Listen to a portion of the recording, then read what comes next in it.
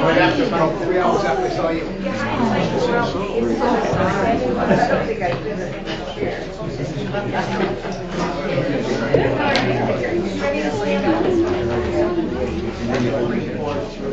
Oh, sure.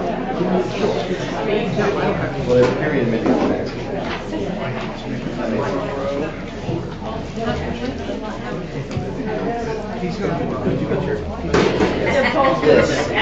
This right here, the back.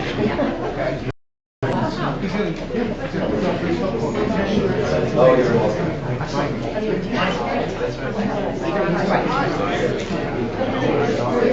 I know.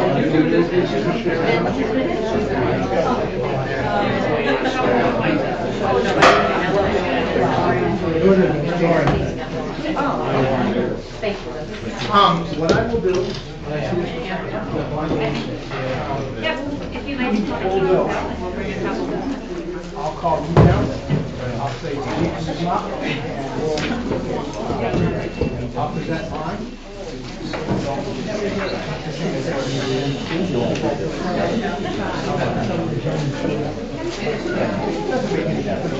I don't have a problem.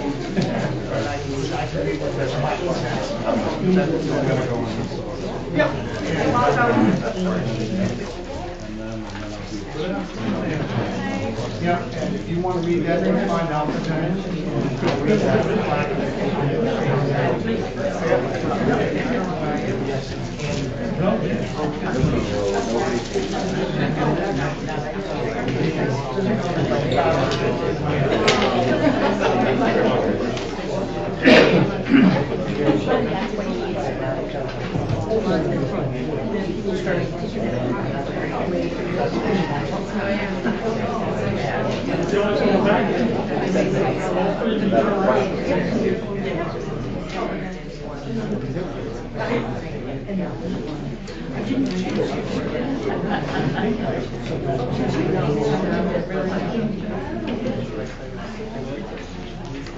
All right, who's going to start?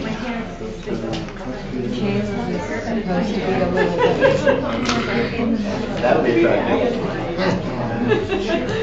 For 15. Oh, yeah. I'm sure.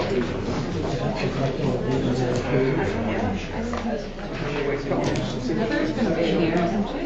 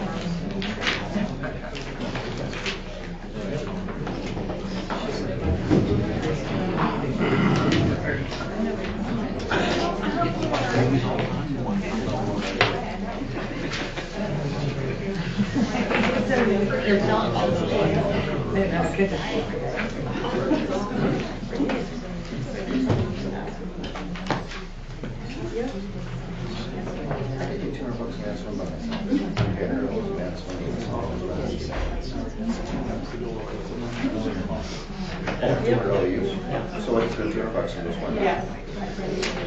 Yep. 21.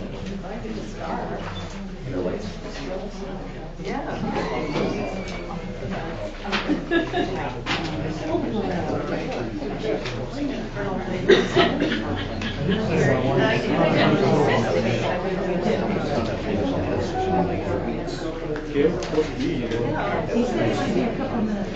And what about Heather?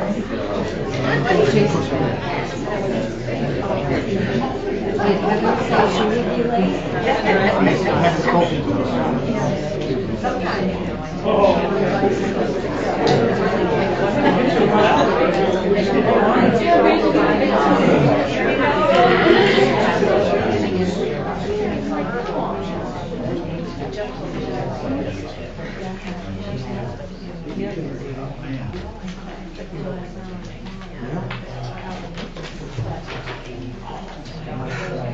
Nice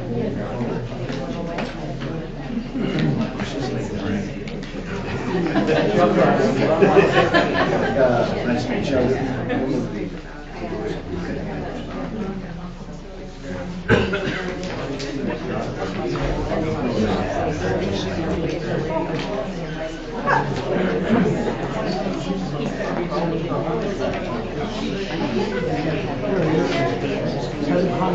I didn't see you.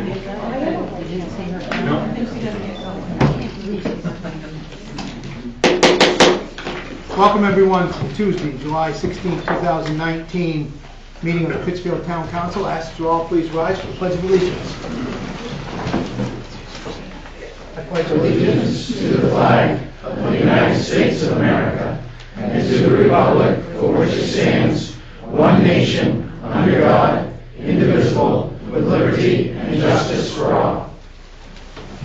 Before we go into the moment of silence, I just want to let people know that we're going to be doing something that's a little bit unusual tonight. We're going to be having two people speak that are not currently on this agenda. It's not an item that we vote on, it's just they wanted to have something to say, so I'm going to allow that. So could we all please pause for a moment of silence?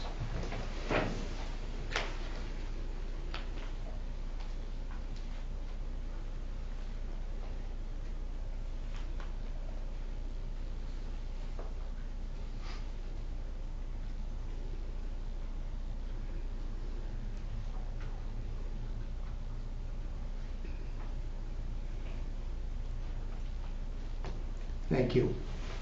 Okay. First person that I'm going to have speak this evening will be Mr. Jan Lux. This is an honor. This is really exciting. I don't speak much in front of the orange group. By the way, we need some pictures of this. By the way. Oh, yeah. It was I sorry. think we all know you like to talk. Yeah, I know. It was about 200 years ago, this time of the year, that a bunch of people got together from the area and said, let's start a new town. Now, I don't think that there were this many people who showed up, but you never know. But anyhow, for those of you that aren't sure, this is our 200th bicentennial. And throughout the year, we've been giving out ribbons and so forth to groups and companies and places that have been in town for some time. Well, all of a sudden, it hit us a couple of weeks ago. You know, we need to give a ribbon to the town because they've been around for 200 years. So it's with my pleasure today that I present this ribbon. Pittsfield, Maine, a good place to call home for 200 years. But I'm going to have Tim read the little saying underneath.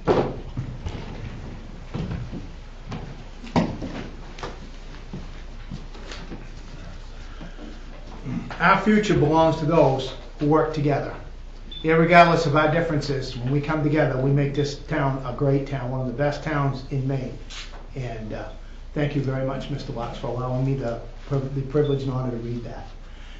Thank So you. are you going to be around for the next 200 years? If I do, I want oatmeal for Christmas. Okay. Thank you, sir. Yeah, and we can put this right up. Upstairs, right up there. Thank you, folks, for that. And congratulations to the town of Pittsfield. It's out of 200 years ago as an idea. So I'm going to give that to you. Thank you.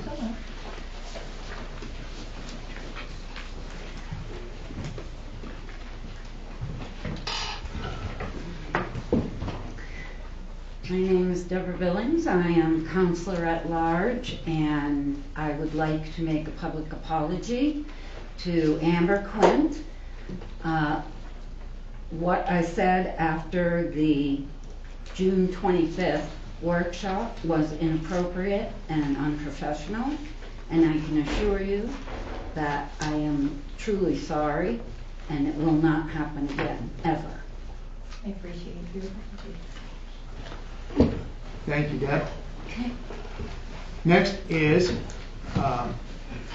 adoption of the minutes of the regular meetings held on June 4th, and June 18th, a workshop held on June 25th, and a special meeting that was held on July 1st. Those are all 2019. I know we're getting a little crowded in here doing all those at once, but I would look for a motion. Move we adopt the minutes as presented. Second. Moved and seconded. Questions and comments on concerning the adoption of the minutes of the regular meetings that were held, plus the workshop and the special meeting? Questions, comments, anything, anybody see anything that needs to be deleted or changed or anything like that? If not, and I don't hear any, I sent you all ready to vote.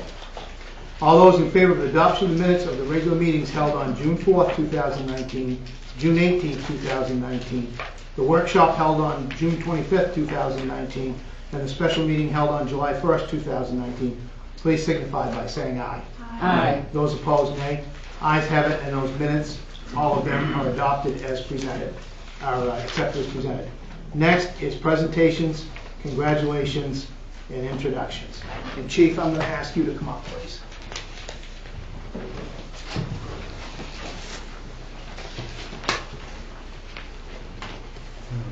Right here? Sure. Thank you.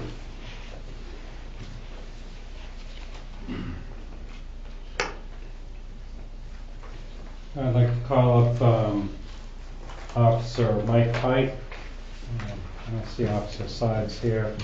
And personnel from Sebastopol Valley Rescue, Ben Snowman and James Green.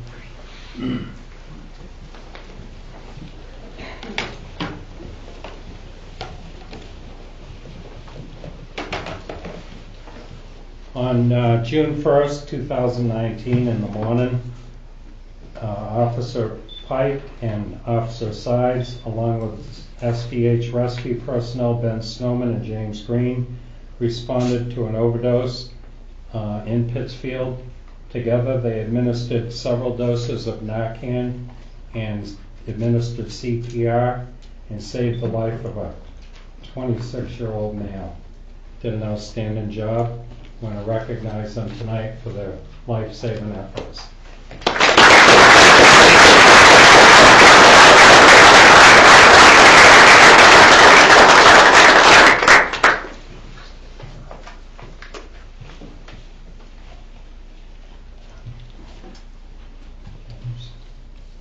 Thank you. Good job. Thank you. Thank you. Thanks for your help. Thank you. Thanks for all you do. Thank you. There's a man alive tonight, thanks to you three, who wouldn't be here right now. Your work is very, very underestimated, and people have no idea how much you guys really do and what you put on the line. Thank you. Thank you. Next, I'd like to invite Kelly Putnam and I don't know if anyone else. It's just me. Okay. All right. Well, Kelly is a dispatcher for the Somerset County Regional Communications Center in Skowhegan. They dispatch for all the police departments, fire and rescue in the county, and some in Kennebec County. On May 5th, Sergeant Tim Rusin of the Pittsfield Police Department responded to a domestic violence call in the morning early. That was a Sunday. The subject resisted arrest, and dispatch personnel took immediate action and called outside agencies and other Pittsfield police officers for backup for Sergeant Rusin. Thanks to their quick actions and thinking, officers were able to assist in mitigating the situation, and Sergeant Rusin was not injured.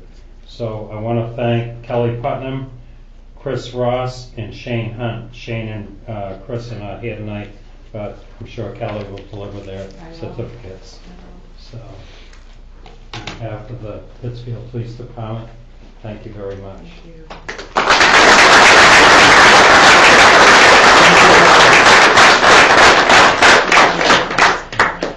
you. I've had some minimal experience working with, back in the 80s, and of course everything's changed since then with the dispatch, and I can tell you things happen in a millisecond. And that is a very stressful and very important job. Thank you for all you do, Kelly. Thank you. Next, I would like to honor Officer Mike Cray.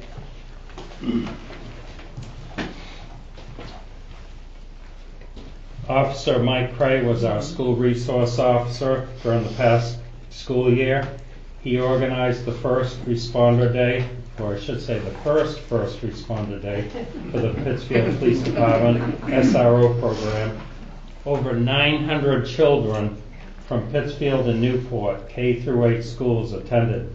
They were able to meet officers from federal, state, county, and local law enforcement and the Forest Service, Maine Forest Service.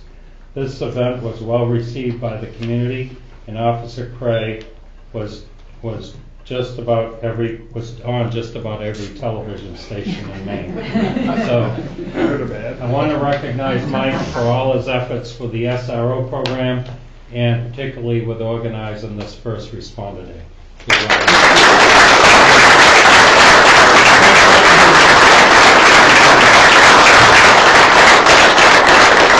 Thank you, councilors, and thank you, citizens. Thank you.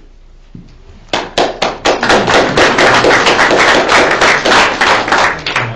don't know if Mike Cody's here. Okay, well, Mike's not here, but Mike Cody, officer for the Pittsfield Police Department, he organized the Hook on Fishing program for MSAD 53. He planned the event out and did a great job. The students learned about fishing and outdoor conservation and were awarded prizes. Officer Cody has been organizing this program for a few years, and its successful organization is due to his efforts. So I wanted to recognize him. You see him, tell him hi. He did a great job. And one other, I'd like to invite Officer Hunter Quinlan to come up. Hunter Quinlan is the newest reserve officer for the Pittsfield Police Department, and I just want to tell you a little bit about him. This might be the first time we've ever done this in the town, but I think it's really important for everyone on the council to know who our officers are and to be transparent with the community. So Hunter grew up in Canaan, Maine. He graduated from Thomas College in May of this year with a bachelor's degree in cybersecurity and computer science. In June of this year, last month, he was hired as a senior planner for the Maine Emergency Management, MEMA. In this capacity, he will work with 16 sectors of critical infrastructure to help plan for cyber incidents.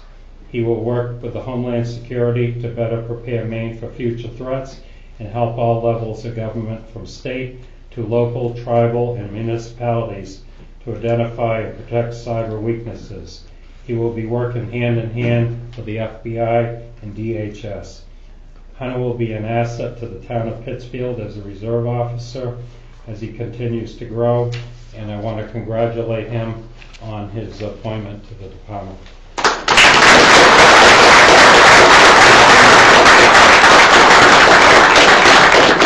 Not to put his girlfriend on the spot, but I'd like to invite Emma Dimmick to come up and pin his badge.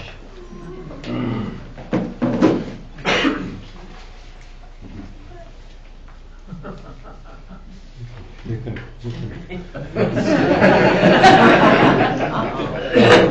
Go for it. If he winces and starts to sweat.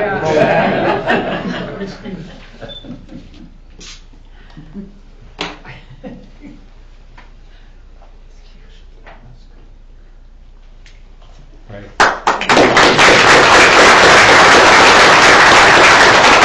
I also have a nice certificate for Hunter for becoming a reserve officer, which will start a tradition in the department. So there you go. Thank you. Congratulations.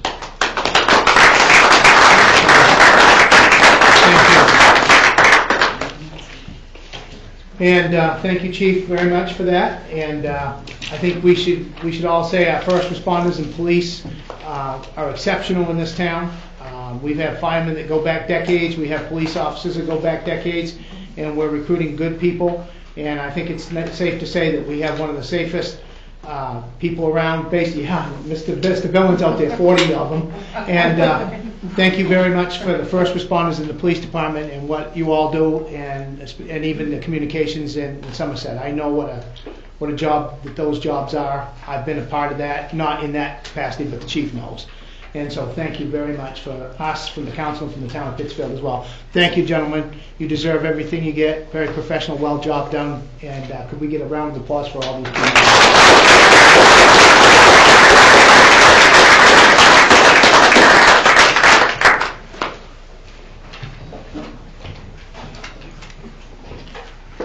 Okay.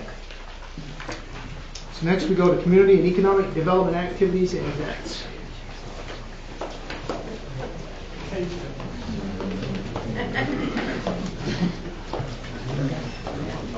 don't want to hear you.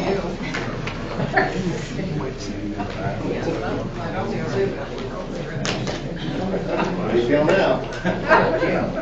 All right, very good. The first item under Community and Economic Development Activities and Events is a presentation by the Pittsfield Economic Expansion Corporation, locally known as PEAC, P-E-E-C, on the town's economic development program. PEAC has been handling the town's economic and community development for many years. And we have Gary Jordan Jr. here this evening to make a presentation, and other members of the audience.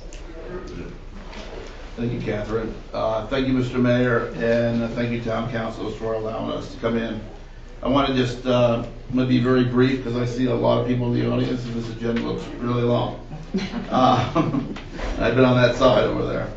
So I just want to kind of quickly tell you some of the projects we've been involved in town. And I'll start back real quick in the late 80s with Edwards expansion into the industrial park over there. That was something that, we helped with. The tech center that now Chimbro has over here, again, we helped Edwards get into that. That property was owned by PEAC, Land Air Express too. So this was way back when Land Air Express wasn't there. We did have that property there too. So we helped them get into that facility. Between 2015 2019, we've worked with UTC. I do want to tell you real quick that a lot of the projects that we work on are very confidential because our clients do not want the public to know what's really going on as far as, hey, we're moving to town. Well, if they're moving a company to a town, what's happening with their employees? So they want to be very confidential until things are ironed out. And you're going to see some of that, I think, later on in your agenda. So I just want to tell you, a lot of things that we discuss are private. And so we've got to be a little bit vague on talking about who's coming to town. But we've got some great things happening. UTC, we were involved with that. Again, when the factory over here closed, SAS closed, we were also involved with that as far as bringing people through the buildings. Okay, we did bring a lot of people through those buildings there. Both Edwards and also SAS. We've worked with federal agencies. We've done sewer flow studies out of SAS before because of the type of business that wants to come in. But that was never accepted by the trustees of SAS, and that kind of put a kibosh to that particular business. But those are large pieces of property. It takes the right person and the right corporation to get in there. And I'll explain that a little bit later. Somerset Plaza, when that changed hands, we helped get some new tenants in there. Advanced Auto Parts, the Dunkin' Donuts that you see up there, we were involved in parts of that too. The sidewalk out front came from TIF money that we had. And that was because we were in a meeting with DOT, I think it was. And that area up there was becoming very congested and very dangerous for people walking. We have a lot of people in this town that walk, and they walk right through there, and they go down the industrial park. And we felt we needed to put a sidewalk in front of that, and also we did a little bit of work over by the industrial park sign too, to make sure people knew where to go. Because we had the bank, we had at that time Rite Aid, and we had the gas station there. So we wanted to make sure that people clearly knew the walkways to get there safely. So we helped with that project there. We've done promotion with lead generation before in town, trying to get people into the larger facilities we have here. Blue Sky we were involved with down in the industrial park. We are involved with warehouse lease agreements a lot of times. Innovative Specialties. We were involved with them getting into that spot where they are today, and we've had conversations with them also for additional space, which you'll see later on tonight. Maine Central Institute, the development of their campus. We've been involved in talks on that.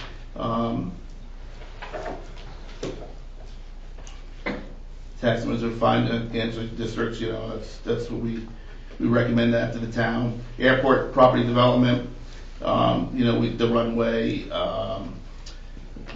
businesses that wanted to possibly be in the airport. Had negotiations with companies like that. Currently, we've got 2 companies looking at coming into town.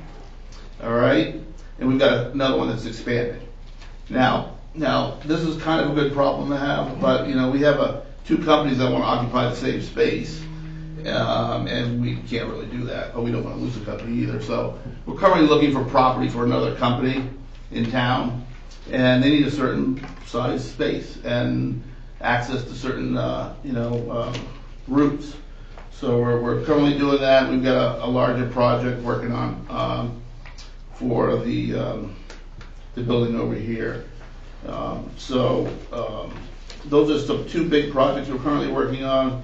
The other exciting project that you'll see us in town, you'll actually see people in town, is we've hired Blackfly Media, which is a public relations firm that does video. They do TV ads. They develop TV ads, things like that, out of South Portland. And they're going to be doing a promotional video on Pittsfield. It'll go out on multiple channels, social media channels, YouTube. It could be put on TV if you wanted. And there'll be 3 videos, 2 kind of I call it hooks, and another video that'll be a little bit longer in length. And the objective there is to get people to come into Pittsfield, get families to move into Pittsfield, and show the type of businesses we have. We've got a lot of different type of businesses in this town, many more than a lot of, I don't know of any towns actually the size that has as many businesses as we do, and as different businesses too. But we're going to do that. So we were down at the Egg Festival. Thank you, Caleb, for allowing my video guy to go up. He did make it down. He was okay. But we were down there. Thank you, Heather, for talking to us too. And we're going to be going around, and we'll be talking to small businesses, large businesses, young families in town. And we hope to have, and all the activities we have, the hospital, the Pinnacle, the pool. We're going to be going to all these areas, shooting some B-roll, and then doing some interviews too with people. And I expect that that should be ready, I would think, probably around March, April next year. We're trying to capture all the seasons there. It'll be a great video. I think a lot of people are going to just, better bring tissues, It's going to be one of those.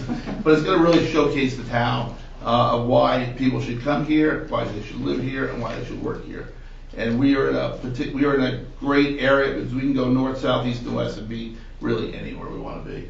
And Mike knows that from going to camp, and you can go to the coast, you can go skiing really quick. And we have a lot of that stuff here too. So it's going to be really good, and you'll be seeing me in town, stopping at businesses and asking for some interviews. And anybody questions, feel free to tap me or Mike Gray back here on the shoulder. So and that's all I've got. Questions for Gary, councilors?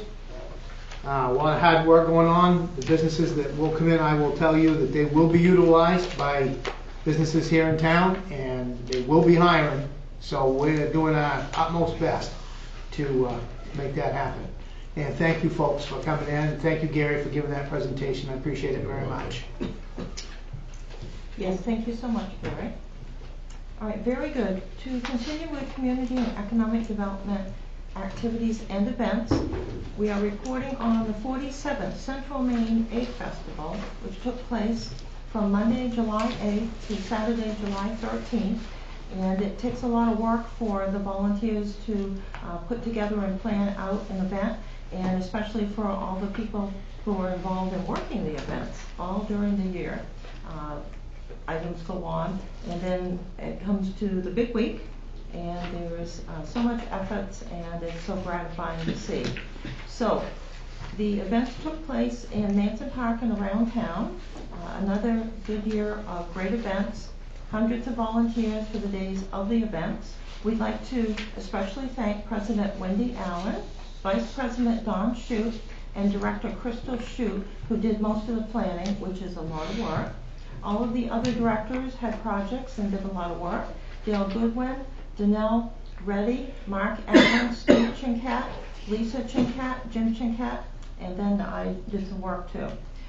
Events, we have an amazing event coming up, which will be our 4th annual Maine Cheese Festival that will take place on Sunday, September 8th, 2019 in Manson Park.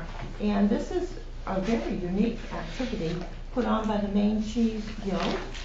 It is the Maine Cheese Festival to support, discover, and enjoy cheese and dairy. And no one would ever think there are this many types of cheeses. But if you go to the event, you will find out.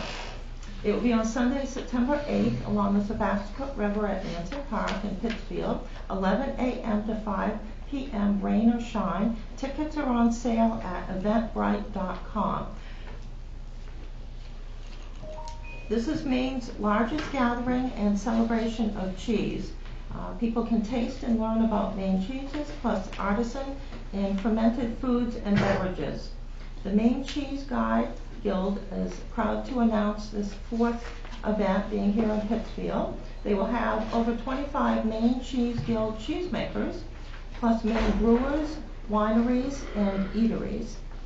Maine food trucks, and Maine artisan foods and beverages to explore and sample. So it's going to be quite a bit there. The festival is a major fundraising effort for the Maine Cheese Guild, which is a nonprofit trade organization that works year-round to educate Maine cheese makers and to elevate the quality of Maine cheese and dairy.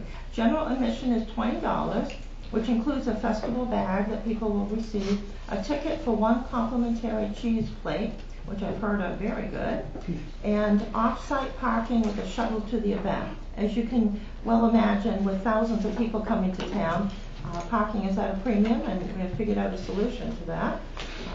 And so there will be a shuttle to the event. Children under 12 will attend for free.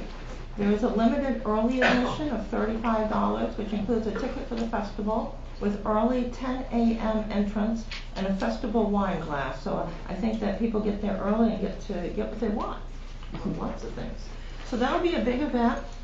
I read off the information because it's something that's a little bit different than what we've had before. But Manson Park is beautiful, and we're pleased to have been chosen. Certificate for new business is being signed this evening.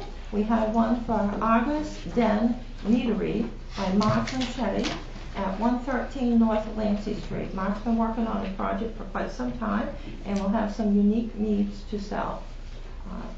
We also have extensive number of certificates to thank all the contractors that worked on the Depot Restoration Project from September 2018 through June 2019. And so the council is assigning those this evening, and that includes the following. Many contractors we know, but others that we don't know. The Cataline Clapboard Company, which supplied clapboards.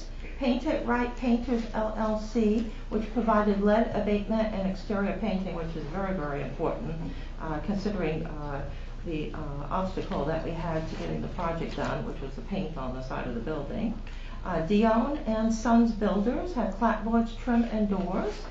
I might mispronounce this next one, but Bagler Window Works, which did window restoration and rehanging. Viking Lumber and Building Supplies, which provided wood trim supply. Environmental Safety Professionals, which did the lead testing, which was very important. Creative Hardwood Floors, which is floor refinishing. Da Vinci Signs LLC, which did the really nice signs that are at the building. Snowman's Construction, which provided loom. Hydrograss Corp, which did the grass seeding. I saw it done, and the next day there was grass. It was a miracle. Jordan Equipment, which provided miscellaneous equipment at the site. Ed Porter, who did roof repairs. SNG Construction, that did the very nice paving. ABM Mechanical, that worked on the HVAC system. which is an important item for a building, and Twin City Sheet Metal that provided duct installation and repair. So this was absolutely wonderful effort that has brought back our building, so it will be good for hopefully the next 200 years. We also have a huge number of businesses that have opened recently this year and last year. We have the Crossroads Case Management by Barry Morris at 442 Main Street. P Squared Tax and Accounting by Michelle Peterson at 113 North Lancey Street. The Pittsfield Medical Center at 105 Main Street by Alexandria.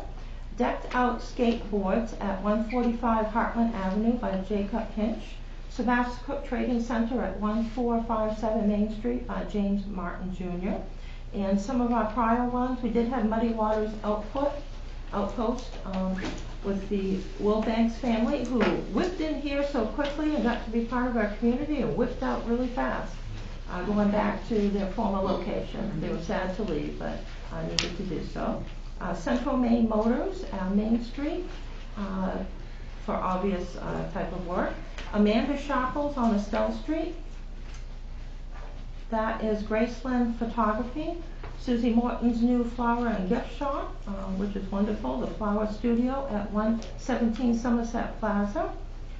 Holly Zager's Sundew Studio, which is absolutely wonderful, at 113 North Lancey Street. Also Dental Lace opened their new packaging and fulfillment center here in town, and we've had a few others. So lots of small businesses, just as Gary has said. There's so many of them, and they're scattered all around town. Thank you so much. Thank you. Next is public hearings, old business, of which there is none. So we'll go right down to reports and finance committee. I have no report, David. Ordinance committee. No report. No report. Thank you. Recycling committee, this is kind of left over. It kind of got, we met on 6/5. It was the last meeting for the summer, before the summer break. We basically touched base on a bunch of different things. We talked about some old business. Town manager updated us on the action plan. We talked about a kiosk board project, like an information type thing that would be that the Newport Scout Troop was looking in, and that would be by the recycling bin.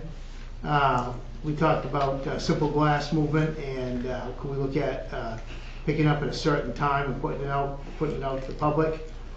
We discussed the possibility of using the video that with Donnie, possibly. We talked about that, educating people concerning recycling and what they're doing and those sorts of things, and possibly we look into possibly running that at the theater when it becomes available. Town manager was going to check out the plastic bag law, and it did. I believe that did pass. So it's been a while. Town manager will speak with the new superintendent about getting us back into the schools to do some education around recycling, reuse, and reduce. And Donnie is going to have a meeting with Skowhegan about possibly piggybacking with their program they have over there to get rid of the food waste out of the recycling, and check around, see if there's farmers interested in this area. We discussed the battery recycling program.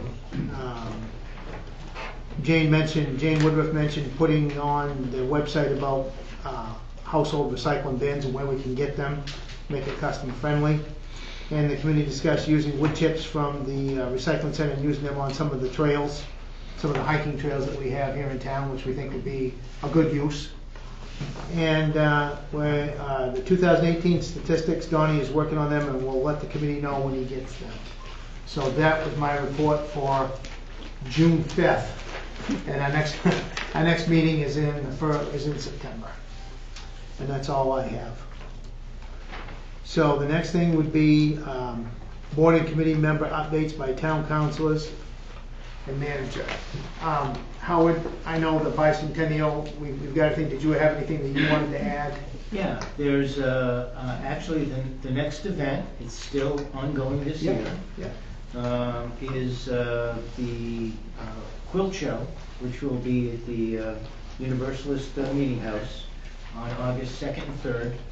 I think the local guild has gathered and is gathering approximately 100 quilts, from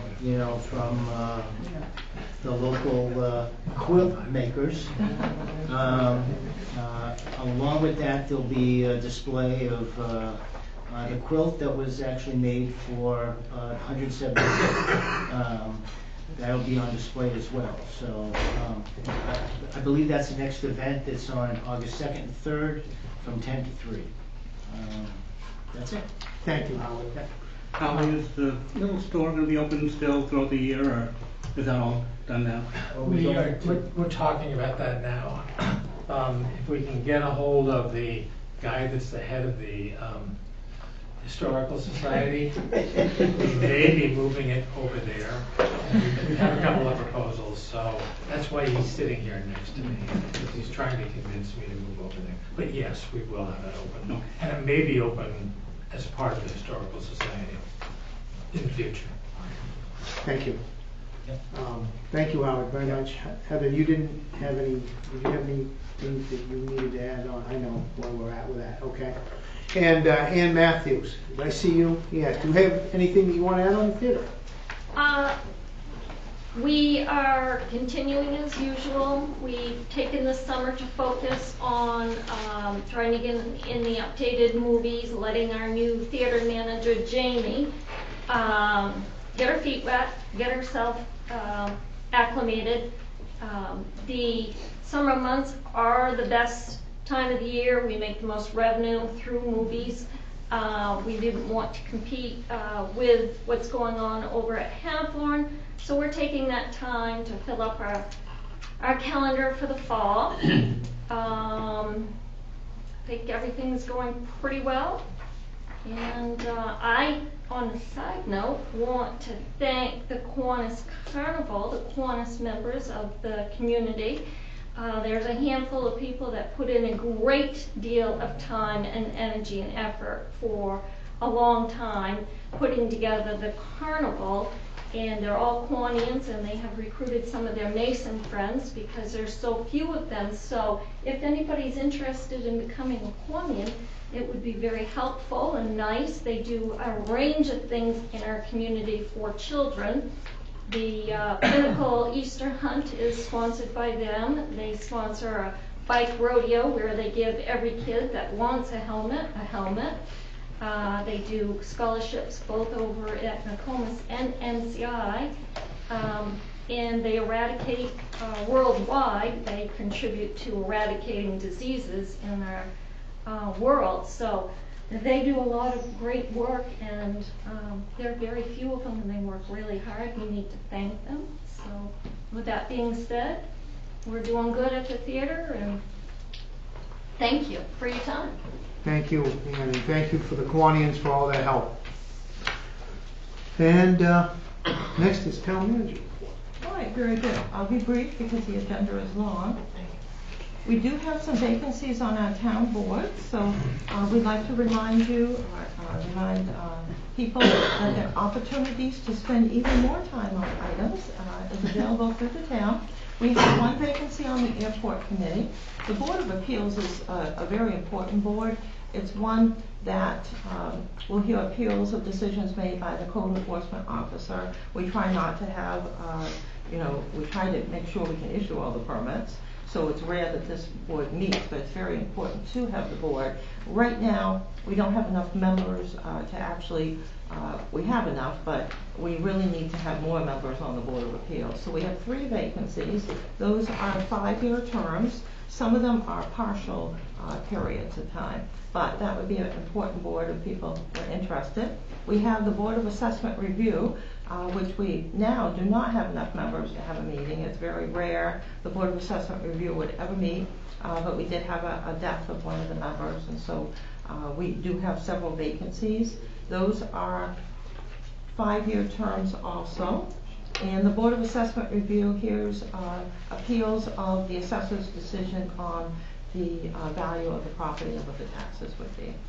Board of Ethics, there is 1 vacancy. Economic Development Committee team has a couple of vacancies because Bob Beebe, who unfortunately passed away, was on that board.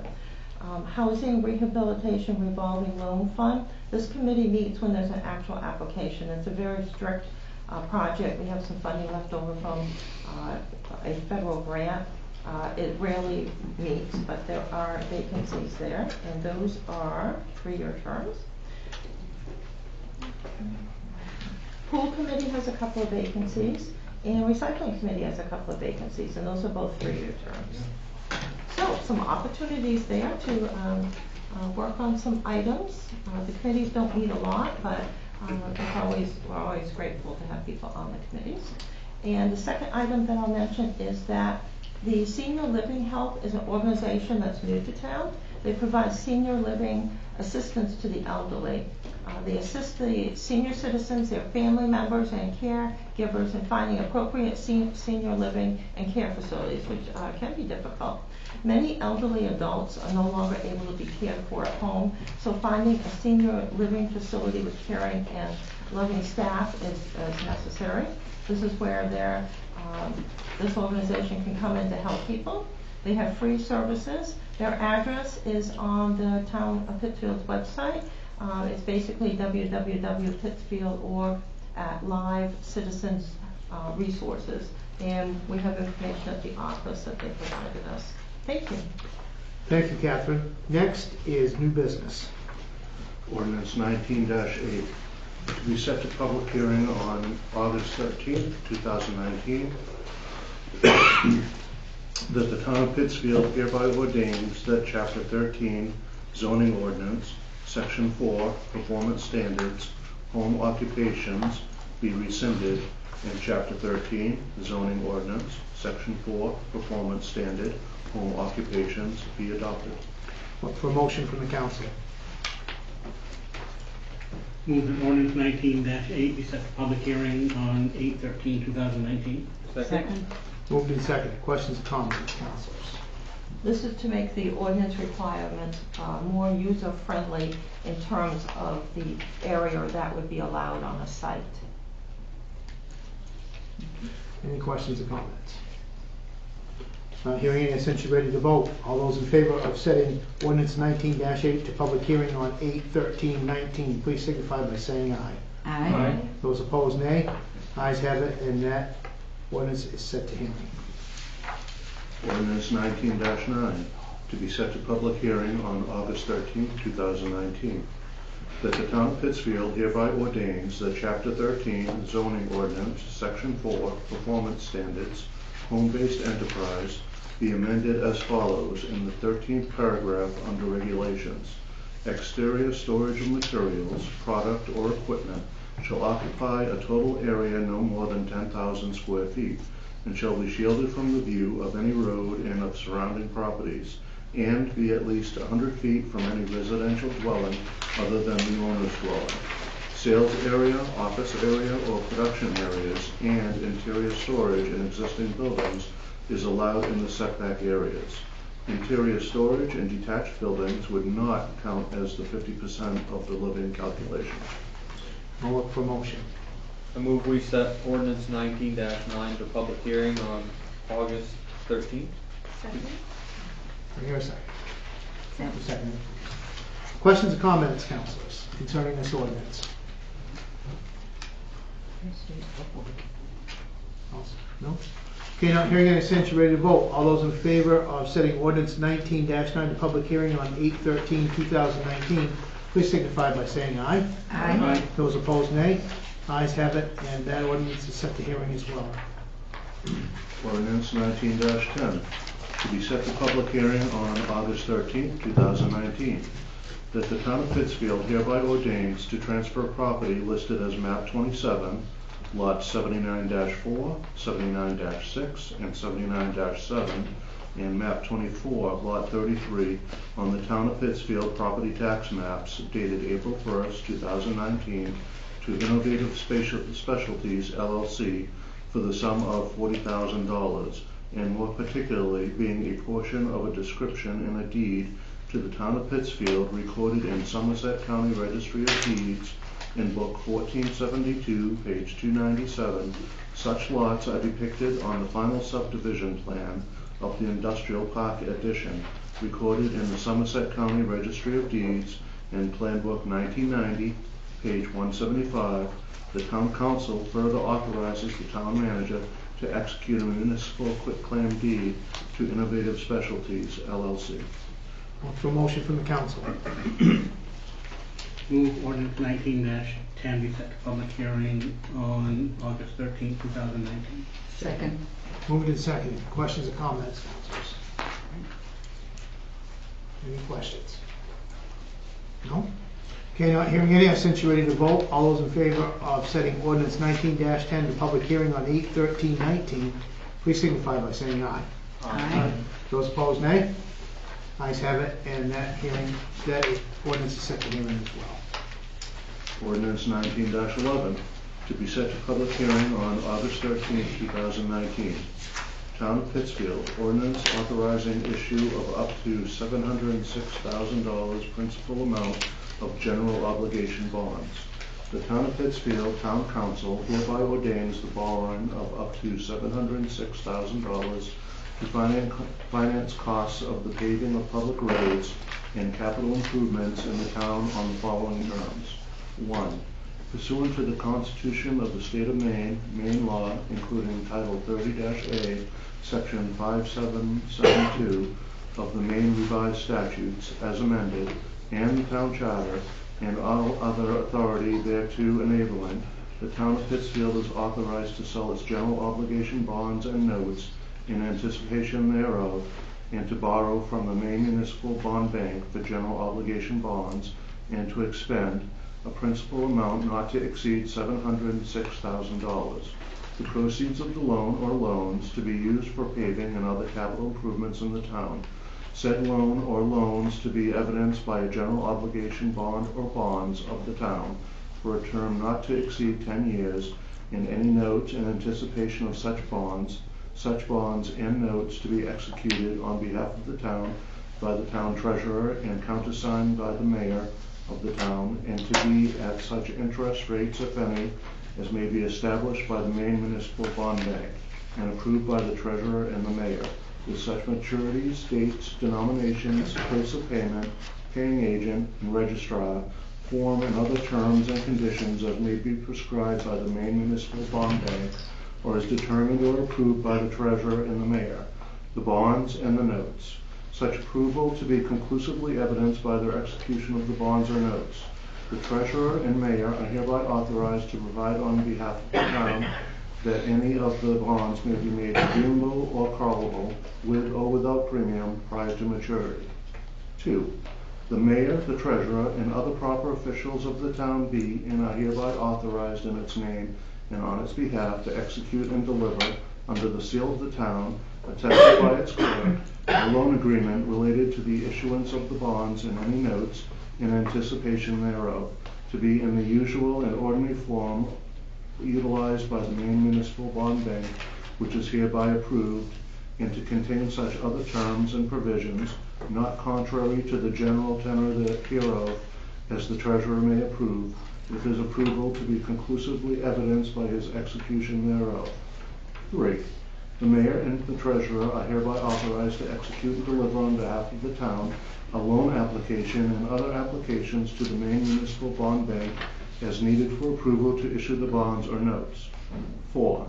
The mayor and the treasurer and other municipal officers and officials of the town be and are hereby authorized in its name and on its behalf to do or cause to be done all such acts and things as may be necessary or desirable in order to effect the issuance, sale, and delivery of the bonds or notes in anticipation thereof here and above authorized, including to execute all documents and certificates as may be necessary or appropriate in connection with the sale of the bonds.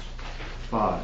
The town is authorized to issue general obligation bond anticipation notes in anticipation of such bonds, such notes to be signed by the town treasurer and countersigned by the mayor, and to be sealed with the seal of the town and attested by its clerk, and to be in such form and contain such terms and provisions as the officers executing the same may approve, their approval to be conclusively evidenced by their execution thereof. 6. The town covenants and certifies that as to any of the bonds and notes, that are issued with the intent that interest thereon be exempt from federal income taxation, no part of the proceeds of the issue and sale of such bonds and notes authorized to be issued by the foregoing, including any notes and bonds and renewal thereof, shall be used, directly or indirectly, in such manner which would cause such bonds or notes of the town to be private activity bonds or arbitrage bonds, within the meaning of sections 141 and 148 respectively of the Internal Revenue Code of 1986 as amended, the code. 7. This ordinance shall take effect 30 days after its adoption. Look for a motion from the council. Do we have a read that again? I'm waiting to give him some cough drops. Move we adopt, move we set public hearing ordinance 19-11 on August 13th. Second? Second. Moved in second. Questions or comments? Any questions or comments from the council concerning this ordinance? Yeah, I have one question. Catherine, has this been determined that this is the way we're going to go, or are we still open to private banks? We're still open to private bank. The way the items are set up on the agenda and as having a backup, we have several items in a row that will be addressing the mechanism that we'll use for the capital improvement plan for this year. And so this is the first one that is the ordinance, and I think it's good to have it on the record in case either we decide not to go with the commercial bank, in which case we would need it, but even if we did decide to go with the commercial bank, something may fall through. So this would be a backup, and later on the council will decide with some background information from myself whether you do want to accept a bid from one of the commercial banks or proceed with the Maine Municipal Bond Bank. Okay, thank you. And we're still waiting for their rates, right? We won't know the rates until they go out later in the year for the bond bank. There's pros and cons to the commercial versus the bond bank. We have an idea of what the rate is, and so they are indicating approximately 2.5%. I mean, that's why we're kind of doing the two-prong approach to see where the rates are going to fall, which way would be better. Thank you. Any other questions or comments concerning this ordinance, councilors? No? Okay, not hearing any, I sent you ready to vote. All those in favor of setting ordinance -1911 to public hearing on 8/13/2019, please signify by saying aye. Aye. Those opposed, nay. Ayes have it, and that ordinance will be set for public hearing at the next council meeting. Order 19-9. Ordered that the town council approve a change in the management position at the Pittsfield Community Theater to change back to a theater manager and assistant theater manager from 2 part-time theater managers who were co-managers. Look for a motion from the council. Move we adopt order 19-09. Second. Moved and seconded. Does anybody in the audience wish to comment on 19-09? Yes, ma'am. I also want to bring it to everyone's attention that Jamie has been running as the theater manager. And when we changed a couple of months ago to 2 assistant managers, they split the pay as well. And we would like her to get the amount that she is justified to get, and we would like it to be retroactive to when she came on as the acting manager. Thank you. Anybody else in the audience? Yes. And there are 2 positions in the theater committee vacant too, just to let everybody know, Okay. along with all the others. Thank you. Yes, And I ma'am. just wanted to clarify that this is still a part-time theater manager and part-time assistant manager, and that we're not reverting back to a full-time theater manager. Okay. Thank you, Amber. Anybody else in the audience wish to speak on this order? No? Okay, not hearing any, I'll turn it over to the council. Councilors, questions or comments? No? Do we need to approve the new pay schedule for that? Because No, the way it was until, as you know, we've gone back and forth on this and started out with the part-time theater manager, part-time assistant manager. The committee then decided they would go with co-managers because they thought that would work out. It didn't. So then we needed to change back at the next meeting, which is available, which was this meeting for the agenda item, to go back to the 2 part-time positions, having the assistant manager and a manager. But no, I can take care of that, but could not until we voted back. Okay. Any other questions, And councilors? we're not changing it again. Any other questions, councilors? No, not hearing any, since you're ready to vote. All those in favor of order 19-09, please signify by saying aye. Aye. All those opposed, nay. Ayes have it, and that order passes. Resolution 19-53, resolve that the town council authorize the town manager to file and execute a Maine Municipal Bond Bank financial application for general obligation borrowers for the financing of $706,000 and to execute all necessary paperwork for the issuance. Look for a motion from the council. Move to adopt resolution 19-53. Second. Moved and seconded. Questions or comments? Audience, anybody in the audience wish to comment on this resolution? You're Anyone? going to have a hearing, you said you're going to have a hearing about the $706,000. Yes. That people will be able to have input on or whatever. This is just for you to get the paperwork ready in the case that you end up doing it. Is there anybody else in the audience that wishes to comment on resolution 19-53? Okay, not hearing any, we'll turn it over to the council. Questions or comments, councilors, concerning this resolution? No? So I'd like to say it is an application, but it actually is a box of paperwork that needs to go down to the Maine Municipal Bond Bank. So anyone that wants to help, it would be appreciated. And again, this one's on the record in case we proceed forward with the Maine Municipal Bond Bank. And if not, we won't file it. Okay. Any other questions, councilors? No? Not hearing any, since you're ready to vote. All those in favor of resolution 19-53, please signify by saying aye. Aye. Those opposed, nay. Ayes have it, and that resolution passes. Resolution 19-54, resolve that the town council accept the bid of blank, dated blank, with an interest rate of blank per annum for the financing of 2019 paving of public roads and capital improvements in an amount not to exceed $706,000. Look for a motion from the council. Move we adopt resolution 19-54, accepting the bid of Camden National Bank, dated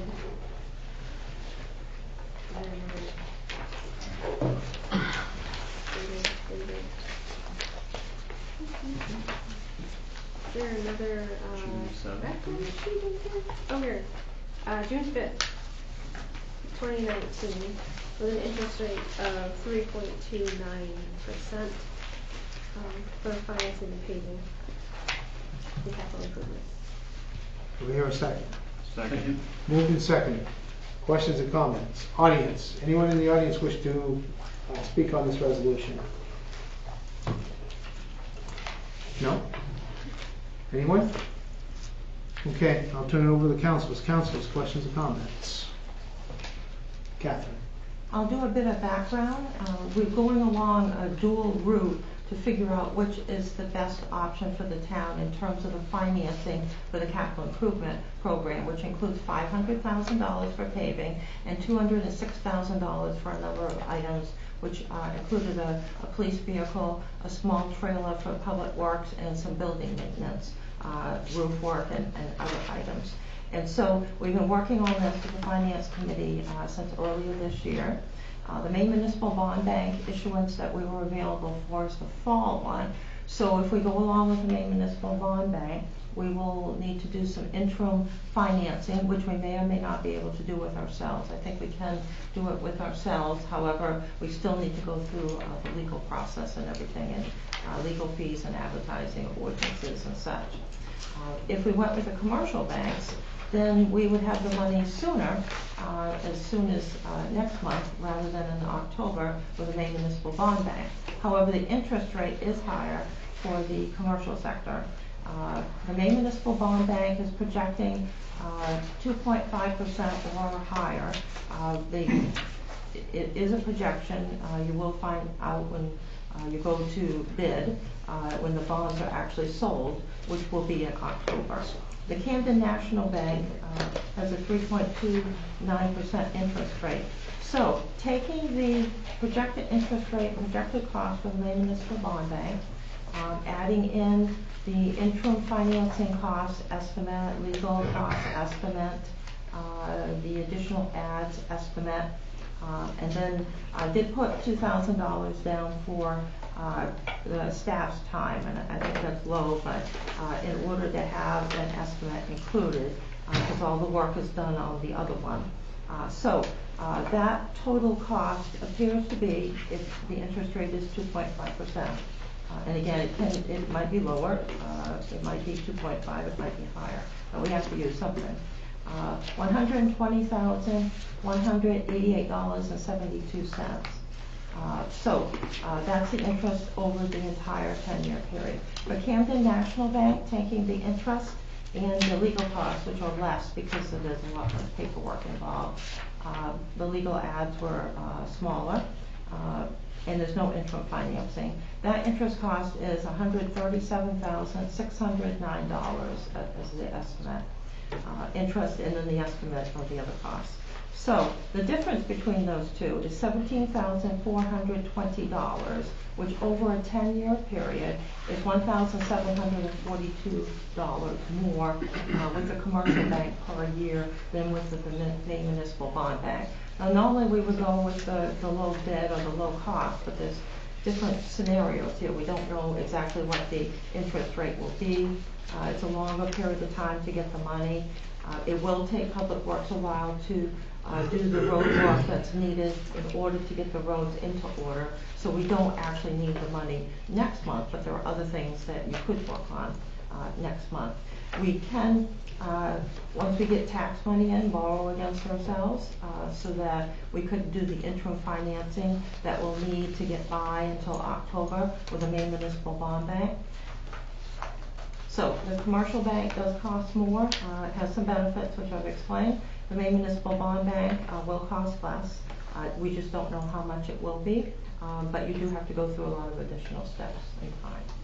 Catherine, question: could we potentially do a combination, i.e., for the capital that we want to get done now, the capital expenses and the purchases? The $206,000, get that moving, and since we can't, may not do the roads until October, just get a bond for that. Would that be a feasible approach? We could do that. It's really up to the town council as to how you'd like to proceed. I can do some calculations of just the $206,000 with either option. Seems like a good idea because some of the work, like repointing the building and things like that, I don't think you want to wait until October to do it. No, not You at all. want to get it done during the warmer, drier We weather. can do things ahead of time, but we're going to have interim financing if you go with the Maine Municipal Bond Bank.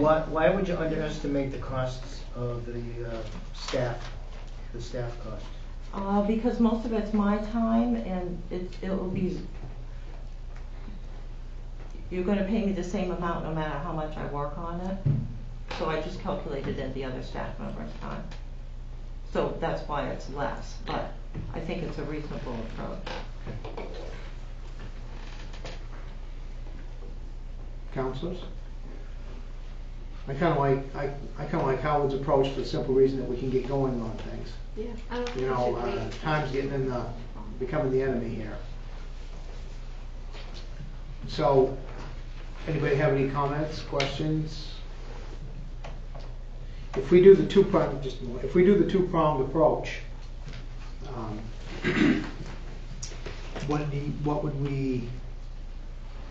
what would your suggestion be? What would that look like? I guess. All right, so on the two-pronged approach, if you went with the $206,000, which is the CIP projects, the interest would be $39,276.88 We'll pay the same amount for the legal, it's just the way it is, because all the same paperwork has to be done. We already have the ads and everything done.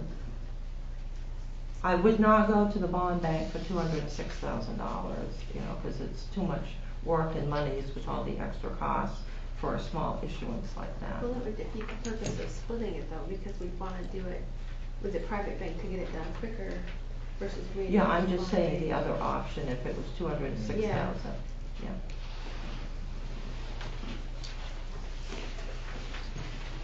Would the difference in interest be significant enough to, make a difference and offset the costs of going both ways? So with the bond bank, it will be, the interest rate will be the same. So it's not gonna matter if we go for, 206,000 or 500,000 or No, but you've got 706. legal fees. Would this double the legal fees is what I'm asking? The legal fees are gonna be the same. So we'll have legal, if we do both, we'll have legal fees with both. It's a package, it's the same paperwork, it just says different figures. So we're gonna double our legal fees if we split it. This is about $2,000, you said? Legal fees with the Maine Municipal Bond Bank, and the interim legal fees and the other fees, $12,000 for everything. With the commercial bank, $3,000. And again, those are estimates in providing all the paperwork to the town's attorney. I think it sounds beneficial to split it and to do the 206,000 with the private bank with Camden National right off the bat, and then wait on the rest to see what it's going to fall out at as far as what the interest rate is from the municipal bond bank. Yeah, the application for the bond bank will need to be filed right off. So what will happen is the ordinance will go to public hearing in August. We have permission to file the application even though the ordinance is not finalized, because it will be finalized before the board meeting of the trustees. So the application has to go in on August 1st. So then everything waits and goes through the process once it hits the bond bank trustees. The trustees are told by the staff if everything has been followed properly and we have all the proper documents and are a good risk for the borrowing, which would be fine. And then the bond bank has a lot of steps after that, which concludes in October with the monies being available. So when do you need to file the application for the bond bank? August 1st. 2 weeks. Yep. Okay. Normally I don't do it, but I've got a couple of audience members that had a question about that, and seeing how nobody spoke up, but I'll allow it. Did you have a question? I did, and the only reason I didn't speak up beforehand is I didn't have the information that Catherine provided us with before, and so it brought a question up. And I wonder if we're not able to get the money until later in the fall, what does that do for the paving season? Does that mean we are not going to be able to pave now until the spring? No, we'll be fine. What will take place is the monies come through near the end of October. We would do an interim borrowing, attempting to borrow from ourselves because the tax money will be coming in. We still have to do all the legal steps and a lot of paperwork, but we will have significant monies because we'll have the tax monies come in. So we could borrow from ourselves, we could go to a bank and borrow, we could get a line of credit. There's a variety of options. So we would be able to get those funds. We had figured from the information from Steve Vance, our Public Works foreman, that he should be ready to pave at the beginning of September. So as long as we pave in September, we'll be fine because of nice weather. Right, because if we wait too long, we're just going to dig it back up with our plows. Correct. Yes, that's true. And I don't like to pave in October. You might have a couple of good days, but you're really starting to risk your pavement quality. Yes, I agree. Okay, thank you, Catherine. Yeah, thank you. Thank you, Mayor. Yeah, Catherine, I just had a thought, but what I wanted to know first is, so you're saying we would borrow $706,000, right, and pay it off over 10 years? Yes.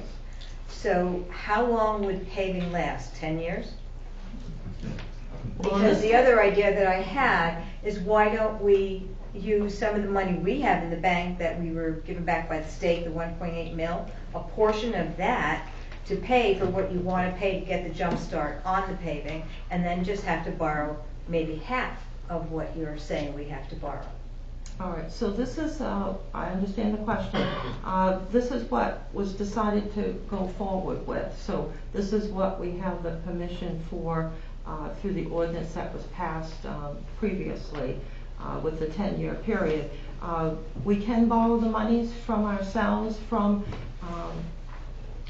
the Futures Fund. There will be some penalties. We have some interest, and some more interest will become available.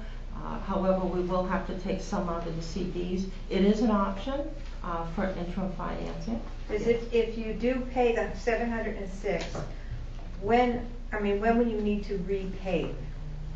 Because that just seems to me like this hole that we keep making deeper. I think we're going to be paving each year for a few years. So there'll be a just, how do you ever get on top of that? I don't know if any town ever has. I mean, do we have a chance here with using some of our own money, even with the penalties, and maybe not go so deep into debt? We've been a very fortunate town. When I came here, you had a lot of debt, mostly in the water sewer area. So we were able to pay a lot of those off, and then now we have significant debt, but you always will with water sewer.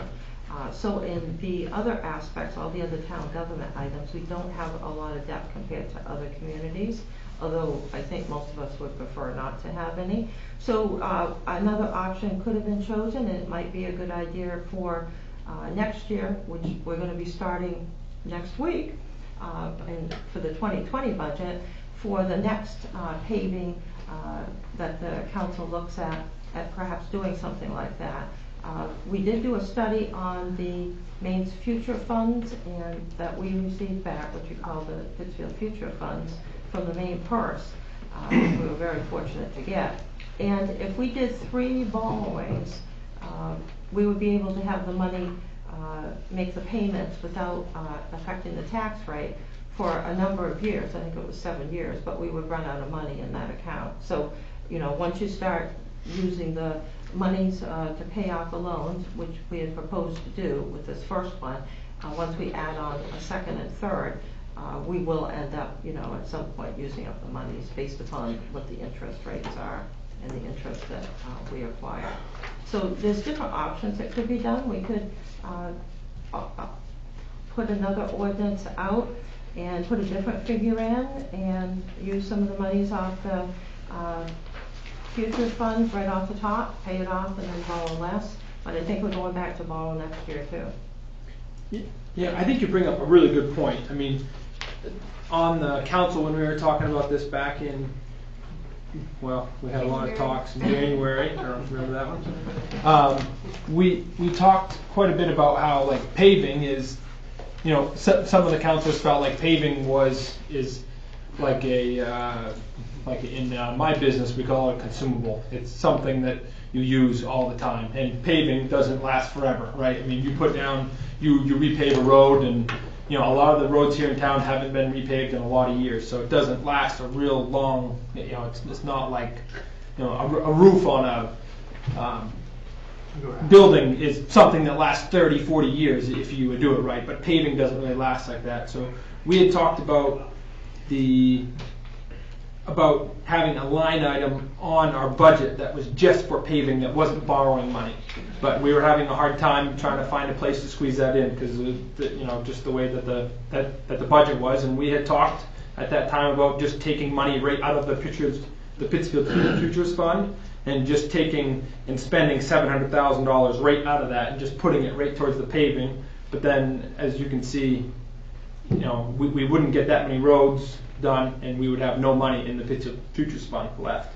So then we talked about borrowing against that. So we really went around this quite a bit, and I'm not, we tried to be at a good spot with it, but there's my personal feeling is short of having a hefty line item in the budget that's set aside every year to do paving, there's really no easy way to do this. and not borrow money and The other pay thing interest. too is, do you really want to go with the lowest bidder? You get what you pay for, so, I mean, I think that needs looking into as well. Oh, yeah, for Maybe sure. seeing who's using what sellers and see, are people having better luck, are towns going longer? I don't know, I'm not a paver, I have no idea.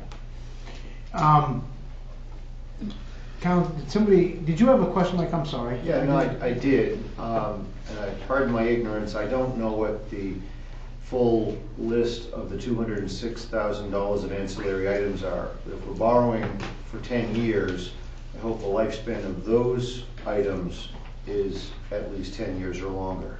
Is there anything in that list that has a shorter lifespan? Are we buying equipment that needs to be replaced in 4 or 5 years and paying for it over 10? The police cruiser is one item.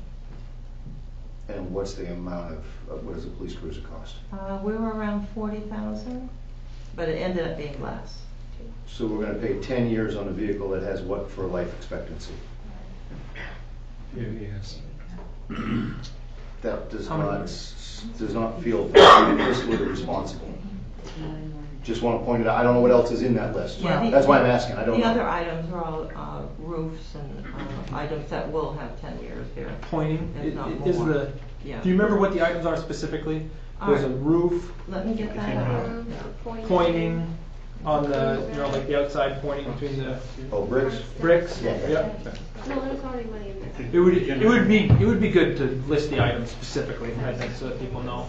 All right, we have the following items.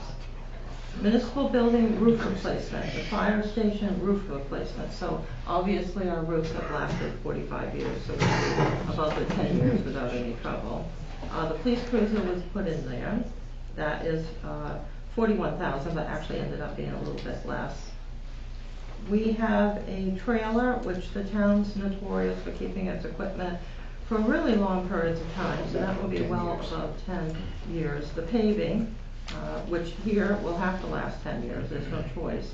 Compactor, our compactors are, I feel like they're 50 years old, but I think they're 30 years old. So everything on the list will last 10 years, if not a lot longer, because we're frugal and they would have lifespans longer. The one item is the police cruiser. Yeah. Don't hear me wrong. I know that we need, and I want to have the most updated equipment for the people who are doing all the work for us.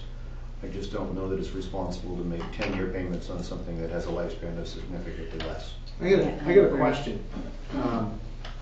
Could we, I'm just throwing it out there, could we pay for the cruiser with the fund, the first money, and just pay a one-time payment, and that would save us from, yes, it would take some money away from them, but it would also save us from paying interest and getting into a lease deal. We'd own it outright, correct? You could, yes, you just have less funding. Yeah. Don't we have enough in the CD ladder? We have enough in interest. Interest. Yeah, we have enough in interest to do the police car. But again, So we could do that. Again, we could do that. You can choose your. And pay for the cruiser. And then we wouldn't be paying interest on it over 10 years. Just take it right off that list. You can take anything off that you want. You can either leave the pricing up at the 706,000 because all of our paperwork has done that. Right. And then just use more for like paving or something. Yeah, paving would be good. Or if something ended up being higher, you will need to make some adjustments to your budget. And we'll have to figure out how we do that at this late date. So, well, I'd like to ask the other counselors, does that sound like a reasonable thing to do? I think- Remove the police cruiser from the list of items, pay for it with money we have, and finance everything else, and just buy the cruiser? Yes.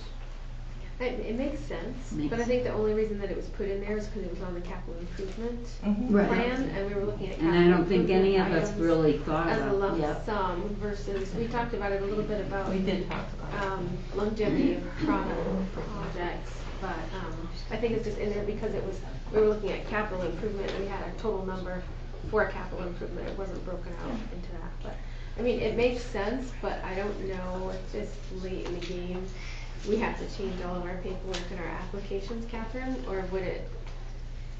I would leave everything as it is now, and then we'll explore what we can do.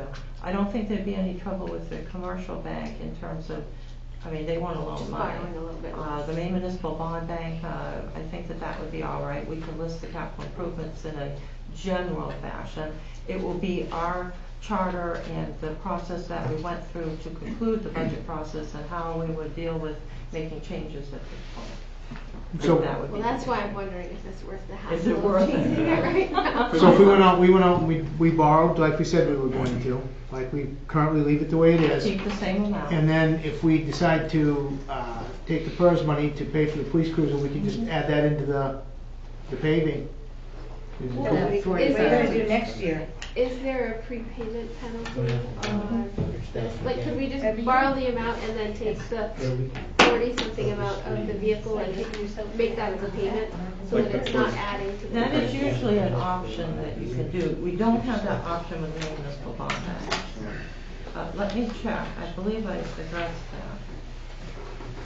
Because if we just applied like 40 grand towards the principal, would that'd be essentially the same thing? We wouldn't be paying interest on that?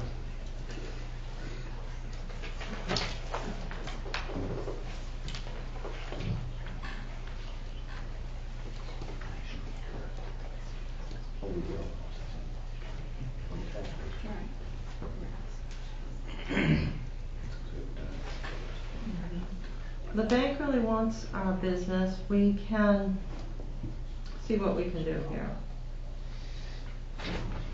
So just taking that one item off the list is gonna be this huge project? I think only because of the charter was set up for a very strict process on the budget, which you all found out more details about when you had your reconsideration. And obviously, we need to learn more. Yes, and we don't want to do that again. So I would have to take all the sections of the ordinance and the different documents and see how we would do this. I have to say, I forgot about the cruiser being in there, and I now am stating that I think I made a mistake in agreeing with that.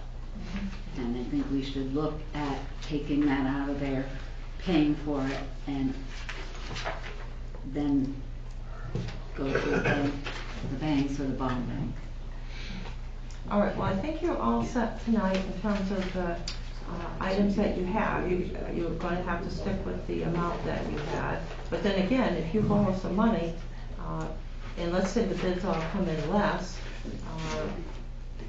for the different types of capital improvement work, you can always do another project and that would tie in with one of these, that would be close enough. But what I suspect will happen is there's so many roads to pave that we can use the money for paving. Okay. Yeah, the money that we, right. So you just leave the amount the same. Yes. So we'll leave the amount the same and deal with it from there. So we can okay it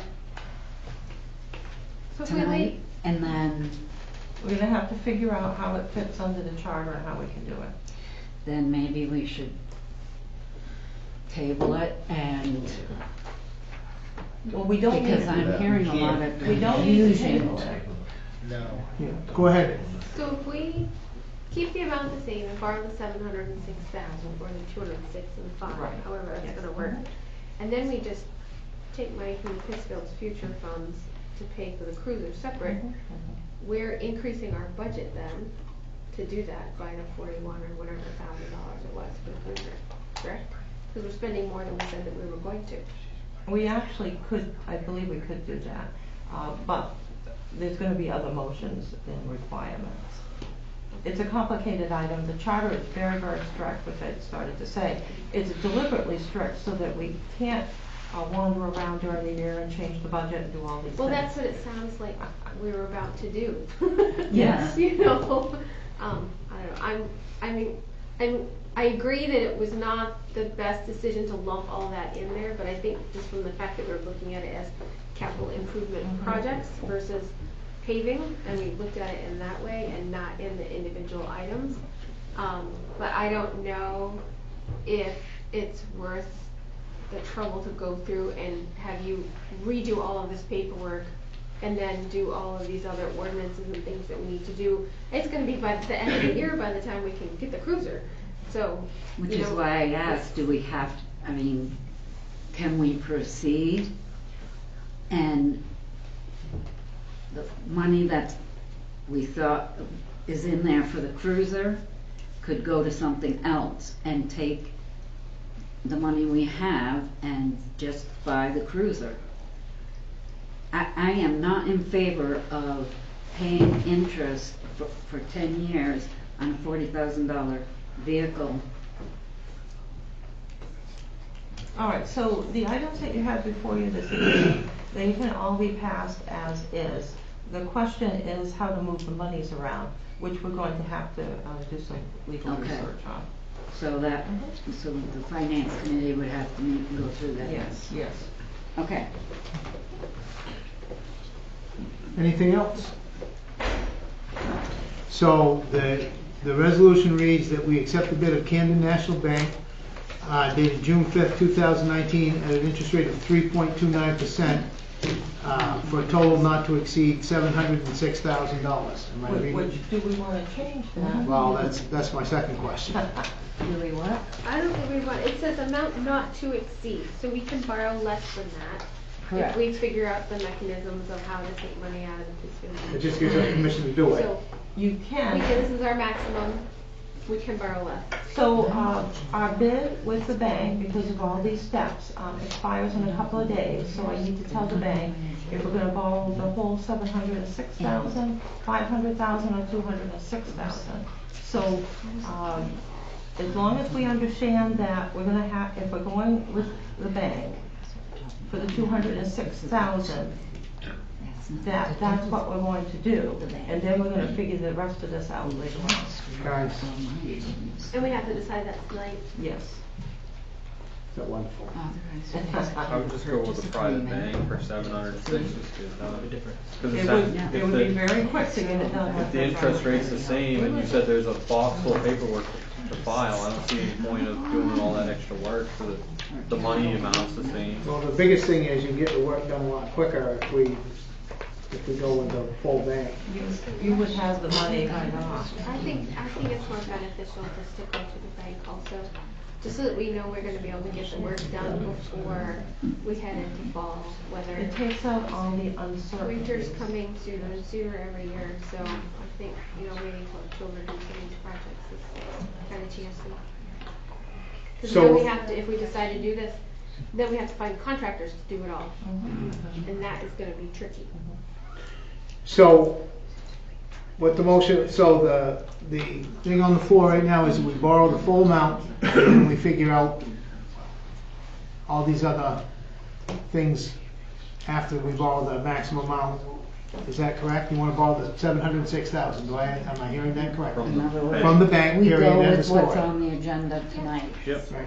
So Okay. the only item We we'll have should to. read that again. Yeah, so the only item that we'll have to figure out is how do we move the monies around so that the police car is not in the overall borrowing. The bank, for example, is not going to care about that detail. No. Okay, so the resolution says, resolve the town council accept the bid of Camden National Bank dated June 5th, 2019 with an interest of 3.29 per annual for the financing of 2019 paving of public roads and capital improvements in an amount not to exceed $706,000. Do I have that correct? Yes. Okay. And that's what we're voting on. Any other questions or comments?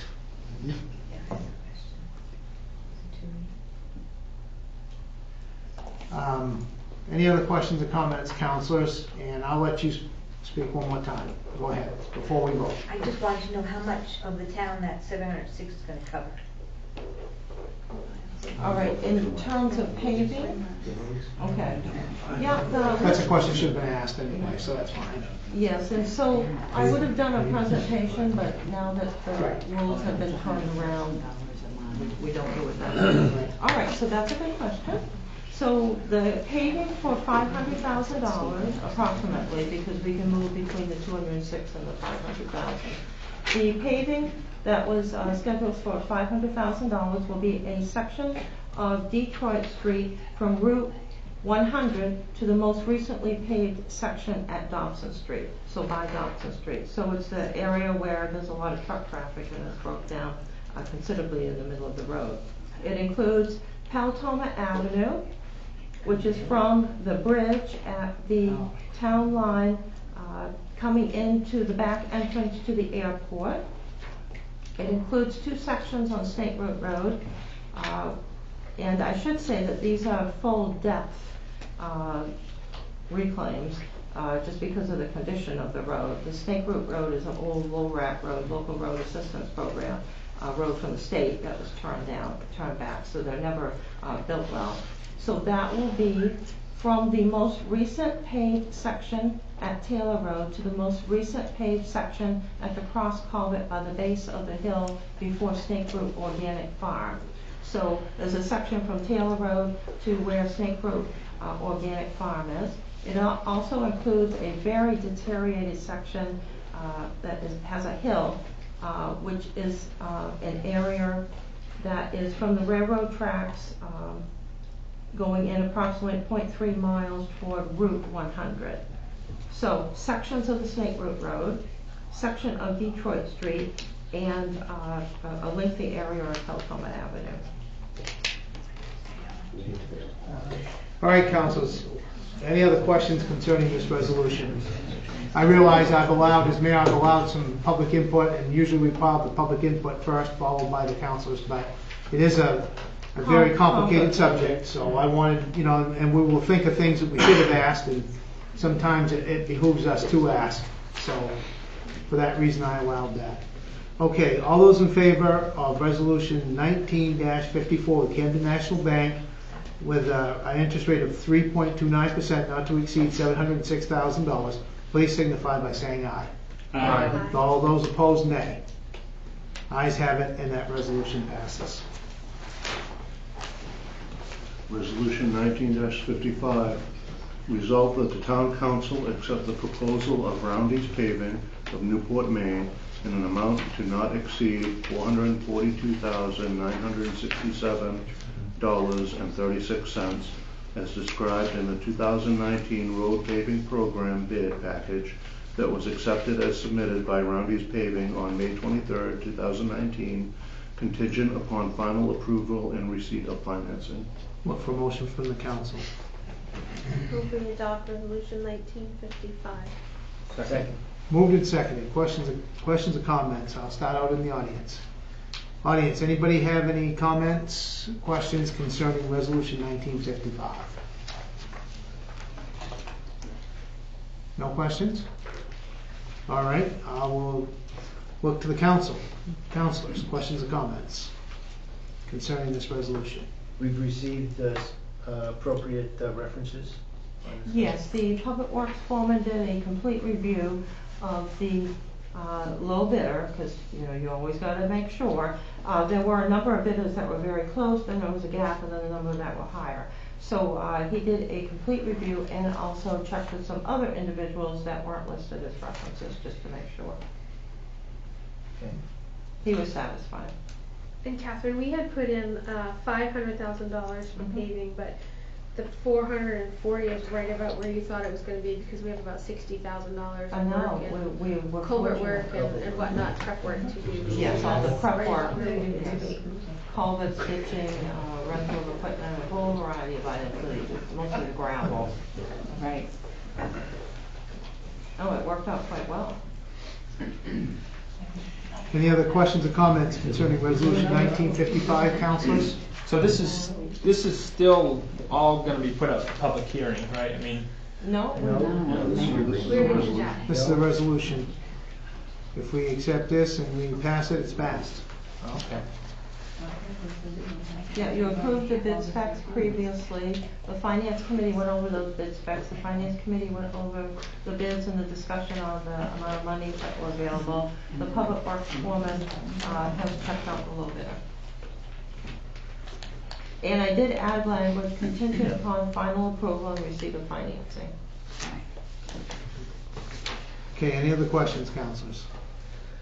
I get the public's comments about, not, or some of the comments that we've heard tonight about not borrowing money to do paving, and we had talked about that, but it's just, It's a tough situation. I think there's very few towns in the state of Maine that aren't borrowing money for paving. When the price went from, I remember it was $8.50, but we won't say when. It was $33 for many years, and then the pricing went through the roof, up to $110 per ton, and now it's settled down. But it's just so expensive, you can't fit it in your budget anymore. It's like Steve said, it's about $100,000 per mile to pave 1 mile. So the money doesn't go very far. No. All right, anybody else have any other comments, councilors, concerning this resolution? Not hearing any, I sent you ready to vote. All those in favor of resolution 19-55, please signify by saying aye. Aye. Those opposed, nay. Ayes have it. Resolution 19-56.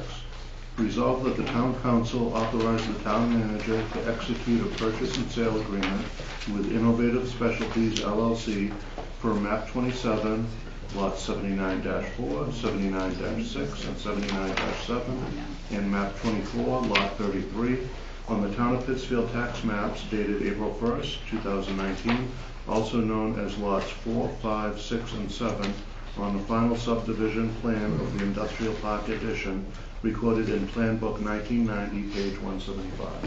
Look for a motion from the council. Move we adopt resolution 1965. Second. Moving No, to sorry, second. 56. Huh? 56. I was gonna say we're skipping ahead. Second. I heard a second. Moved and second. Moved and seconded. Questions or comments? Audience, is there anyone in the audience this evening that wishes to speak concerning resolution 19-56? Sir. Ron Watson, 175 Main. I just have a question as to how this relates to ordinance 19-10 that was passed earlier.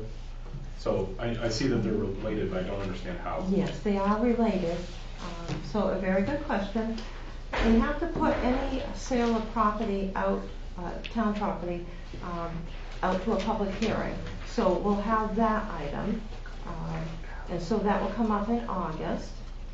The purchase and sales agreement sets the standards by which we're going to do this project. And so if the ordinance does not pass, then the purchase and sales agreement is void. Thank you. We just got 2 steps going here. Got it. In different places on the agenda due to the rules. Right. Thank you. Anybody else in the audience have any comments concerning resolution 19-56? No? Okay, not hearing any, I'll turn over to the council. Questions or comments, councilors? I think it's fantastic. A new business needs to expand already. Yes, they And don't we have are enough now, room in their no building. more lots in there. And that company has more, I can tell you, that company has more work than they know what to do with. So the industrial park is full now. The industrial park, with this sale going through, the industrial park expansion would be full. The former industrial park, the large one, all lots have been sold. It looks like they're not, but they're Right. huge lots with wetlands on, usually half of them, in most cases. So all lots would be sold. I should make just one quick comment. Innovative Specialties just contacted me and asked if we could just move the closing back from August to September, which I don't see an issue with.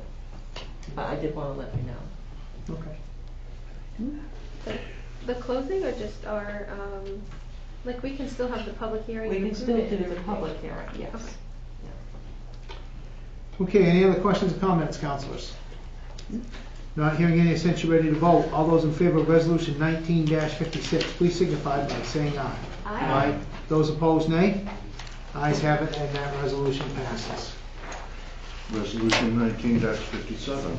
Resolved that the town council adopt the budget calendar for the 2020 budget process. Look for a motion from the council. Move we adopt resolution 19-57. Second. Questions or comments? I'll go with audience. Thank you, Mr. Mayor. I just wanted to ask, do we know times of these meetings so that they can be put on our calendars? Should be all 6:30, right? Nearly all of the meetings will be at 6:30, but that's an item that I can address once the finance committee goes through and we make sure that 6:30 is the time they want to start. There were some discussions on 6 o'clock and actually earlier in some cases, so we're going to have to resolve that internally amongst ourselves. But the preliminary discussion meeting on 7/23/2019 will definitely be 6:30. Okay, thank you so much. Thank you. Anybody else in the audience have any questions concerning resolution 19-57? No? Okay, I'll turn it over to councilors. Questions, comments, councilors? Pretty self-explanatory. Manage to keep that, look at it next couple of days. It's a busy calendar. Yes, busy calendar, starting really early. It's like we just got the other one done. Are we going to, at our first workshop, are we going to come up with like a roadmap of what we're going to attack on what date and what we're going to be needing back? I know we talked a little bit in the finance committee about needing the budget request items from the department heads submitted earlier so that you could start going through those. So we've got the steps for a lot of those items, and I'm collecting up from the minutes and have a draft agenda for the first workshop. But there will be other items that you'll want to discuss. You may want to put other meetings in. So this will be a working document, but this will be what we'll be using as the major budget calendar. But you may need to have a specific meeting on a specific date on a topic. There may be a topic that comes up that we haven't anticipated yet. Any other questions, councils, concerning this resolution? No? Okay, not hearing any, since you're ready to vote, all those in favor of resolution 19-57, please signify by saying aye. Aye. Those opposed, nay.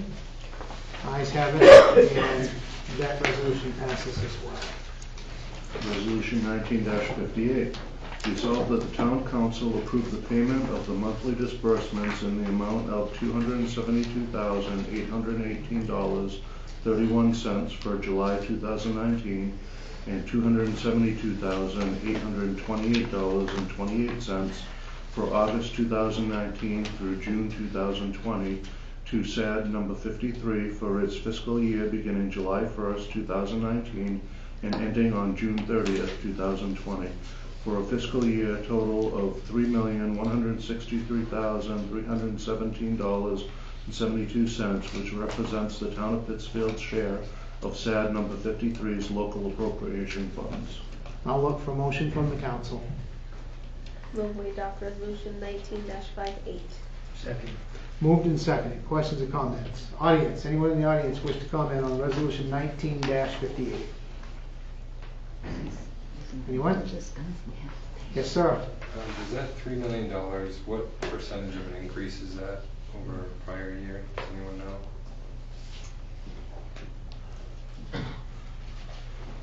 I apologize, I didn't bring my materials down on And the this is- school district. I can contact tomorrow and let you know. It's approximately $10,000 per month from the prior payments that we were making. However, the town of Pittsfield's on a calendar year, the school district's on a fiscal year, so our impact will be approximately $60,000, a little bit less than $500,000, if that. Yes, sir. What's your name? Ben Hall, Town of Pittsfield. The school budget, I'm on the school board, the budget was a 1.1% roughly increase to the school's budget. I believe the town of Pittsfield saw roughly just over 4%. Thank you. Roughly. Appreciate it. Anybody else in the audience wish to speak on this? No? Okay, not hearing any, I will turn it over to the council. Councilors, questions or comments concerning resolution 19-58? Any comments? No? Okay, not hearing any, since you're ready to vote, all those in favor of resolution 19-58, please signify by saying aye. Aye. Those opposed, nay. Ayes have it, and that resolution passes. Resolution 19-59. Resolved that the town council approve the payment of weekly payroll checks in accordance with the following accounts. Personnel Services, 01-05 regular, 01-10 overtime, 01-15 part-time, 01-20 supply operation, 01-25 supply maintenance, 01-30 distribution maintenance, 01-35 customer accounts, and 01-40 FICA. Look for a motion from the council. Move to adopt resolution 19-59. Second. Moved and seconded. Questions or comments? Audience. Anyone in the audience wish to comment on resolution 19-59? Yes, sir. Thank you. Ron Watson, 175 Main Street. I'm just wondering if we could get some background on what these line items are. I didn't really see any information in the town council packet, so. That's because it's a housekeeping item required in order to make payments to the staff on a weekly basis and not have the town council have to come in and approve items each week. So the school district one is so that we can issue the school check without having approval on the warrant because it's a regular assessment. The weekly payroll checks are so that we can issue those without our counselors coming in each week. So this is, forgive me, should I do a follow-up? Yeah. So this is, forgive the terminology, it's a blanket approval for something that the council previously had to do on a weekly basis. Am I At one point, yes. Okay. But the monies are approved in the budget, Okay. and so this is the approval to spend the monies. There are two items that are required by law, so that they're housekeeping motions. Thank you. Anybody else in the audience have any comment on this? Yes, sir. Tim, is this something new? No, this has been going on for, we have done this for how long? Thinking back, I had to do this in 1982, so in another town. So So once a year thing? yes, housekeeping item only. Anybody else? Okay, not hearing any, I will turn it over to council's questions and comments concerning this resolution. No? Okay, not hearing any, since you're ready to vote. All those in favor of resolution 19-59, please signify by saying aye. Aye. Those opposed, nay. And that resolution passes as well. Resolution 19-60. Resolved that the town council set the rate of interest to be charged on delinquent taxes for 2019 at 9%, and the due date for payment of taxes at the end of the business day on Friday, October 18, 2019. Vote for a motion from the council. Move we adopt resolution 19-60. Second. Moved and seconded. Questions or comments? Audience. Anyone in the audience wish to speak concerning resolution 1960? Yes, sir. Mr. Mayor, thank you, Michael Jinquette, Central Street. How does that compare to previous years, that percentage for charging? Yes, this is the first year that the state has approved in many years the maximum interest rate being at 9%. Last year it was at 8%. Thank you very much. Okay. Anybody else in the audience wish to comment on this resolution? No? Okay, not hearing any, I'll look to the council. Council, questions or comments concerning this resolution? No comments. Okay. Not hearing any, I sent you ready to vote. All those in favor of resolution 19-60, please signify by saying aye. Aye. Those opposed, nay. Ayes have it, and that resolution passes as well. Resolution 19-61.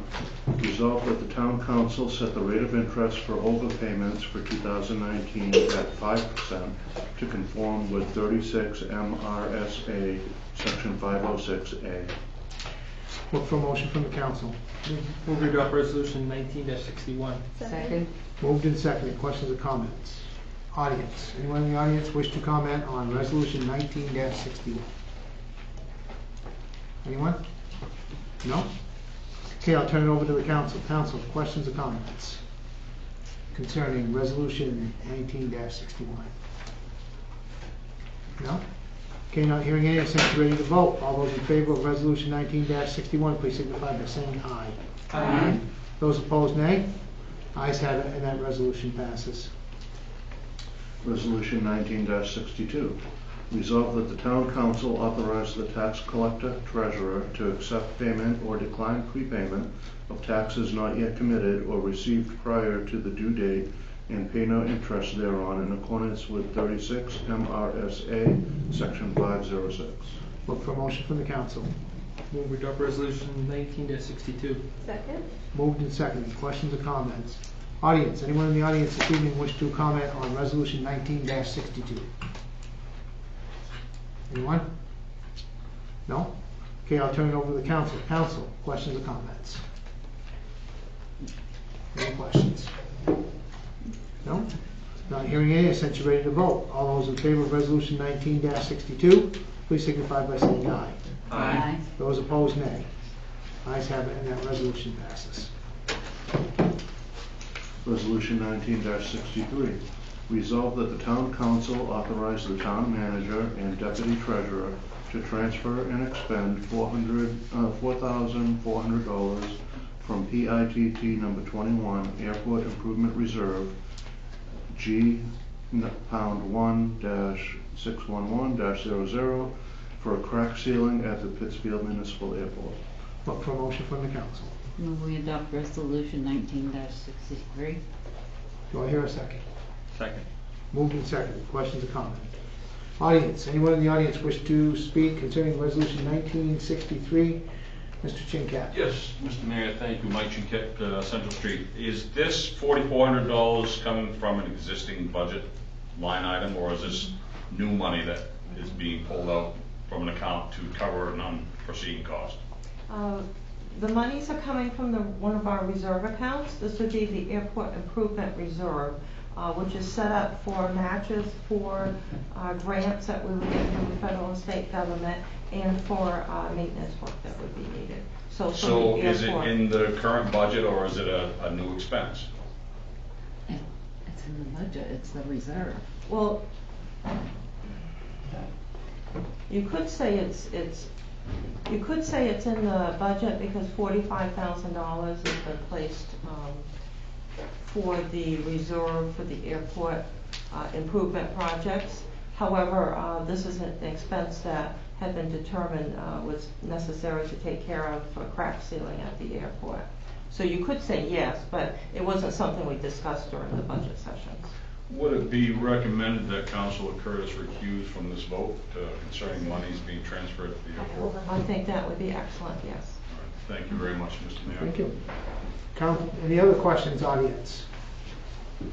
Okay, not hearing any, I'll put it over to questions and comments for councilors.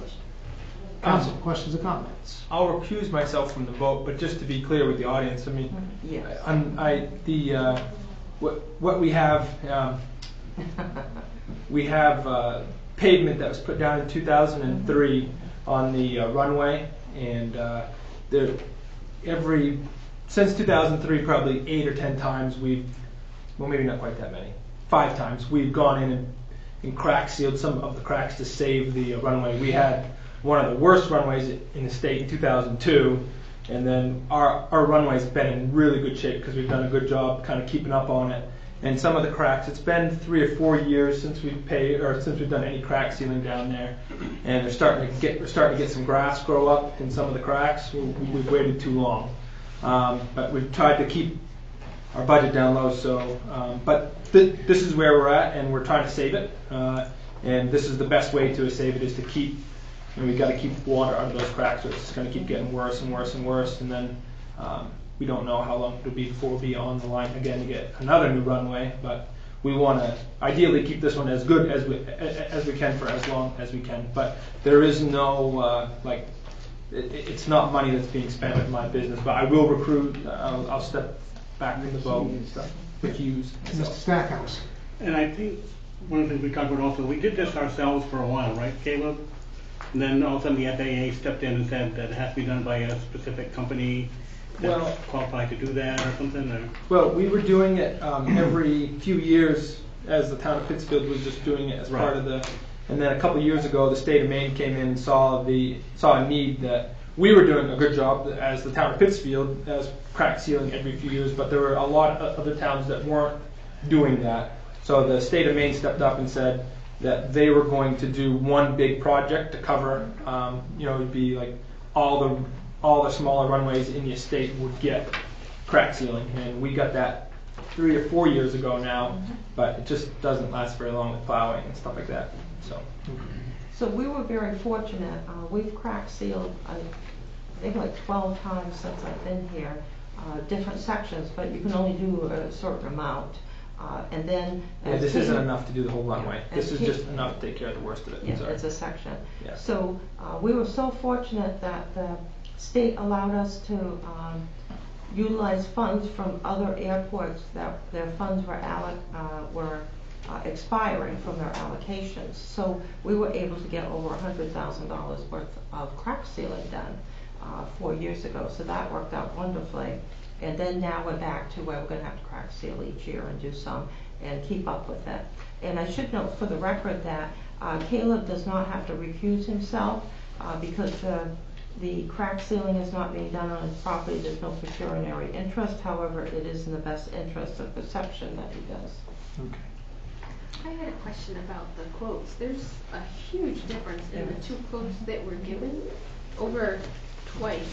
The low quote is less than half the other quote, and I didn't know if there was a particular reason for that. I guess there was. Holy cow. Yeah, I is didn't it see a really that. expensive company, or, I mean, we have... I do have the answer to that. Okay. Yes. Tell us. Sometimes people's prices are higher if they're the only one in that area. I will note that the Public Works foreman looked at that just to make sure that we were going to be fine. And ProSeal does work at many airports and has, this is their main type of work. And that is a legitimate cost for the project, and it will be good. That's fine. This is better, just wanted to make sure. Yeah, it's kind of bizarre. We're comparing apples to apples here. All right, any other questions or comments, councilors, concerning this resolution? Okay, not hearing any, I sent you ready to vote, and let the record show that Councilor Curtis is abstaining from this particular vote. Okay. All those in favor of resolution 19-63, please signify by saying aye. Aye. Aye. Those opposed, nay. Ayes have it, and that resolution passes as well. Resolution 19-64, resolved that the town council authorize the town manager to execute the 2019 Project Canopy Assistance Agreement for Pittsfield's gateway to the downtown along Main Street. Look for a motion from the council. Move we adopt resolution 1964.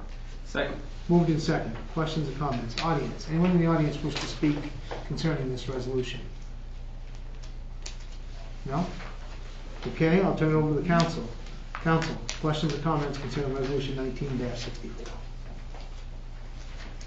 Pretty self-explanatory. We were very fortunate that we received, I think this is our 5th Project Canopy grant. So we will have 20 trees that will be planted in the public right-of-way along Main Street. And that can be the entire area of Main Street, but likely will be in the area where the improvements will be done and the more in-town area. So the total project is estimated at $15,446 because there's a lot of volunteer effort that's involved. Our grant will be $5,940. And the Project Canopy grants are some of the best grants that you can get because they're community builders. Catherine, I know there was some concern about the pavement and the sidewalks on Main Street now with tree roots growing up through them and creating issues there. How are we going to do this in a way that we're planting along Main Street but avoiding that in the future? Are we doing particular trees that we're choosing, or can we do shrubs that might be more? So the trees that will be planted will be along the public's, the citizens, the residential properties, the downtown area where the really nice trees were planted, which I'm sure were donated to the town, were just fast growers or big growers, and so they should not have been planted, and they're actually some roots are actually under buildings, so the whole Main Street project is going to be interesting with the sidewalk and with the rehabilitation of the road. So these would be planted in appropriate spots. We would do some fundraising for shrubs. We would want to have some type of small, slow growers that would be planted in the downtown area. Are there any trees that are currently in the downtown area where the paving and the sidewalk work is going to be, that we're going to lose because of the work being done?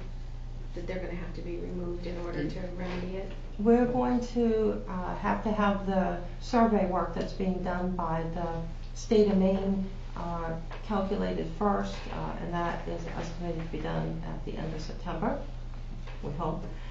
State has a lot of projects. And then the town can go forward and we'll have the idea of exactly where we can put the sidewalk and everything. But most of the sidewalk in the downtown area is only going to disturb the trees that are already there that shouldn't be there. Right. So those will be taken out? Yes. And are we going to put any trees back in there? Or are we going to be looking at shrubs, or maybe down in Rockland they have some really nice installments of granite, just granite chunks with small little plantings of shrubs and perennials, and then they have bark mulch underneath them, and it adds a little bit of greenery to Main Street, but it doesn't create the same issues as having large roots and trees and I things think that in are your there. downtown area that's so cramped, if we could do something like that, it would be much better. So it's going to be shrubs, and if there's a way to have the shrubs so that they're not deep into the ground, that would be even better. So that'll be something that once this project actually starts up, and we're getting closer, we would have the committee that is the combination of the economic development team at Peak start meeting, and this will be one of the items they'll look at. But definitely, we don't even have to have shrubs. We could have some sort of art. You could have something. We definitely don't want to have roots again. These are they're like rough granite benches and little pylons, and I didn't know if it would interfere in snow, but I mean they cope with it down on the coast and everything. But I mean I have pictures if you want to see what they look like. No, that sounds really good. Next time I go through there too. So the actual trees will be on the residential properties, which will be further out from the very congested downtown. So we landowners that are on that Main Street Yes. strip to step up and say if they want a tree. Yes, and as we know from the other projects that we've done, the landowners just love the trees. And this is a nice item for them because there'll be a lot of disturbance when the whole project goes through. Catherine, will the timing of this, I know that it has to be done by June of 2020, according to the Project Canopy, the information that we had. Will that interfere with any of the sidewalk project on Main Street? That's a timing issue that we'll have to determine how to work out. Either sometimes the state, in this aspect, is a state, and they realize that we're coordinating this with other programs. They'll let us have a few more months that are needed. If not, you can sometimes purchase the items, but keep them at the facility and plant them when you need to. All right, any other questions or comments concerning this resolution, councilors? Okay, now hearing any, since you're ready to vote, all those in favor of resolution 19-64, please signify by saying aye. Aye. Those opposed, nay. Ayes have it, and that resolution passes. Resolution 19-65. Resolved that the town council authorize the town manager to execute a memorandum of understanding for a Bike Main 2019 community grant. Look for a motion. Move we adopt resolution 1965. Second. Moved and seconded. Questions or comments? Audience, anyone in the audience wish to comment on resolution 19-65? Yes, sir. Quick question, Mr. Mayor, Mike Chinquette, Pittsfield. Will this, I know it's to execute paperwork for a grant, will this bring Bike Main back in Pittsfield? Is that what this is about? No, it will not. Bike Main, I believe it's the fourth year, offering grants from some of their profits from their annual biking event. And so we applied for one of those grants and was offered $2,500 of the $2,825 that we filed for, which will be for 5 bike racks, really nice bike racks. one of which will go down in the downtown area. And we also will have bike racks at Somerset Plaza, Hawthorne Park, because you can always use two there. The downtown pedestrian walkway is the one I mentioned will be in the downtown area, and Manson Park would have two. Now, because we applied for this grant, we can apply for more, and if we're interested, I'm sure that this would help us if we ever wanted bike lane to come back again, and we may want them, but there's no requirement. Thank you, Mr. Mayor. Thank you. Any other questions, comments, councilors concerning this resolution? I'm sorry, I had no coffee before I came in here, by the way, 4 hours sleep. Audience, is there anyone else in the audience that wishes to speak concerning this resolution? No? Okay, now, council, anybody wish to speak concerning this resolution? No questions, no comments. Okay, not hearing any, since you're ready to vote, all those in favor of resolution 19-65, please signify by saying aye. Aye. Those opposed, nay. Ayes have it, and that resolution passes.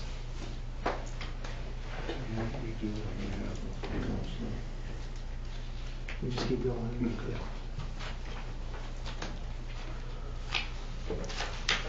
Resolution 19-66. Resolved that the town council approve the issuance of an RFP for a backup power generator to replace the current power generator. Look for a motion from the council. Move we adopt resolution 19-66. Second. Moved and second. Questions or comments? Audience, anyone in the audience wish to address resolution 19-66? Any comments? No? Okay, not hearing any, I'll turn over to council. Questions or comments, councilors? Will we be looking to get a larger generator, Catherine? That The can have. current one is only 45 kilowatts. Yes, and this will give us some pricing for the budget. So how high do you think we could go and still be able to afford it? Good question. Well, we're gonna find out. Okay. When are these gonna be due? August 7th. So we'll have that, all these bids we'll have before we get into the budget stuff. Well, and we'll have a number of, some more coming. Okay, any other questions or comments, councilors, concerning this?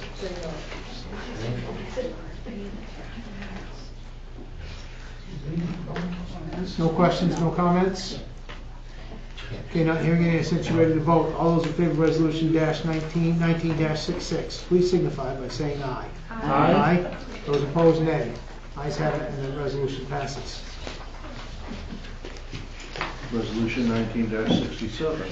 Resolved that the town council approve the issuance of an RFP for a new phone system to replace the current phone system. Look for motion from the council. Move we adopt resolution 19-67. Second. Moved and seconded. Questions or comments? Audience, anyone in the audience wish to comment on resolution 19-67? Yes, ma'am. Amanda Collmore, Library Street. I just am curious, is this going to allow us to have higher speed lines so that like credit cards and chip things and stuff like that are going to be accepted at town hall? They already are now? It's separate, we can already do that. Oh, okay, all right. I haven't had to pay for my thing for a while. You've been lucky, you haven't had to come. I know, thank you. Anyone else in the audience wish to speak on this subject, on this resolution? In the audience? Yes, sir. Joe Sally, Madawaska Avenue. Is there something wrong with our current phone system? You want to explain that? Call it and find out. Never mind that. It has a mind of its own. It does what it wants, not what we want. We'll put it to you this way, Joe. If it was on television, you'd be climbing up the pole to answer it compared to what we need. Yeah. So, yeah, it has a number of issues. Yes, sir. Mr. Hall. Ben Hall, Liberty Street. I was just curious, who puts the RFP packages together for these? These two were done by our assistant, Michael. Okay. I put them together. What specs do you follow? What specs do you put in the package? Well, for the generator RFP, I had an electrician come in and give me his opinion of what we needed. So then I checked pricing on the internet for some, and that was used in the budget discussions last year.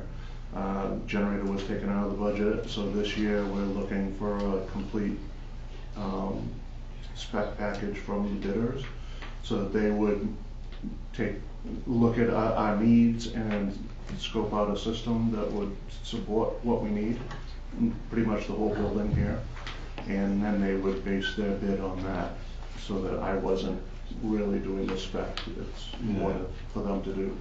For the Someone will phone, kind of consult and review the bids with us, so, yeah.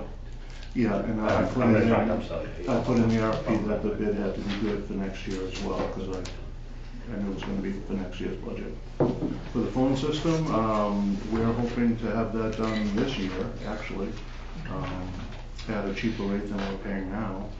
The phone system we have is 30 years old, and the new phone systems are all IP centered, and there's a number of other things we want to go along with it, auto attendant, ringing groups, that kind of thing. I'm an ex-telephone engineer, so that was right up my alley. So, yeah. Thank you. Thank you. Any other questions, audience, concerning this? Yes, ma'am. Nancy Shorey, School Street. I'm just wondering, is this going to allow us to get on with the state so that people can do their registrations online instead of having to come into the office and do it? Moses? That won't have any effect on that. That doesn't matter. No, that decision is separate. That's being looked at now as an enhancement. Okay. But it has nothing to do with your internet speed or anything like that? No, the first step for that was the credit cards, so we're already inching down that road. Okay. Anyone else in the audience wish to make any comments or questions? Yes, ma'am. Does that mean that when we call, we don't get to talk to a real person right up front? We have to listen to... It depends on how it's set up. Hopefully with a new phone system that the phone will do what we want it to do and not what it wants to do. So I have to call to a robot. We try, but right now the phone sometimes just automatically goes to voicemail. Well, we need a new phone system. So they try and answer it, but sometimes the phone just acts on its own. Any other comments in the audience concerning this resolution? Okay, not hearing any, I'll turn over to council. Questions, comments, councilors? Is this going to give us the, in this bid spec, Mike, does it give the opportunity for the folks that are out in the field to be able to have phones tied into this system, that if Anna calls and has a question about her road, she can go directly, listen to a phone tree and choose Steve Vance and say, there's a big pothole, or this is broken down, or something. So one of the features of the new phone systems is that when you have an IP-centered phone system, let's say Steve Vance has an extension of 587, someone goes to that extension and it rings at the office, but he's not there, he'll have an app on his iPhone, on his smartphone, that will now become another extension thing off of that same extension. You can forward your call. So like, yeah, the transfer station doesn't have internet, so they would have an app on their phone. Thank you. Great, thank you. The phone system's exciting. It is. Any other questions or comments, councilors, concerning this resolution?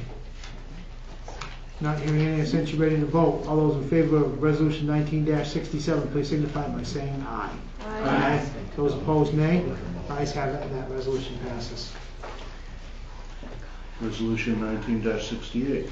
Resolved that the town council approve the renewal of the alcoholic beverage license for Vittles Restaurant at 107 Main Street, Pittsfield, Maine, 04967. Look for a motion from the council. Move we adopt resolution 19-68. Second. Moved and seconded. Questions or comments? Audience, anyone in the audience wish to comment on this resolution? Anyone? No? Okay, I'll turn it over to councilors then. Councilors, questions or comments concerning this resolution? Not hearing any, I sense you ready to vote. All those in favor of resolution 19-68, please signify by saying aye. Aye. Those opposed, nay. Ayes have it, and that passes as well. Resolution 19-69. Resolved that the town council approve the issuance of a parade permit to Ray Bercolette, Nolan's Hero Foundation for a 5K run and 3.13K walk on September 21st, 2019, and waive the permit fees. For motion from the council. Move we adopt resolution 19-69. Second? Moved and seconded. Questions or comments? Audience. Anyone in the audience wish to comment on this resolution 19-69? Anyone? No? Okay. Councilors, questions or comments concerning this resolution? No? Okay, not hearing any, since you're ready to vote. All those in favor of resolution 19-69, please signify by saying aye. Aye. Those opposed, nay. Ayes have it, and that passes. Resolution 19-70. Resolved that the town council approve a second-hand dealer license application for This Place at 445 Cannon Road, Pittsfield, Maine, 04967. Look for motion from the council. Move we adopt resolution 19-70. Do I hear a second? Second. Moved and seconded. Questions or comments? Audience, anyone in the audience wish to comment on resolution 19-70?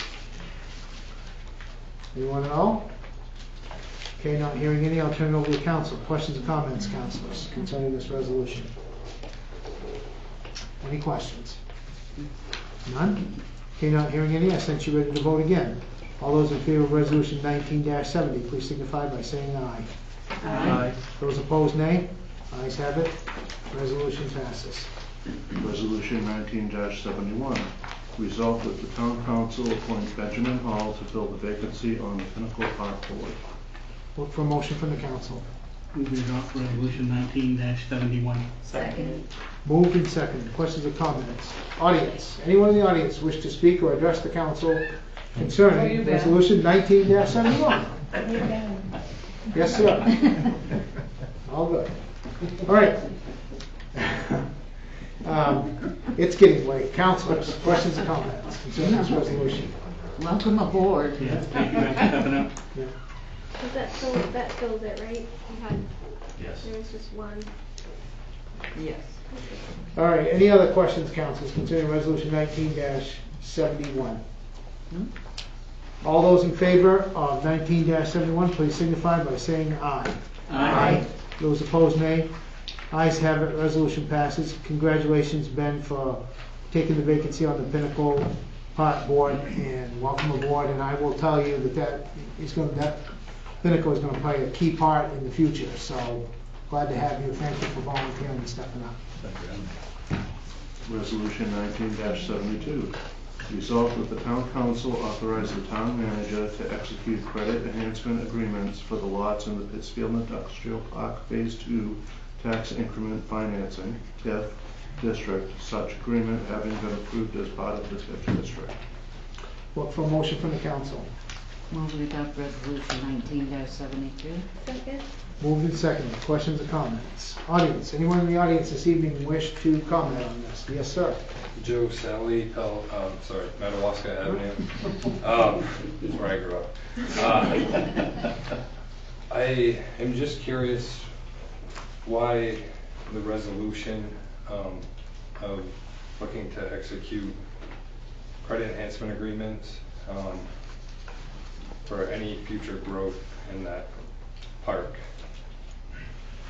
Can you give a brief explanation of that, Catherine? All right, so Innovative Specialties purchased 2 lots in the Pittsfield Industrial Park expansion. And during the negotiations, which were addressed with the town council and through the Pittsfield Economic Expansion Corporation, the 50% of the taxes were to be returned to the business. So is that a done deal at this point? That was what was promised to the company. So is it a done deal? In 2016, yes. 2016? Yes, in 2016 the negotiations took place. Who were those negotiations with? Innovative Specialties LLC is the company owned by Chad Dow and perhaps others now. And so, as part of the overall package that the Pittsfield Economic Expansion Corporation worked out with the company, including the sale of what the sale price would be for the property, which was updated with the town council. That is the process that took place. So then they built their building. The building was not picked up in 2018 because it was after April 1st. But it was construction in progress, correct? The construction was after April 1st, 2018. So 2019 it's being picked up. So there's nothing there April 1 of 18? My understanding is there was nothing there on April 1st, 2018. Raw land. How long does the TIF last? How long is there, again, ignorant to this, is it a timeline that they have until they step up to full taxation? So this one was written so that it would be the lesser of 15 years or the remaining duration of the district. The district was set up in the past, so there were a number of years there were no tax increment financing arrangements because the no lots were sold. So for this particular one, it would be a period of 10 years because it's a lesser.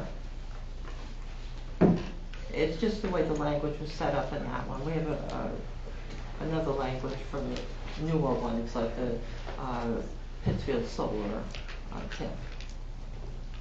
So who is it for the town that okays these agreements? All right, we're doing the actual signing of the agreement.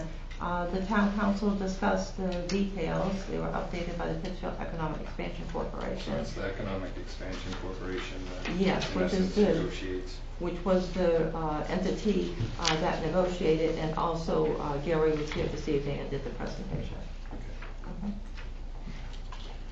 Any other questions, audience, concerning this resolution? No? Okay, I'll turn it over to councilors. Questions, comments, councilors, concerning this resolution? I had a question. This is pertaining to the building that's already there, not the property that they're purchasing? Correct, yes. And so there's an additional TIF that would be on any additional buildings and the value of the property? So when they paid, kind of back to Joe's question, when they paid their taxes in 2018, they had to pay the taxes on the raw land. None of that was returned to them because it's only building value there. Correct. Yeah, it was just land. So if we're selling them the lots, the additional lots in, say, September for the closing, then there won't be any TIF on that land for the 2019 tax year because it would have had to be in place in April. Correct. Yes. So if they don't build until like June of 2020, then there won't be any taxation on it until 2021. Correct. Because of the lag time. Yes. Any other questions, councilors, concerning this resolution? You're not hearing any, I sense you're ready to vote. All those in favor of resolution 19-72, please signify by saying aye. Aye. Those opposed, nay. Ayes have it, and that passes. Next is discussion items. All right, very briefly for discussion items, we have the financial reports as of May 31st, 2019. The financial reports as of June 30th, 2019 will be sent to you. The packages are getting to be too big, as you saw from what you received. But for the May 2019, I will mention the entire package, 4 items, which are the more crucial items. For the budget expenditure report, we were through 41.67% of the period. 36.6% of the municipal expenditures have been expended, and 34.2% of municipal water and sewer. For the revenue collections report, we're through, again, 41.67% of the period, and collections are usually low until we start gearing up in the summer. We are a bit lower than usual, though. We are at 24.4% municipal has been collected, 19.8% municipal water and sewer, and that will jump up quite a bit because all the bills have gone out from when the water meter reader broke, and then was on a back order. It took quite some time to get here, but all of the bills went out, so that will jump up with the next I would say the July report. Excise tax collection for this period, we are $33,908 behind 2018 collections, and this can be when the trucks are recorded, whether it's in January versus December or when they come in. That's usually the item when it's that far off, and that sometimes gets caught up at the end of the year or gets caught up in the next January.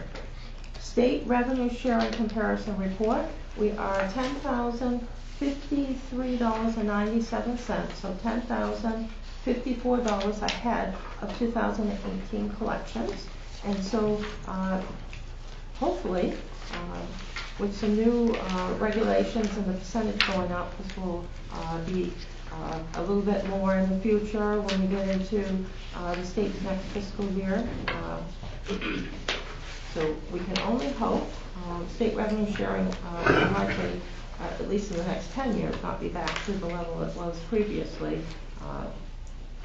And we'll be doing some charts during the next budget process just to show how far state revenue sharing has fallen off. But it is good to see that at this time of the year it's $10,054 ahead of the 2018 collections. Thank you. Thank you. Then under the other discussion items, we have a request that came in that we wanted to make sure that we did put it on the agenda, but put it on the only way that we could, is to talk about the swimming pool fees.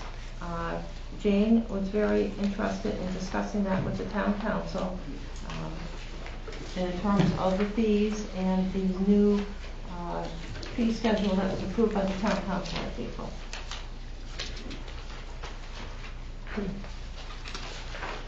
All right, Jane.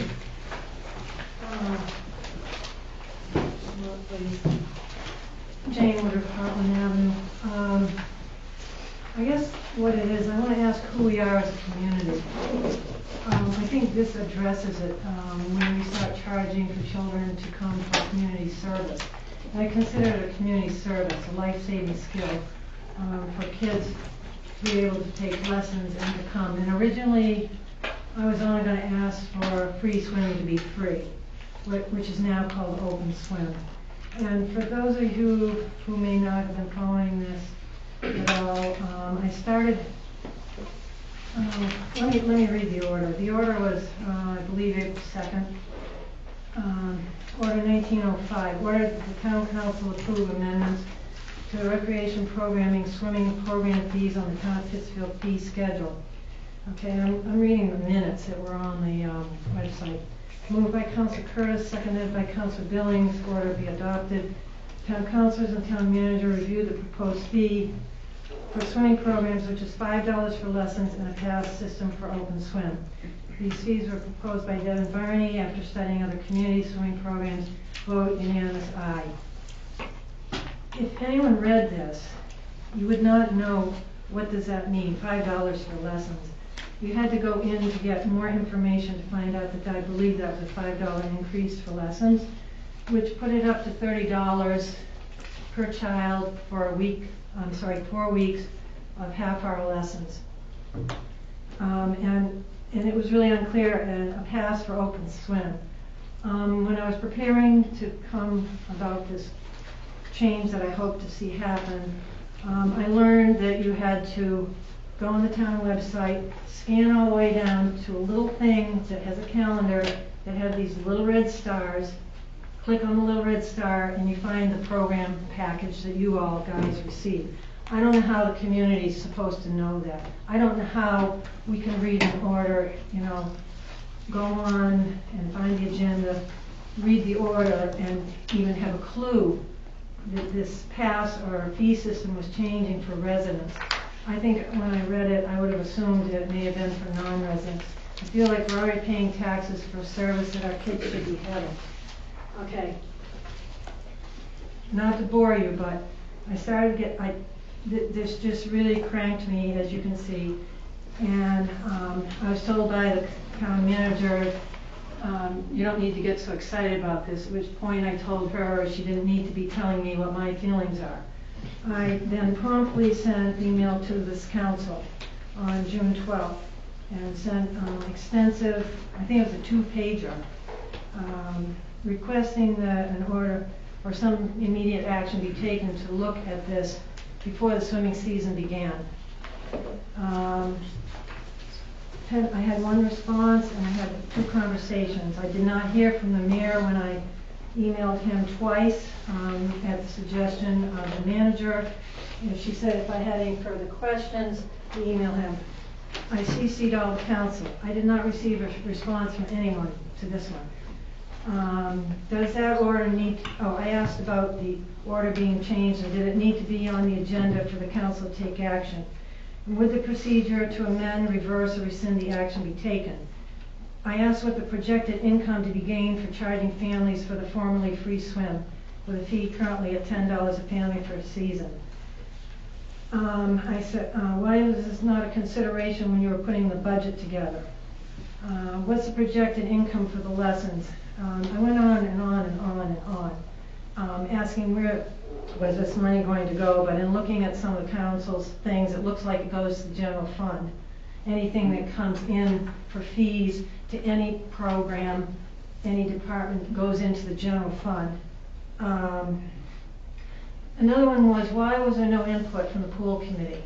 You know, we have a pool committee, and there did not appear to be much discussion. And Devin did a lot of homework. He gave a lot of charts and figures. But I'm here to say that this is a community service, and one I don't think. Okay, reading the mission statement of the pool committee. It's to provide a service to the community with instruction and life-saving skill, provide an opportunity for all children to learn how to swim regardless of ability, and provide an opportunity for children to participate fully in the environment and recreational pursuits. Okay, we are trying to promote this community as a river town and trying to get kids out and using other kinds of facilities. Okay, this is this is from the town website.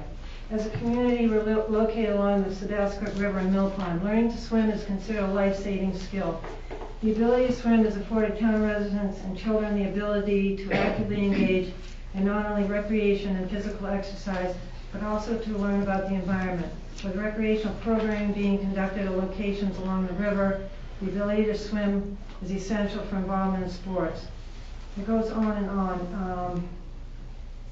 Key to all this is the ability to swim so children can be brought into natural assets and allowed to actively explore the nature. Like I said, there's a whole thing on the website. So my question is, you know, is this not a community service for our kids? Is this not a life-saving skill? And why are we charging families for that? I've been told there's scholarships. A lot of people thought $15 isn't a lot for the season, for the family, for an open swim. Okay, it isn't for some. But I don't like a system that sets off people and you determine, you know, this economic group is going to have to be a scholarship kid. I'd like to see that pool just be open.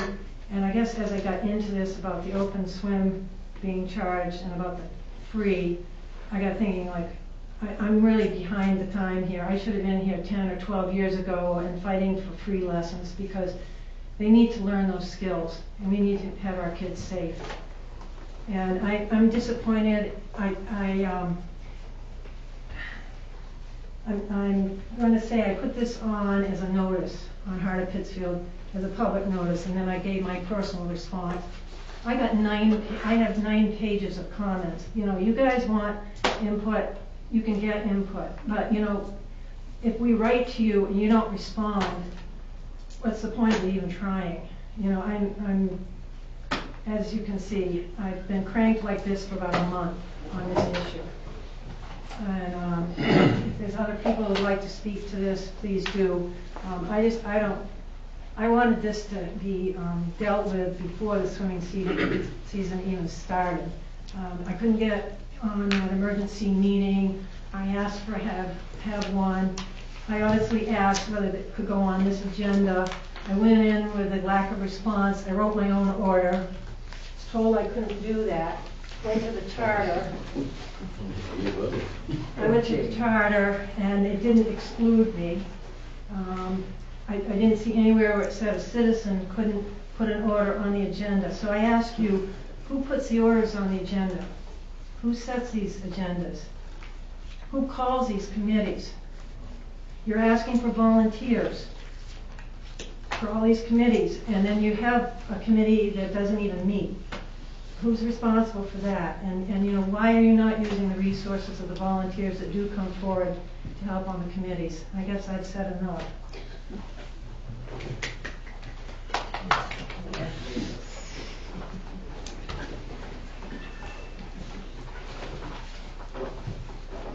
Councilors? I thought there were others that wanted to speak on this. Yep. Is there anybody else that wishes to speak? I need your name, one at a time, please. Yes. Amanda Collmore, Library Street. I understand your passion about this. Having a child myself who had difficult time learning how to swim, and having been a single mom for as long as I've been, I paid $75 for 6 sessions for him to swim at the YMCA during the winter time because we don't have an indoor public pool.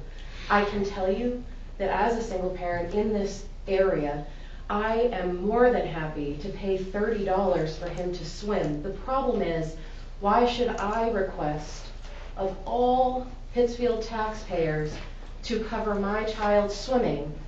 It's a use fee. Every pool charges a use fee. It's just how it is. And even with memberships to YMCA, that membership for a family is $325 a year, and I still had to pay for swim lessons, which I was okay with because you're absolutely correct. Swimming is a life-saving thing that needs to happen. And he actually didn't learn how to swim from them. He learned how to swim from people like him who helped out at Boy Scouts. And we paid for that service in the Waterville Alphon Youth Center because it's during the winter and we can't use our pool during the winter. Also, as a taxpayer, I'm okay with paying the $10 fee for my family to swim for the summer. $10. I know that not everybody has $10, but if you go to them and you say, look, I had to do this on the first day, I didn't know there was a fee. And I said, I am so sorry, I didn't know there was a fee, I don't have the money. They're like, that's fine. Next time, he can come. Can you afford it? Yes, I can. Okay. If I couldn't, they would have waived the fee, and it wouldn't have been, Jeremy would have never known, he wouldn't have been targeted, and it would have been okay. So that's my 2 cents. I'm okay with it as a tax dollar. I understand your passion. I 100% agree that swimming is a life-saving skill that every person should have. Even adults get charged too much to learn that skill. Pools are expensive. I haven't run my pool for 2 years because chemicals are just too expensive. That's it. That's all I have to say. Thank you. Yes, sir. What's your name? I'm Devin Barney. This is my 4th summer working at the Pittsfield, the Polly Burton Community Pool. I started as a pool boy, and then the next year I went and got certified to be a lifeguard, and then last year I was the head lifeguard, and this year I'm the pool manager, head lifeguard, and chemical CPO for the pool. So I like to think of myself as a jack of all trades at the pool. One of the biggest concerns in the community is that children will not be able to access this life-saving skill that I feel very passionately about. Clearly, I've been there for 4 years. I teach lessons. I do open swim. And the fees that have been implemented at the town pool are not intended to restrict residents from learning that life-saving skill. Everybody is available. The pool is available for everybody. If you cannot afford the fee is waived very nonchalantly. There's no application process. You're given a pool pass. The liability form is signed saying that you've paid, and you're all set. The same thing with swimming lessons. The swimming lessons, there's a scholarship. If you can't afford it, you get the fee waived, and you apply, and it's waived. I don't personally have Facebook. I've read on other people's Facebook pages the comments that Mrs. Woodruff has cited, and almost all of the negative comments that have been made are by people that do not utilize the pool. Anybody that utilizes the pool, that has come to the pool to pay for the fees, tells me that they think that the fees aren't enough. They understand what the pool is worth, and they understand that the pool is expensive to run. So when I get people coming from Etna Dixmont, Canaan, Palmyra, Heartland, Newport, Stetson to use our pool for both lessons and open swim, because it's the closest in the area, the cheapest in the area, and one of the cleanest in the area, that tells me that our fees are not too much. The $5 fee increase for swimming lessons has not deterred people from signing up for lessons. We have a 15% increase from last year to this year in our lessons, and we're actually almost at maximum capacity. We teach 8 30-minute blocks every day, and you take lessons 5 days a week for the 4 weeks, and there are 2 or 3 lessons going on in each half-hour block, and we are running out of space, we're running out of people, and so we're having no issues with people not being able to utilize the pool to its designated use. So if anybody has any questions of me, of how the process works to pay, how to show that you've approved payment, whatever that may be, you can either ask me now or you can meet me outside afterwards, and I'll be happy to answer any of those questions. So is the increase mostly town kids, or is it out of town kids? The increase for the swimming lessons, it was $5. It was a $5 increase. No, but I mean in the numbers of kids. Is it more Pittsfield kids, or is it more kids from out of town? Well, the majority of people that take swimming lessons are from town, yes. Okay, and then free swim, well, whatever it's called now. Mm-hmm. And the free swim... You're naming off all those towns. So my question Right. is, all those people that come and use our pool, yes, they should For pay. swimming Because they lessons. don't pay taxes in this town. I understand that. But I think Pittsfield kids, just obviously my own opinion, is they shouldn't have to. I just don't think they should. That's just how I feel about it, how I feel about my dad's name on it, and how much community service he's done for this town for nothing. And so it's personal to me. I understand that. I'm not trying to cry, but it's very personal to me for that reason, because it is named for him. And I know how much time he's put into that pool and how much time he's put into this town. And you can't count that. You can't. I mean, you can't put a price on it. I absolutely understand that. As an Eagle Scout, I understand how much community service goes unrecognized, and I greatly respect you, Mr. Berkman, as you know. The fees that are currently in place they are going to help ensure that the pool is open for a long time to come, and that we don't run into future issues that we're running into with places like the movie theater and other things that are losing a bunch of money and we're struggling to keep open. So the fees have no malicious intent, and they are not keeping anybody from utilizing the pool, and they're not deterring people from utilizing the pool. And they are... You know that for sure, though? There's kids in this town that don't have running water. I mean, are they really going to come and tell you that they want to swim? We have had, yes, two scholarships that have been given out this summer, and we've had 100. That's what I'm saying, though. I still say that if there's a fee, those kids are going to be like, or their parents are going to be like, sorry, Johnny, but you just can't go because we can't afford it. Even if they might know there's a scholarship. I mean, I know just from having people that work in the school system what a big deal it is. Even for kids to get free lunch and have to have the shame of it, and there's a lot to it. Yeah. And I would say that for the majority of the people that use the pool, as I've been there for 4 years, I see the same 100, 125, 150 families that use the pool every summer. And everybody that has used it in the past 3 years has come back this year. And like I said, we've had 2 scholarships given out.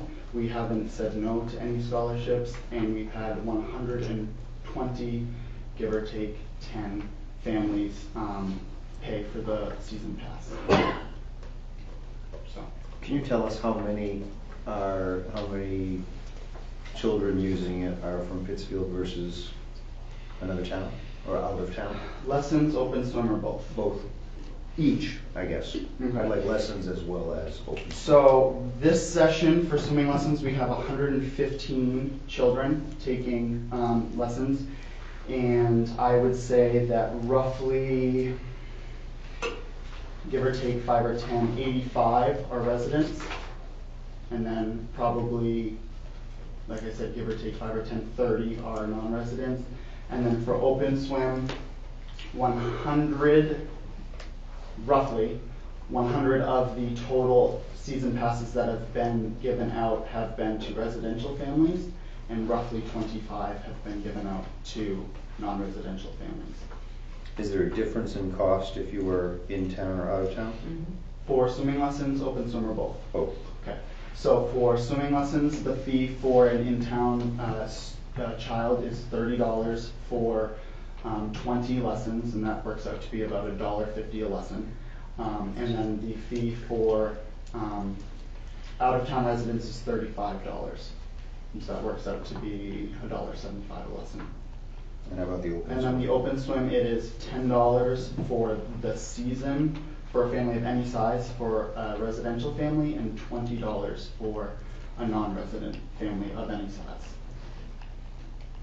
And those numbers were proposed low after doing market research of all of the other municipal pools in the state. To list off a couple, Portland, Wiscasset, Waterville, South Portland, Hamden, and Brewer all have municipal pools, as well as Heartland. Heartland does not charge. Heartland does not employ certified lifeguards. They have one person that sits there, basically to unlock and lock the doors at the end, but it's a swim at your own risk facility. And we have people that come from Heartland regularly because our pool is much better than theirs. Can I ask another question? Yeah. I'm sorry, what I'm trying to understand is that if my math is anywhere near right, there's about $5,000 worth of revenue that comes in. And what is? It's roughly $6,000 to $6,500 for the summer for lessons, and then I'm projecting about $1,700 in open swim fees. You have 2 sets of lessons, 2 Yep. 4 week. That's how. Okay. And then what are your costs to operate the? The cost to operate the pool for the 8 weeks Yeah. is roughly $30,000 based on the budget. So the taxpayers are paying the difference? That is correct? Yes. Is that correct? Okay. And so this swimming fee was part of a comprehensive plan that I brought forward to Catherine to help save money. It was not the only thing. No, I appreciate all the effort you put into it. I think it's fantastic to get to where you are. I feel more the way Jane does, and I don't have children. And so, is there a way for sponsorship from local community members to pick up the tab for local kids versus having, as Nancy said, any child? I run the Christmas project, and we bought for 340 kids between kindergarten and 8th grade this year. And when I deliver some of those presents to houses with dirt floors, with no running water, with an outhouse, or living in an ice shack in the middle of a back country road in this town, I would like to think that they have an opportunity to come swim. And so, is it an opportunity for those of us willing to do so to step up, so that there is no barrier for those children? Absolutely. So that's all I was trying to get at. Yes. I can't spend 50 grand on teaching kids how to swim. That's not where my checkbook is. However, is there a way to help a large number of children at these prices? Yes, there is. Right, and I feel that you can do it with, like, for the town kids to be able to go, let the out-of-town people. Absolutely. That's fine. But yeah, have a fundraiser, do, you know, and I suppose that would be getting on the pool committee, but they weren't asked about They this. weren't- they haven't- So that wasn't even an option, to Yeah, see if they could yeah. raise the money or whatever. I don't know who calls those meetings, Okay. you know, who sets agendas, and that's it for all the committees. That's not just the pool committee. All right, one question at a time. Yes, please. Mr. Mayor, thank you. Mike Chinquette, Pittsfield. There's a disconcerting theme that I'm hearing time and again that started late last year with the theater. We're not making enough money. We're not making enough money at the pool. We're not making enough money here and there. First of all, we pay taxes in this town. We have a very fine police force. We have a very fine and well-staffed fire department. We have one of the largest parks in the state. I go in that park twice a year. I rarely use the police or the fire, thank God, yet my taxes still pay for it. My taxes pay for the theater. I don't go to the movies, my choice. My taxes pay for the library, but I haven't been in that library since I've discovered girls. There are a number of other things in this town. The Pinnacle, we pay for the Pinnacle. I don't use the Pinnacle. I use very little in this town, and that's part of what taxes go to. And you know, I'm with Jane, and I'm with Nancy, and I'm with Mike. I have a real problem with starting to call these what I have called jewels in a crown as cost centers that can be judged by black and red. How do we do this month? We're still upside down. We got to do more. Got to do this and that. Fine. Increase the taxes, cover the costs, or just close it down. Close the parks. You want to save money? Close every one of these parks. Close it. Make that into a trailer park. You make money that way. Close the library. You know, if anyone's ever heard of the book from years ago called The Modest Proposal, look it up and read it. I'm being facetious and sarcastic, but I'm making a point. Yeah. Close these things. Get rid of the police department. Get rid of the fire department. You worry about budget. You worry about making money. $30,000 for operations, yet you're going to make $6,500 on it. And you know, I don't know if you really understand. You know, I was one of those kids that really had an issue with, you know, not having the right shoes, not having the, you know, the cool stuff everyone else had. You know, going to school smelled like cow manure because I had to go 10, 50 cows before I even got on the bus. And that's after I took care of the entire barn of animals and took care of what needed to be done in the house and cleaned the yard. Me and my 3 brothers. You know, so you got to start looking at this differently. I don't agree with charging these kids this much. We're not Waterville. You know, you've done a terrific job. Please don't take that as criticism in any way. You've done due diligence, and I applaud you for that. You've done a heck of a job. Your parents should be very proud. I think you've done a great job. But you got to understand, we're not Waterville. We're not Portland. We're not Orono. We're not Brewer. We're not any other municipality. We're kind of a unique little place. We're stuck between a rock and a hard place. We don't have newspaper coverage. We don't really have, you know, television coverage. Valley Times was our thing. And we were proud of it. But once Valley Times went away, Bangor really, we're on the outskirts of them, and Waterville newspaper kind of went down to Augusta, so we're on the outskirts of them. You know, this has been a blue-collar town. We're not high-tech. There's still some kids, and Mike's seen it. You know, unfortunately, I heard about stories when Jane was still working at the school, you know, doing the Christmas thing. These kids get a pair of mittens that 90% of the kids these days look at, oh, those are stupid, I'm not going to wear those. These kids would do anything just to have warm hands. You know, it's a service we provide. It's a cost of being in a town like this. There's a cost to be in a civilized town. There's a cost to be done to have what we have. Having that pool is one of the best pools in the state now. I think we need to reconsider the fees at all. Put it back to just administrative costs. If it just covers, you know, what it takes to keep the lights and pumps on for the day. I don't have any issues with that, but you know, I mean, there is a stigma with that, and I've been affected by it directly since when I was younger, and I've seen it. People a lot worse than me. So thank you very much for the soapbox. Mr. Hall. Yeah, Ben Hall, Liberty Street. Devin, great job. You're right. 18-year-old young man standing up in front of this group trying to give a presentation like that and stuff. But I talked to Jane indirectly through some of this, and I hear what everybody's saying. And I'd be willing to support that as well, and if that's the decision the town makes, is to waive some of the fees and allow, town kids to use it for free, that's great, I support it. I think we need to be prepared that I'm a working adult, my children don't get to go to town pool because we work during town pool hours, and they don't get to go to lessons. So I want rec for free. I don't want to pay for rec. I don't want to pay for rec sports. I don't want to pay for community theater. Where it's going to snowball. People say, well, we're going to have other services then. These are also services that I expect for free. I don't get to utilize the pool, my kids don't. So what is my family going to benefit? Which is fine, but you may see that start to snowball into other areas. And also, I just had a question. Are there any other small communities that have a town-owned pool that have no fees? Is there anybody that we find? Just Heartland. But that's not apples to apples. All No. these. You're right, it isn't. Okay. All right, yes, ma'am. Yeah, Carol Biggie, Phillips Corner Road. This is difficult, and for Jane and I, we go back, we're the original kids when that pool opened. And thank you, Kiwanis, because the Kiwanis did it, and they did it for years. I realize times change, and monies change, and how we pay for things change. We should not deny our children. I'm passionate about this too.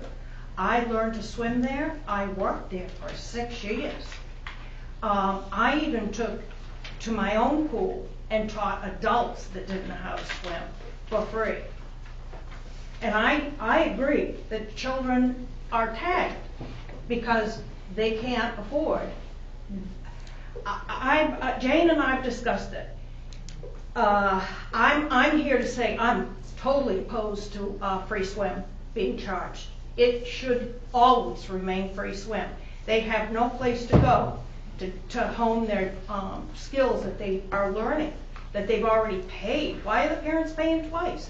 They paid for the lessons, now they got to pay so they can swim to practice what they've learned? I don't think that's right. My question, and Devin, you have worked your butt off. I compliment you. I've known you since you were this high, and that's the kind of person you are. I just feel that there are other avenues. Has anyone approached Kiwanis and said, the pool needs help again? What can you do to help us again? I know Kiwanis isn't as big as it was, but I know when I did Girl Scouts, one of the civic groups here in town supported my troop the whole time I did it. There are groups here that can help, and I think these children deserve it. Not everybody has a pool in their backyard. My children had to go take lessons, or they couldn't swim in our pool, because I knew they needed to do it. I could have taught them, but they're not going to learn from their mother as well as they would have from someone like Jane, right?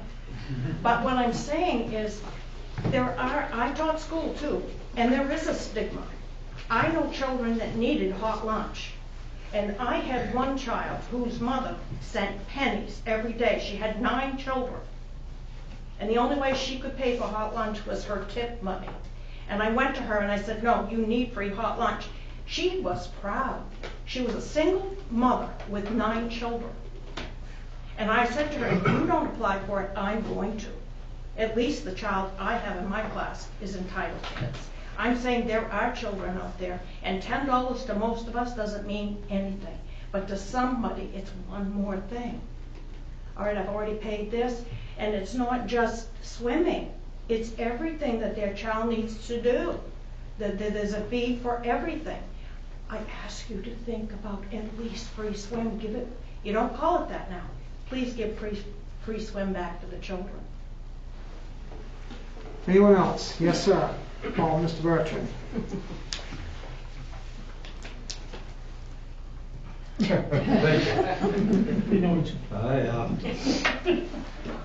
probably ought to say something. But Devin Vanny and Mike Haley are the two that keep the pool running. And I had a conversation with Devin and the other day, and I'm thinking, where can we save money at the pool? And I see 2 areas. Chemicals is the big expense. and labor, which we're gonna have anyway. But the conversation led to, when we shut the pool down at the end of the swimming season, there's a method to shut it down. And you put in the chemicals, right, Devin? You put the chemicals in the next day, then a week later you put the chemicals in, then cover it.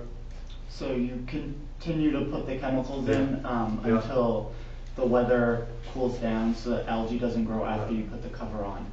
And then being around the pool, we have a cover. We bought the cover for the pool to keep the sun out when we're not using it and keep the leaves and the dirt out. So they shut the pool down. 3 or 4 weeks later, they put the cover on. Well, it's too late. The sun is make the algae grow, and boom, you take the cover out in the spring and it's black as the hot top road. So why, and then we're spending thousands of dollars for chemicals that we should not have. That's a big savings right there. And then in the spring, through the winter, the pool is filled up, so the cover is covered with leaves. That's what it's supposed to do. So you pump the water down and you take the cover off. But first, you should take the leaves off the cover. You don't pull the cover off and all the leaves go in the pool. And then now you gotta spend hours of labor that I watched your brother do it this spring. Bailing out leaves. Why we put the cover on? Must leave the friggin' thing off. Just the way. So there's some areas that can, working together with the public works or whoever has to do it, they should do it when it should be done, not wait till they get around to doing it. So that's that. And did you take some classes to save money? Yeah, that was the chemical CPO. In the past 3 years that I've been there anyway, we've spent $1,200 a year to pay Philbrook Enterprise to be our CPO, and then an additional, every time they came and took a pool sample, it was $50. Yeah. And then I went and took the CPO class so that I can do it to save that money. And then in addition, since I'm doing it, we will also save a little bit in chemicals. So I bet if we do a job in the town that does it like it should be done, that's probably saved enough money in chemicals to offset the $3,000 or $4,000 that you took in. So you break even. Spend much on that. So I think we need to get our heads together and the town and the pool people. It's just a very simple method to do it, and at least save money there. And I hate, nobody wants to pay. This is a free swim. It should be free. We always had it, and that's the way, as far as I'm concerned, that's the way it's going to be here. Yes, back row. Can't see who you are. I know more about this pool than anybody here.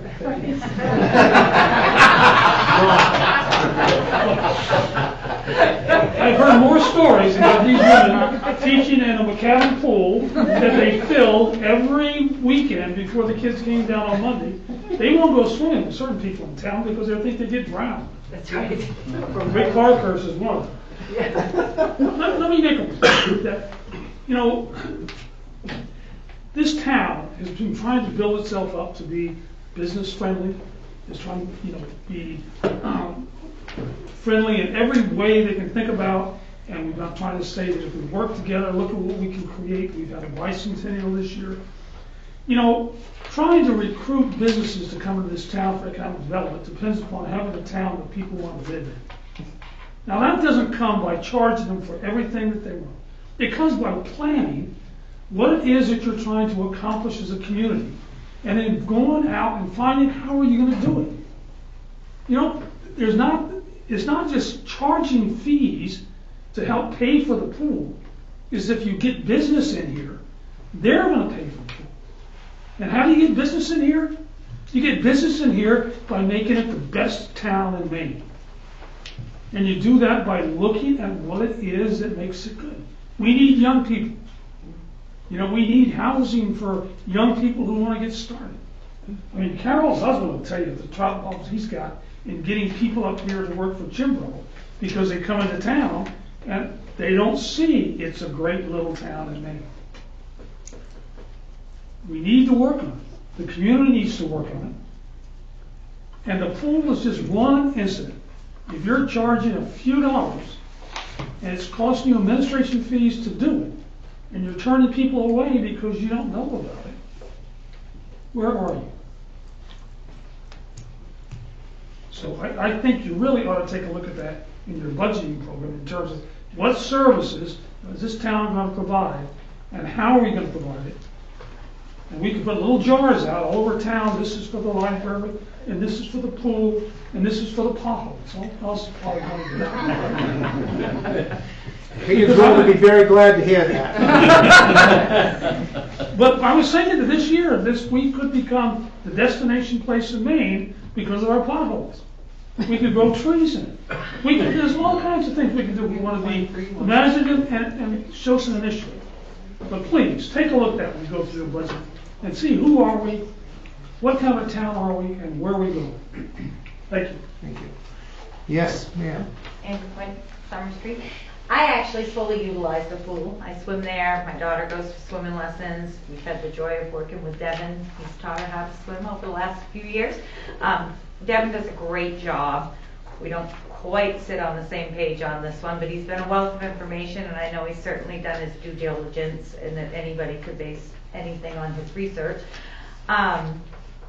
Free swim. I'd like it to be free and not just open swim, and I think we can find another way to pay for it, and I don't think it's such a large amount of money that that's not possible. To come up with a donor or two to cover the $1,500 or so that it's going to cost for our town residents to swim for free, or charge the out-of-towners a little bit more even. They should have gone up $20 or more in the lesson fees or something. I definitely am going to have to pay for lessons. I mean, I don't see any way around that. But open swim in the day, any kid ought to just be able to, I know that any kid can go there because Devin will make sure that they get in to go swimming. But I do think that kids are deterred by the fee that wouldn't have the money, and parents the same. They're not going to go down there and tell you they don't have $10. You know, nobody's going to go down there and be like, there are a few people I know, but most people are just going to not show up. They're not going to go down there and admit that they don't have $10 for their kids to swim for the summer. Lessons is one thing, but I think we could just find another way with free swim. We could make that money up. We can get that money. I'll go get you $1,000. Anyone else? Okay. Councilors, do we want to debate any of this, or we just keep it on one of the reports and then decide, and discuss this in our reports? I think we can go right in and take audience for anything else they may want to discuss, and then discuss it at the very end if everybody's all good with that. Everybody all good with that? Are you going to take an action? I guess that's what we're wondering. Can an action be taken tonight? All right, so we'll do councilors now. Councilors. Well, talk to me. I'd like to, I'd like to see the pool committee get whoever the members are, maybe refire up and maybe brainstorm the pool committee and have them report to us some ideas on maybe like fundraising or whatever they think is the best action to do, so we can hear from them, because that's what they're for, correct? The pool committee? Maintenance, different actions that can be taken. They actually have only made a recommendation on the fees once, and that was when the new pool was put together.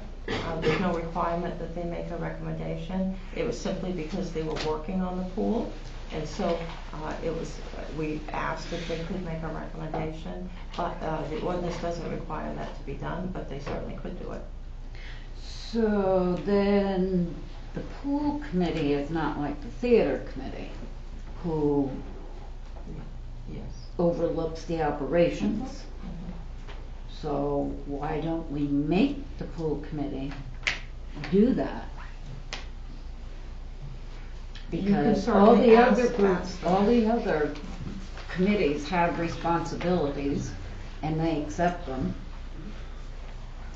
Look how we've turned around the theater with the theater committee. If they could do the same with the pool committee, I'm open to hearing what they have to offer. So what,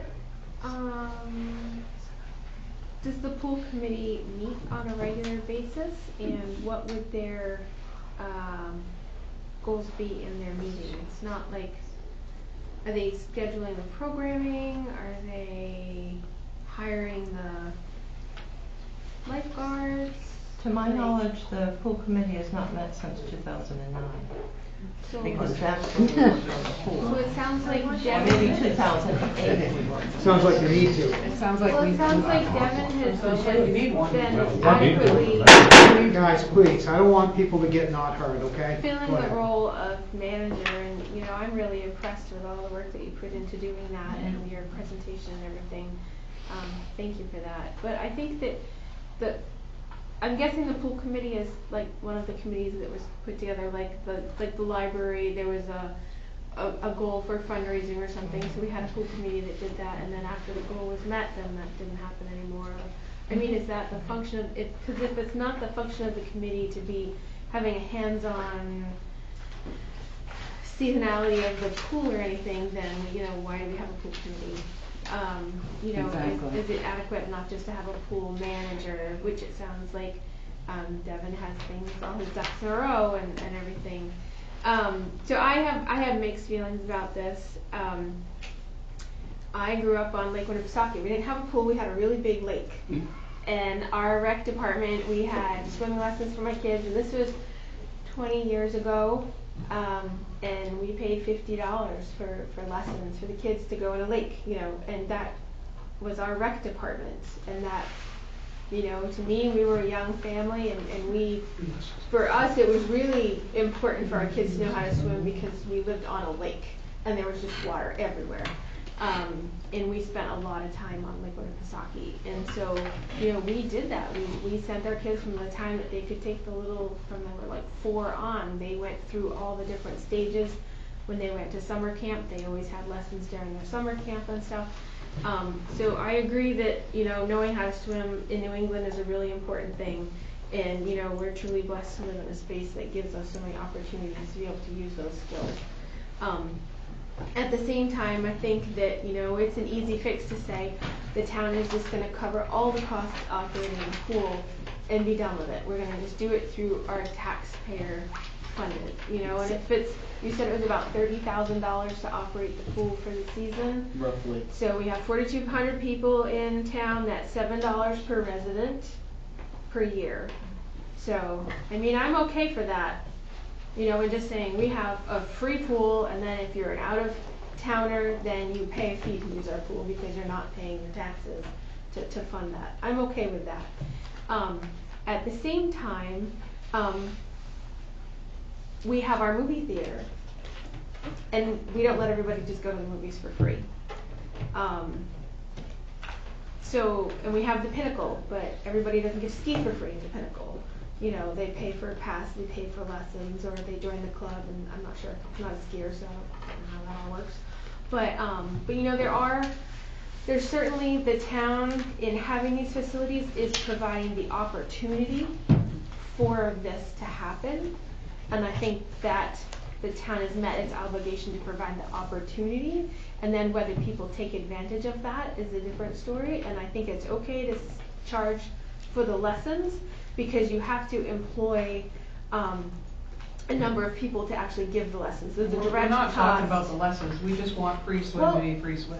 Let me We don't finish. care if they pay for the lessons or not. So lessons, I think there should be a cost, but at the same time, if you're just talking about strictly the general cost of operating the pool and having a lifeguard on staff and having someone that's licensed to operate the pool, I'm okay with that being a cost of the town.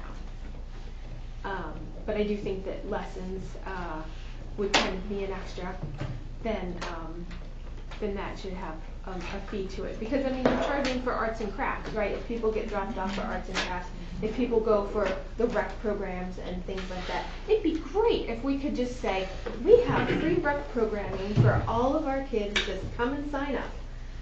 And the town will cover the cost for that. It would be wonderful. I don't think we're there yet. I think that would be a tough pill for some people to swallow.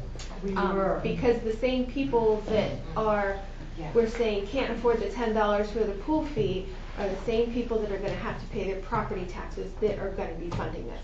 So if there's a cost to operating this facility, there's a cost to operating all these wonderful things we have, and it gets paid eventually. It just depends on how you want to pay it. Do you want to pay it as a user fee in that more people that are using the pool are paying for that particular section or service that they're using, or you spread it amongst everybody and everybody's paying in for doing that. But if we do that, don't come back here and say, wagging your fingers at the town council and say, look at how high our taxes are. If you're coming to us and saying, we want all of these services to be free, don't come back in 6 months and say, what did you do to our budget? Look at my tax bill now, because you can't have it both ways. Amen. Sorry.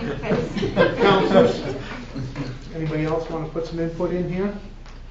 This is a tough seat, I wonder if I should be here or not. Yeah. Join the club. Yeah, because there's a lot of ways to look at things, and I can, with each person that talks, I can almost sympathize with everything that everybody is saying, because it makes, everybody's making decent points. Should kids learn how to swim? Should that be safe? Should they, of course. We pay for our kids to go down to swimming lessons like you do down at the Y, and we pay a lot more than $10 or whatever it is. And it's just a sacrifice that we make during the winter, so our kids can do that.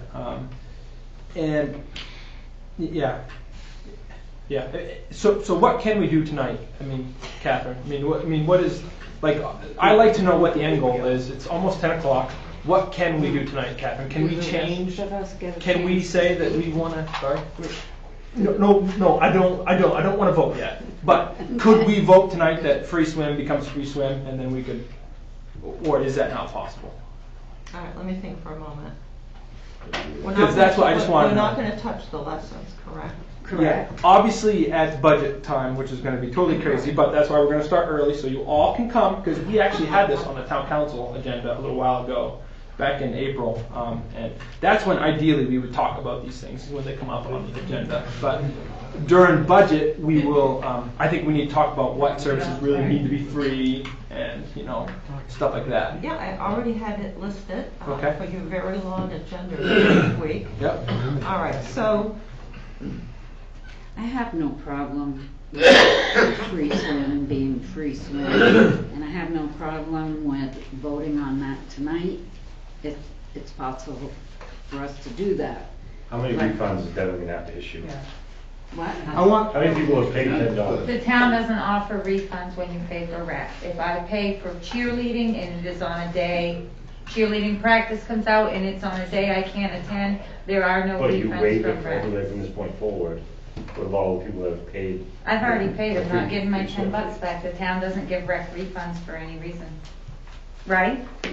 You don't give rec refunds, do you? no, we don't, because we're asked for so many of them Yeah. that the form indicates That's there's right. no refund. You're correct. Because the practice schedule doesn't come out till after you pay. So you pay. All right, let's stay on topic here, folks, one at a time.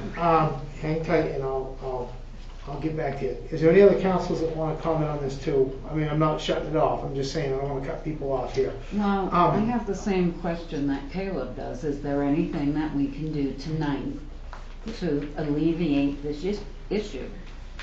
Are we talking to a point, or are we?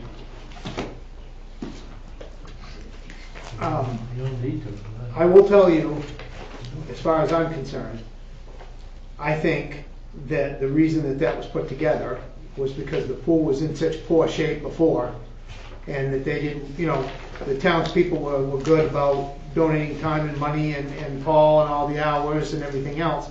And I think that the whole idea was that if you set up a structured fee, that we wouldn't get into a point where we remember what kind of deplorable shape the old swimming pool was in, and of course that was years ago and nothing was done, hang tight.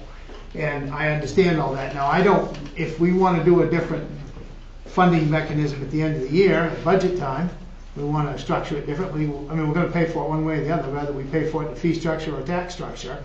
I don't have any issue with that. My issue is you can't, if you're going to change something midstream, you got to be careful how you do that, because then you get into all this other stuff. And that's where the sticking point, as far as I'm concerned. If you guys decide at the end of the year, well, we want to get rid of this and just fund it, fine. I don't have an issue with that either way. But because I know nobody's being turned away. That's not the point. It's the stigma of having to, like Mr. Chinkett said, having to get down there and knowing that you can't pay. That's the sticking point. So if this council wants to fund that at the end of the year, fine. But I don't think that we got to be careful what we change midstream, because some people have already paid in. I think. I don't know that for a fact. And the other thing too is I think that Matt has a very good point. I think the pool committee, we got a new pool. Let's get them involved. Absolutely. I mean, come on, people. Yes, Jane. Jane Wood of Heartland Avenue. I was involved with the pool committee in the early 80s when it was going down, and we kept it going with bailouts from the Kiwanis. And I actually established the pool committee. So you wondered what the history, I established it first an ad hoc, and then decided we needed a permanent committee to safeguard that resource. And we started putting money into the budget then for its replacement, which happened 10 years ago. So it was an active pool committee that was doing long-term planning. My question to you earlier was, who calls these committees and who sets the agendas? I mean, this is for all the committees. Well, basically, I understand that. We're talking the pool committee right now. So for the pool committee, it will be up to the pool committee to meet. So the pool committee, you had a question on the Who list. is the person that would set that up? And if you come in and say, I want to be on the pool committee, who's the starting point for that to happen? The town clerk will take the application, or any of us can take the application. And then the town clerk will write up the agenda item. It comes to the council, and the council votes like they did tonight on Ben's appointment. I'm still not clear, like. If you want to be on the pool committee, you go see Nicole, you Right. fill out a form, Right. it comes to us, we And say you yes. say, yes, I'm on. There's 2 vacancies, you want to be on the pool Yeah, committee? but that's not the point. Because The point that's is what needs to happen. Who calls the meeting? The committee. The committee is responsible. They don't meet and they don't have a chair. They've So had it's Paul, 3 it's people. Jim, and it's Don Hallenbeck. Right, So right. those 3 people are your committee. Oh, I know They that. need to get together and come together either with a plan to bring it to the council about long-term, what is the long-term prospects of the pool? How long before we have to replace a liner or Right. mechanical things or things like that? But you're saying these individuals need to contact each other and say, we They're need a to committee, get they need together. to work Yes. together Yes. to do that, if It's just that's that- what their goal is. Okay, then. that same thing is happening with the Economic Development Committee. You've got 7 members on that one that's not met in years. This is a systemic problem. And I don't think people realize that they need to sort of get themselves together and figure it out and get themselves a chairman and start a meeting and an agenda. I'm just saying, there's a lot of committees, I think, that aren't meeting, because I Okay. don't think they know the expectation. So, this brings up something else. Is that we We are not council- going to get out of here till midnight, Yeah, are we? but- I might just No, well no, go no. pop some popcorn here. No, the other night we were discussing about how committees work, and that was something like rules of how we're gonna work. And we rules for came up with committees to some. work. Or Right, we you have did. rules for the committees that the Communications and Media Committee came up with that would work well to help inform people in general about what's going on with the committees, which included publishing agenda, publishing the meeting dates and times, publishing the minutes of the meetings after the fact, so that people are, in general, are informed about what's going on in these committees. I would like to have all the committee members come and meet with the council and go through all that, and then have set schedules, because if you're saying that we need to have these committees meeting, and there's questions about this operation or that operation, that's where it needs to start. And there needs to be some clear operation of how committees operate and how they report back to the council or to the town office to disseminate that information. And another I agree, issue. it's systemic, Jane. Yes. It's a systemic And problem. how many people know about Yeah. the little red stars on the bottom of I don't know, I the- haven't looked you at know, that, I don't know about the red stars. The little but- red stars, so we can see what package you folks are getting. Okay. I mean, it's just. Anyway, yeah. that's my question. On the left, there's an events calendar link.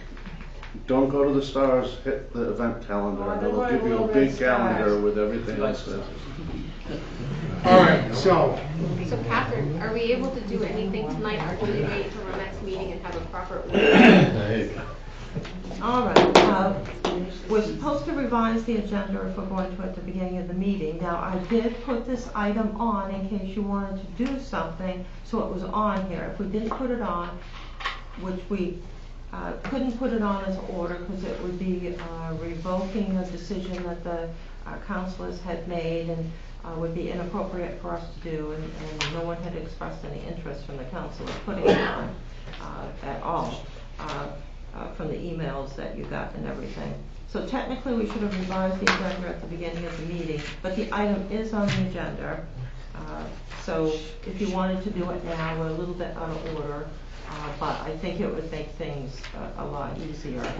Now, the one item we have to think about is we have had a lot of people pay in, and so you know, there may be outcry from people that have paid in to get reimbursements. Right. let's look at what about the free swim? Is that something that we can? That's Well, what I'm I'm just saying a talking lot of people have That's what paid we're in for the talking free about swim. is making the open swim go back to being free swim.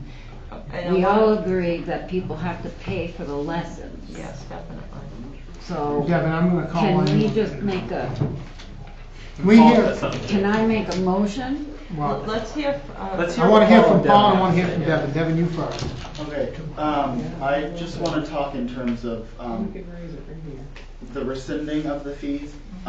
If that is something that would happen in the issue of fairness to everybody that has paid, which I know everybody here is very concerned with, I would suggest, if that's allowed, I don't know if that's Yeah. allowed, but holding off the rescinding of that fee until next summer. Yes. Because Exactly if we right. get, When it should be. if we get a bunch of people massive coming in now that don't Yeah. have to pay, then the 130 families that have already paid are thinking, well, what now? So, if it is something to be passed, then I think that next year would be the best time to do so. That was originally suggested, just so you know the figures that we're talking about.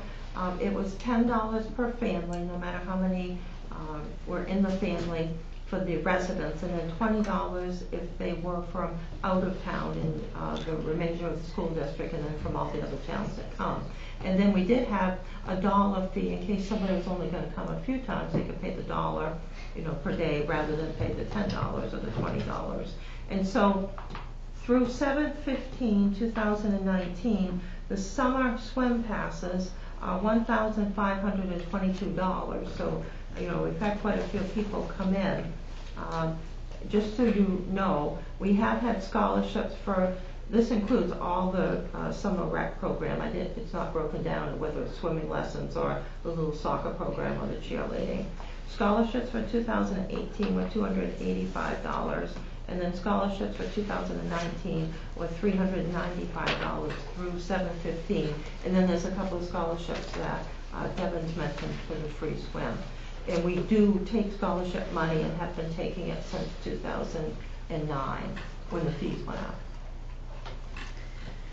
So, I asked, my question has not been answered. Hang tight. Paul, what did you want to say? The year is what, 3 weeks left of the swimming or whatever? Forget it. If they paid it, it's the year's over with. Let the pool committee, next year, we'll have a meeting and You ain't gonna, why do it now? Why create all this work? Yep. Plus, if you ought to get out of here before midnight, you're gonna run out of popcorn. Yes. Deb, I didn't mean to cut you off, but I want to make sure, because Paul, I you know, don't he's need significant I in the pool. don't need an answer now since Okay. Mr. Bertrand made My that. opinion, it would be, at the end of the year, get the pool committee, When we do have the them make a budget. meeting, have them have a meeting, have them present something to us, and have us look at a different way of paying for this at the end of the year, so that the kids don't get stigmatized, and at the same time know that anybody can get down there. That's my suggestion. I don't think we ever have to do that. I think we just have to change the fees when we, Please. Thank you. when we do the budget. Swimming fees, everybody knows they have to pay to learn how to swim. But my understanding is everybody here wants open swim to go back to free swim. So that's what we do when we go through the budget process. Right, in the fall, exactly. Right. Okay. Anybody else? Joe? I just wanted to bring up a point that I was thinking of as we've heard all of this discussion.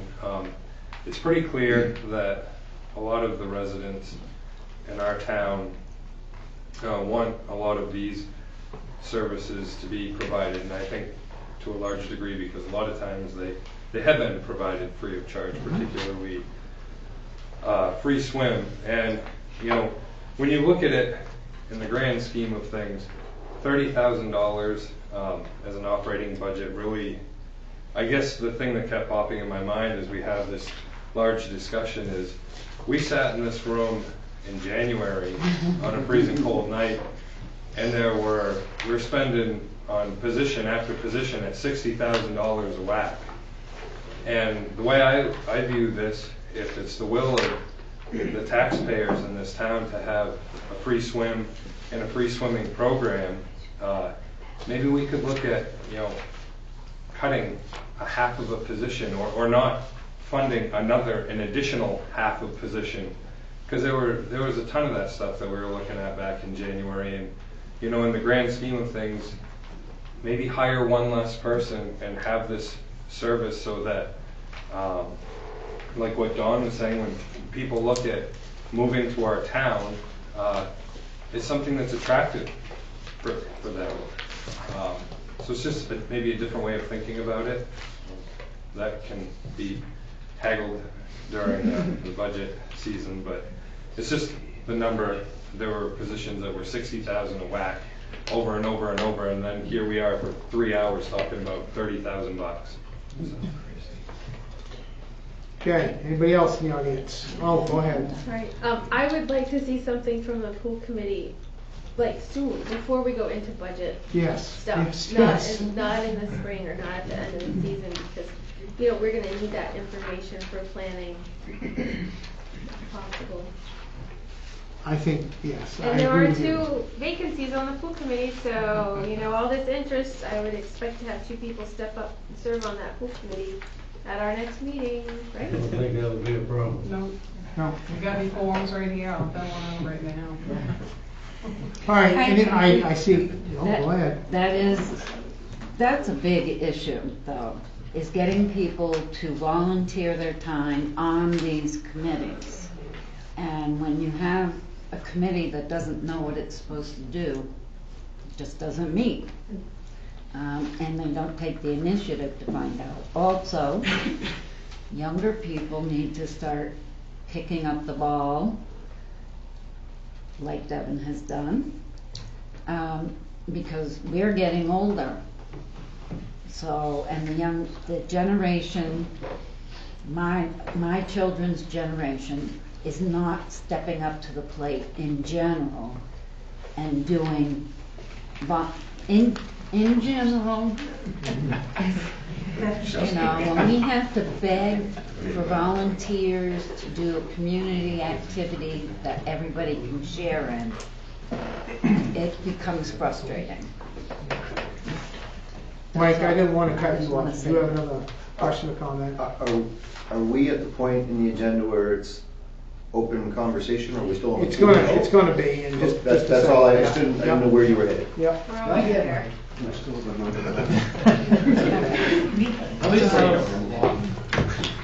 Ordinance committee review, the town council meeting procedure. The other item, so the general consensus is we want the pool committee to meet. We're gonna look at this depending on, well, we're gonna see what they come up with for recommendations, and we're gonna look at this at the end of the year to see if we can change this or restructure it or make it more user-friendly so that we don't get the stigmatism of this whole conversation. I don't wanna beat the log to death here, but are we all in agreement with We won't that? have this issue next year. Are we in agreement with that? Personally, guarantee it. We'll leave it as is for the rest of this year and then. And then deal with it at budget time. Right, okay. We got one more item to deal with. All right, the next item is items for the ordinance committee to review. There was a discussion regarding the town council rules for meetings, and so that had been brought up by Heather. And so if we needed to, I had suggested that we could have the ordinance committee look at that, as well as other items that will come out of the ordinance committee. I don't know if it's an ordinance. I mean, obviously, if we want to change the rules, that would be an ordinance committee thing to do. But I would rather have the full council be part and parcel of looking at the rules and making adjustments if needed. But specifically, and in my email to you, I said this, is that Howie brought up, Robert's rules at the last meeting about how the first order of business is usually you have a proposed agenda, and that your first order of business is to review and approve the agenda, which my mouth actually gaped open when you said, we should have changed our agenda at the beginning of the meeting a minute ago, because that's what I wanted to do tonight, is just have an item that would say approved agenda. I mean, we approve our minutes from previous meetings. And that's what we've already done. Why wouldn't we approve as a group of what we want to do for this evening? And that would have been our opportunity to add an extra item in there. And so that is what my reference to looking at the town council rules for meetings was, just to add that, to start, just to add that one item so that we could do it together at the beginning of the meeting, ask for any additions or deletions, and then make the changes before we proceed with our meetings, so that we could have dealt with this earlier in the evening and some of these people could have gone home. Go ahead, Kathy. So under the town council rules that you have, and under the state law, we're supposed to have an agenda that is firm. The agenda is there to give proper notice to the public so they know what the items are. So under the state law, the agenda is supposed to be the final agenda when you get it. And then No, wait. no, let me finish. Okay, you can finish. Then you can have your opinion, and everybody else can. But I did contact the town attorney about this, because I thought there's no way that we can just have an agenda that changes, that we add things on at the beginning of the meeting or subtract things, because we're supposed to, follow the state law, which states it's supposed to be available enough time for the public to know what the items are, which means ahead of time. And then under the town council rules, there are set deadlines for items, and then when it's published, and it's a final agenda at that point. So I At least for emailed you and made the at least for request towns. on Wednesday before the deadline. So that item should have appeared on the agenda as an item to just review agenda. I made the request within the time frame in order to do that. We and have can't it placed change on the agenda at the meeting and take things off and add them on and say we're going to approve it. You wanted to have it be like a preliminary agenda, and then look it all Yes. over and decide what to do. Yes. Yes. Which I've been told we can't do under the state law and the town council rules. Well, you show me in the state law, number one. Number two, I spoke with the MMA, and the attorney at the MMA told me that you have no requirements to produce an absolute agenda ahead of time. You can change it up to the time of the meeting. So I do have that in writing from the town attorney, so I can show that to you. Well, I did ask about it, because I wanted to make sure. I know different organizations, like the Pittsfield Economic Expansion Corporation, other entities can do this. I called him specifically in reference to the council meetings. No, I understand. And I was told that you do not have to have an absolute agenda ahead of time. And it states in Robert's rules, which we don't necessarily use, but perhaps we should, it's an established protocol. In Robert's rules, it is assumed that the person who makes up the agenda has control of the agenda, and that is not true.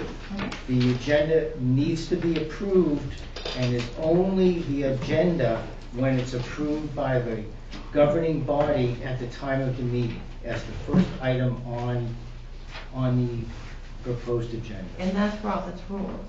And the MMA attorney told me that as well. So I have the information from the town attorney, because I did ask the question to make sure I understood this. So I guess somebody needs to check with the MMA.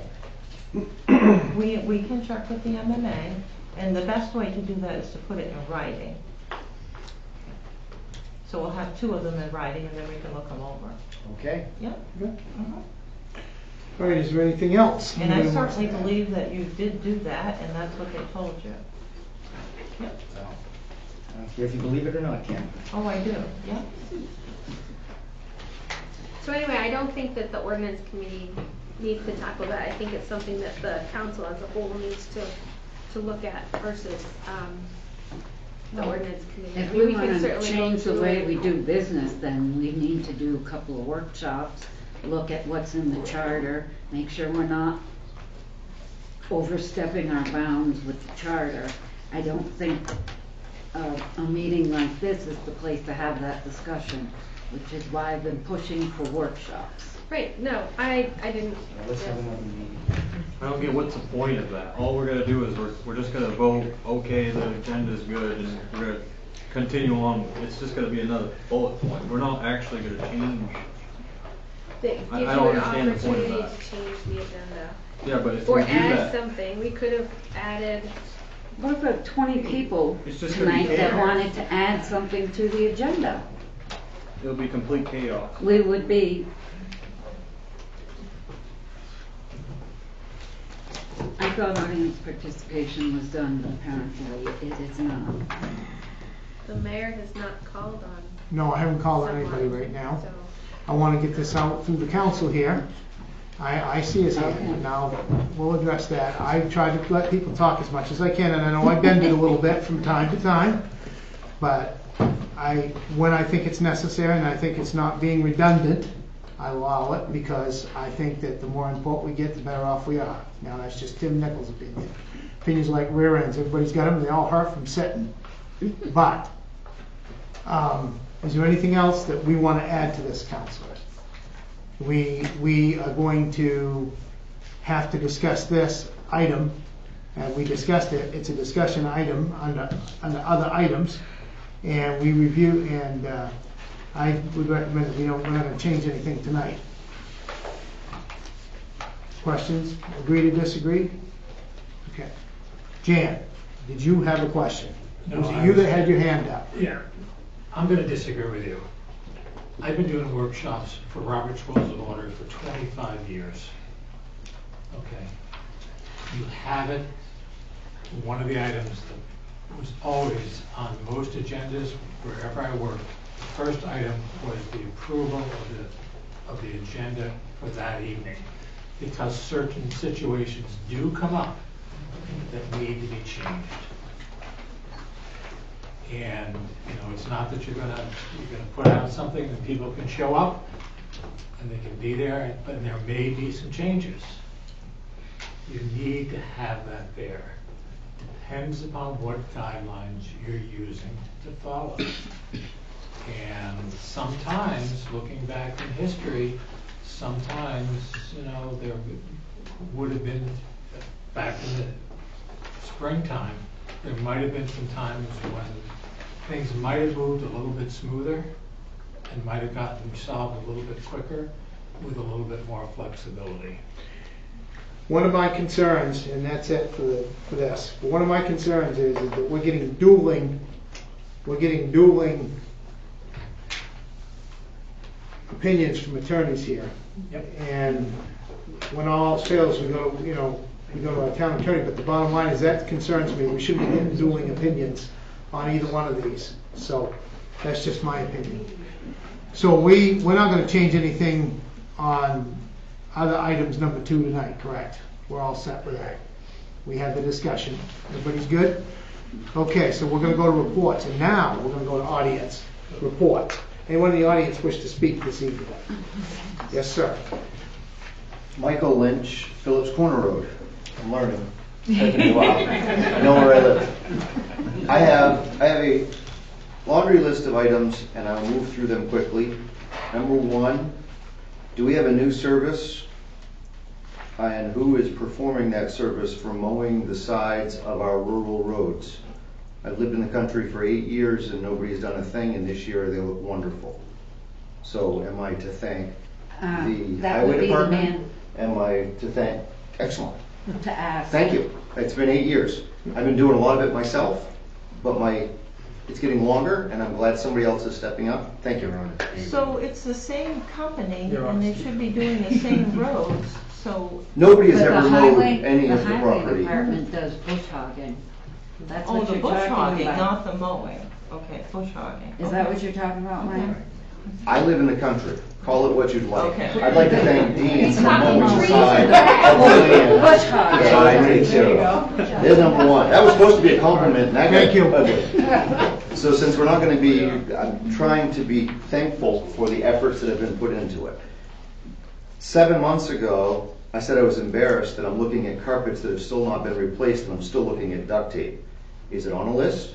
Is it going to be taken care of this year? Or am I coming to the budget meetings to demand that somebody look at our carpets?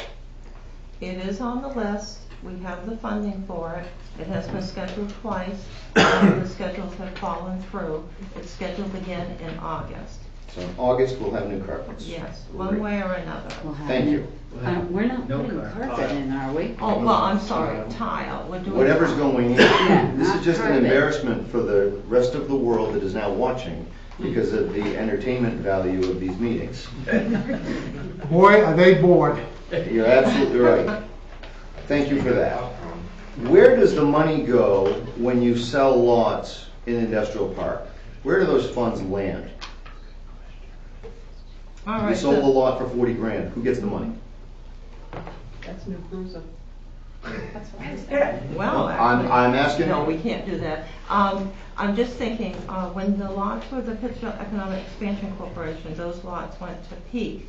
In the terms of these 6 lots, the funds can be designated as the council would like. Usually they're used as a funding source for the budgets, or it can be put to economic development, or some other use can be designated. But at this point, it's not budgeted, so it stays on the general ledger, and during the budget time, we figure out what to do with it. So it is different depending on what lots we're talking about. Yes, yes, but for these lots, the town council would decide.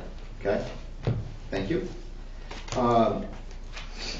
I have asked since April for an accounting of the highway department plowing budget. I got an email at 4 o'clock this afternoon demanding that by Friday I give your questions in writing. They've been electronically recorded through this system at every meeting that I have been to, so I think the questions are very clear. How much did it cost for the town employees to plow? How much overtime was spent? How much comp time, which means an opportunity cost for things that didn't get done because there was time taken off where no action was taking place. Those are the accounting numbers that I've been promised. We're now into July. We're starting a process to figure out who's going to be plowing next year, and we still don't know as taxpayers. If it was a savings, great. Help me understand it. If it was a colossal nightmare of over expenditure, great. Let's fix it for next year. We want to make sure that the quality of our streets, our sidewalks, our crosswalks, safety of our children, the town parking lots. We're asking our limited crew to do more and more and more. This is not a criticism of their efforts. I don't know that I, as a taxpayer, am getting my dollar's worth when I cannot cross the road near me without going out in the street because the sidewalk plow, the new equipment, if you're not cleaning out the snowbank beside, all it does is end up with a slushy, icy mess that never gets salted, never gets sanded, which is why we walk in the streets in this town. So I'm looking at it when it's 100 degrees out, and I've been asking about it while there was still snow on the ground. So those are the questions I want answered specifically. You told me that I would get those answers when the highway department supervisor came back. I'm guessing he's back. I've heard his name 3 times tonight. He is back, yes. Great. And so, when will I get those answers? Yes, and so I wanted to make sure that any questions that you had would be answered. If you had other questions, for example, too. So if those are just the questions, then I'll give those to the Public Works foreman. And as I noted in my email, which was not a demand whatsoever, I just set a due date time because I'm going to send out the agendas on Friday and post it for the workshop next week at 6:30 on Tuesday. And the first presentation will be from the Public Works foreman. And so at that meeting, he's going to go over everything. So it's not a council meeting that's supposed to happen, it's a budget meeting that I need to... It's to a workshop. Okay? That's the first I've heard of that. Thank you. The reason that is because we think that he should have to sit here and tell people what the plan is. Absolutely. If it saved us money, it was awesome. I want to hear that. I really do. I'm not trying to get anything to change. I want it to be good. I want it to be good quality. And I want it to be fiscally responsible. I think that where it is his department, he needs to be here to explain it. I just think it makes sense. And it's a budget issue. Yeah. Perfect. I had a question while you were reading through your report on how much money has been expended through May. And I'm trying to figure out how to not offensively ask the question how accurate those numbers are. The reason I ask the question is that in the 1st of May meeting that I sat here and we debated for an hour and a half how to pay for the furnace at the theater, whether the money could come from fundraising or budget or what have you, that work was done in early January. So we were 110, 120 days out and the bill hadn't been paid, so a vendor was being taken advantage of.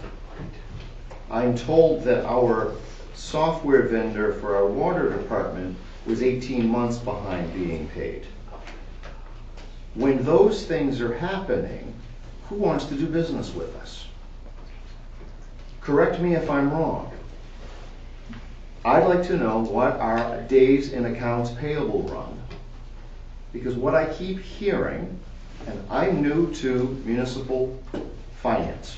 I can talk about healthcare finance and I can talk about other finance, but I don't know municipal, so I'm trying to learn. But if we keep demanding lowest price, sometimes quality is not there.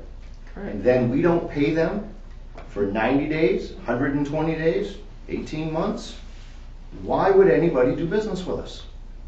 If we're going to be business friendly, and if we're going to do the right things for our vendors and for our taxpayers, why are they waiting to be paid? I come across a lot of people in this state, and they ask me these questions. Do you know that I haven't been paid in months and months? You needed me in there, but then you didn't pay me. I pay my bills. Most of us in here pay our bills. As a community, I want our town to pay our bills. And if we have one person that's in charge of writing those checks, and we don't have a accounts payable individual, then help me understand that.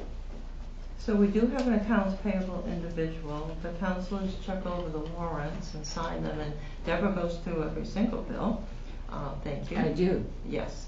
The A.E. Robinson bill was a strange situation of multiple items, and I still don't know quite what happened with that because I was out at the time. However, we did pay it up. When? May? June? I'd have to check when it was paid out. But the work was done early in January. The work was done It was like January through April. It was in the April warrant. It was in the April warrant. Because I remember we were discussing it, and then I saw it in the warrant later that evening. I was like, well, this work was done in January. And Was that then we were uncomfortable? just. Was that uncomfortable that we were that Yeah, far out? I was like, why is this Absolutely. here? It was misplaced or something. I just want to make sure I'm not the only one Or that thinks we should be paying our bills on No, I time. was like, why were we arguing about how to pay for it when we hadn't actually paid for it yet, you know? It's like we could have just paid it out of whatever account. What normally do our vendors ask for? I know Right, in there's no the purchase business order. world, it's usually net 30. Yes. That means you pay it within 30 days or you start accruing interest. So how does it work with the government? Because I have the same question that Mike does from signing the warrants, and that's why I look at every single invoice. I look at the amount, and I look at what it's for, and I look at when it's dated and when it's being paid. And it just doesn't line up. So. All right, the only bill that I know of that had an issue was the A.E. Robinson bill. And so I still don't know and could not figure out from talking to people as to exactly what went on with that.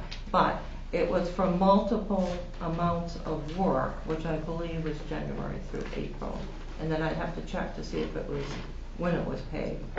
Because we pay hundreds of bills. I know this is putting you on the spot, Catherine, and you probably don't have the information. I'm not trying to ruffle you. Yeah, I wouldn't remember hundreds But of bills. I have to ask the question, since I do pay such close attention to the warrants.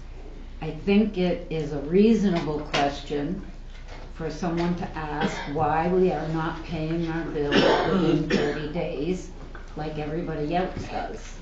Well, some of the bills aren't due within 30 days. Well, I'm asking a question. How does this work? I All mean, right. I've seen how you get quick bills. credit. I've signed a warrant with a bill on it that was 6 months old. So I don't know how. So it depends on the when the bills come in. Now, most bills come in when they should, but other bills do not. We've had vendors that we've had to keep after and pay the bills in the next fiscal year because the bill doesn't show up for a year and a half. So there are some bills that do not come on a regular basis. Most bills do come on a regular basis. I believe the bills are in reasonably good order. I don't see what the issue is. We can go upstairs and look at them. Okay. I think we My last piece that I was going to mention, I may have not heard it properly when I was first thanking folks, but I watched several people in Chimbro attire using Chimbro equipment, and Pete Vigu almost on a daily basis working hard to make sure that depot was done on time. And I would like to make sure that if I missed it, I apologize, but I did not hear the same thank you as I did through all the other vendors, which were very generous and very grateful for their efforts. It was also important to just make sure between dump trucks, rollers, excavators, individuals, and an oversight gentleman that watched the entire process on a daily basis, there was yeoman's work done to pull that off in a time fashion. And I'd like to make sure that they are thanked also. We were going to do something beyond the certificate. Those are the certificates for the subcontractors that Ron had provided us. We are working on something else. Fine, I just want to make sure that... And your point is very well taken. And I will say, Chimbro actually done all kinds of work. I know they did, and you know, they're absolutely appreciated, and we can't thank them enough. And I have talked with Catherine and requested a plaque that would be on the outside of the building for everyone to see, giving recognition to Chimbro. That's my recommendation. Is there anything else, Frank? No, thank you. Okay. Yep. Appreciate it. Anybody, who else wants to speak? I'll start with Amber first. Okay. Amber, go ahead. Well, I have a lot of questions after these last few weeks, but I'm gonna try to not ask too many tonight.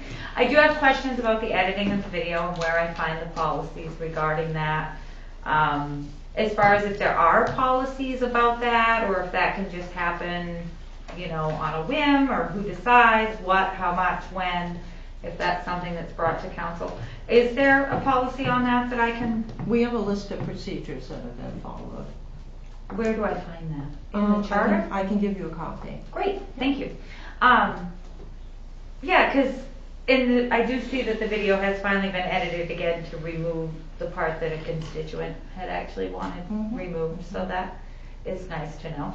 I do appreciate your apology. I was very upset when I read it in the news that you had apparently already apologized. I don't consider what happened here that night to be any sort of apologize while you were laughing at us and saying it was just joking. It was awful. I do appreciate it tonight, and I'm glad that we're gonna moving on, but I felt like I should say that because I read it and I was quite perplexed by it. My only comment to that is I don't read the paper because you can't believe half of what's in it. Yeah, well, so maybe that was the untrue half. Want to thank Devin again for all his hard work, and I don't know if everybody knows what a great job these guys do at the pool every year.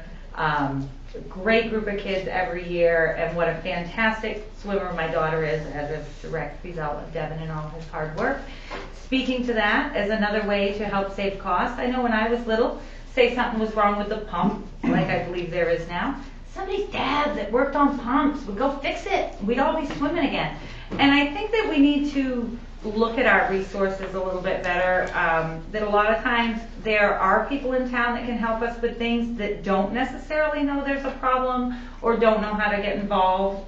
And the more that we can make that happen, it would be great. We might happen to have people that work on pumps in the audience that might happen to be willing to go to the pool and talk to Devin. Luckily. But I think that maybe if we can find a way to better get the needs out there to the public that might be able to meet those needs with a lot less effort. I mean, for me, I might watch a YouTube video, read all about it, bang my head against the wall, call 50 people. For him, he might open the door and be like, oh, that switch over there is unplugged. I think that we need to find the people from the that maybe there is a better way for us to put the needs out there for the community that can help fulfill those needs and are willing to if they knew about them. Not that that's going to save a lot of money on everything, but it's certainly going to help with a lot of things, a lot of little things anyways.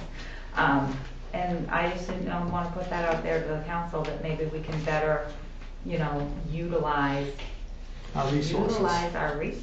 Yeah. Absolutely. I think that's it. I'm real interested to see the policy. Thank you. Mr. Chinquette, I called on you next. I'm going to segue on what you said. Devin, I do have a lot of experience in power generation and pumps and motors, so I'll be more than happy to go and take a look at them. Thank you. Be a free service I offer. I already told him this morning. Although I get to go swimming immediately after, okay? Okay, no worries. I'll be down with the camera. You don't want this on film. Trust me. I'll wear those 1920s soon. I want to also tailgate onto what Mike had said about Chimbro and the LAF they've done with that building. They did an amazing job. Absolutely amazing job. And I want to add Pete Bigu personally has been a rock with that. The reason why that little buggy car is there, the reason why the bell is there, and the reason why those trains even came up. Because Pete Bigu made a call to ask about some information. His reputation and his reputation and the company's reputation, he got them to bring those trains up. I used to work for that railroad. They wouldn't even let me on it. So that's a big deal for them to even take it out way up here. And that was a big deal. So I'm very proud of what that looks like now, and I'm glad you brought that up, Mike, because that needs to be emphasized again and again. He's offered to this town and the brothers before. Town needs anything. How many times we've all seen Lunk down in the football field working down there or anywhere around town, any one of the brothers. No, Pete and Andy are the same. And I just want to ask a question of Catherine. What is the policy for town employees smoking in town vehicles? Is that allowed There's now? not supposed to be any smoking in the town vehicles. How often is that mentioned or reiterated? Do you emphasize that to department heads? Do you have department head We meetings? have Because We have emphasized. I see it more times than you want to know. Is it More one- times than I want to know. Is it one particular vehicle, or is this something? You have an issue you need to deal with. And you want them to look at that new loader too. Look inside that Okay. new loader. Thank you. Thank you. Thank you. Yes, ma'am. Hi, Amanda Collmore, Library Street. I just wanted to kind of piggyback off of what Amber was saying, and those of you who don't know, I am a communications, education, outreach, and reporting manager. So I come to this with the outreach experience, and we have got to start really utilizing social media. If you want to get young people involved, you learn Twitter. It is my #1 outreach, next to Facebook as well. That is how we're going to get our young interested. I wish I could log on to Facebook and see before the meeting that here's the link to this week's agenda for the meeting. That would be really fantastic, because then I can share it to all of my friends It's who on the don't website. look. Yeah, but do you know how far I have to Google search Pittsfield, Maine, town council meeting, date, agenda? I want an easy way for that link that whoever makes it already has, pop it on Facebook.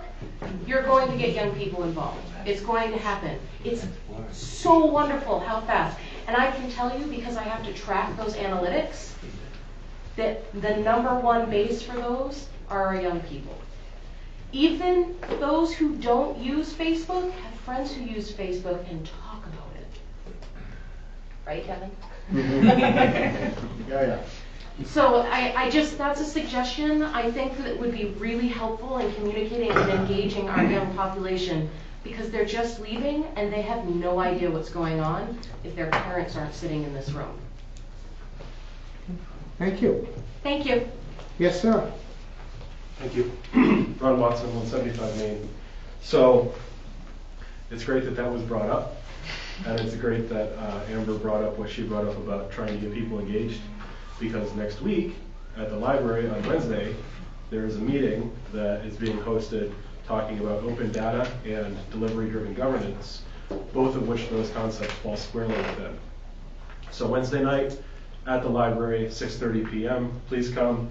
If you're interested at all in engaging with the town, if you're interested at all in making sure that we have the information to answer the questions that we have, and if you're interested at all from a government perspective in connecting with the residents, both young and old, wherever they're at, because, I'm sorry, I missed your name. Amanda. As Amanda said, Twitter is the place to post information if you want to reach people younger than me. So, thank you. Can I ask a quick question about that meeting? Sorry? Are you going to be, I have to travel to a conference in Vermont. Yes. Are you going to be able to video that meeting so that I can, I'll record. or can I conference in from Vermont? We'll figure something out. Perfect, I'll give you my information. Okay. Next Tuesday, I just found out about this event, and this is not one that I'm hosting. This is actually hosted by the Bangor Daily News and sponsored by People's United Bank. In Bangor at the Bangor Arts Exchange, Tuesday night, July 23rd at 5:30 p.m. There's an event titled Unlocking High-Speed Internet in Rural Maine, where the head of Connect Maine, which is Maine's program to expand broadband throughout the state, will be discussing programs from the federal and state level that can directly help municipalities, especially small towns in rural parts of Maine, expand broadband access for their constituents. So if anybody's interested in that, I'll be there, and it sounds like a really good event for a town like this. All right, but you're gonna miss the budget meeting. I'm not going to miss the budget meeting because it's recorded. The Pittsfield Historical Society at the Depot Museum. I'm very proud to say that our average People coming through that building on a daily basis is somewhere between 10 and 15. Last Saturday, I had about 50 people come through that building. So I'm very happy with the turnout. We're open 3 days a week, Wednesday and Friday from 9 to 3:30 p.m. and Saturday from 10 to 4 p.m. So if you're interested in volunteering, because we always need volunteers to staff, if you're interested in helping out the Historical Society because there's a lot more to do, please contact me on Facebook. Come over to the depot on this Saturday after 1 o'clock when I get there, and I'm always willing to chat. The recycling committee, somebody had mentioned getting into the schools to talk to the students about reducing plastic use. And I would suggest maybe reaching out to SVH because they have a really good program for engaging with the students, and that sounds like something that might be right up their alley. Okay, thank you. Yep. I had a question about the 2018 audit. I just didn't know the timeline on when that would be ready for us to. Yeah, we're waiting for the copies to arrive. Evidently, and you have to remember the auditors do hundreds of these, well, thousands of these, I guess. They have some high-speed printer that's all filed out, and so we're still waiting for our copies. If they don't arrive shortly, we're just going to make them ourselves for the meeting next week. Thank you. So it is done. I have a copy in the office, but we don't have the nice bound ones that are easy to use. Is it possible to request a PDF copy from them as well? Yes, we can do that. Thank you. Or we can do it ourselves. The last thing that I had, Heather, you had mentioned some standards for how the committees would be governed and the practices that they do. And on a lot of the boards that I sit on, there's one member of the board who's responsible for organizing the committees and making sure that they're sticking to their mission and fulfilling their duties. So that might be something that the town council could consider, is assigning one of your members to oversee all of the council and town committees, making sure that they are meeting their responsibilities, that they're meeting regularly, that all the agendas and proper procedures are being followed. So just a suggestion from what I've seen operate in other communities and spaces.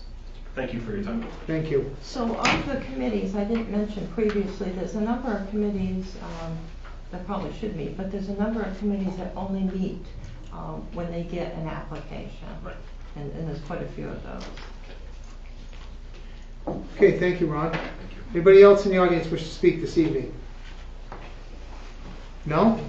One more chance. Okay. So we'll go to council, and I'm going to start with Deborah. No report. Heather.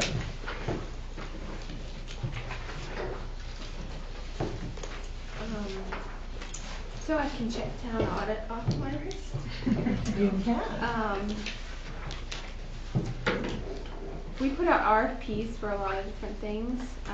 I think we need to put an RFP out for legal services.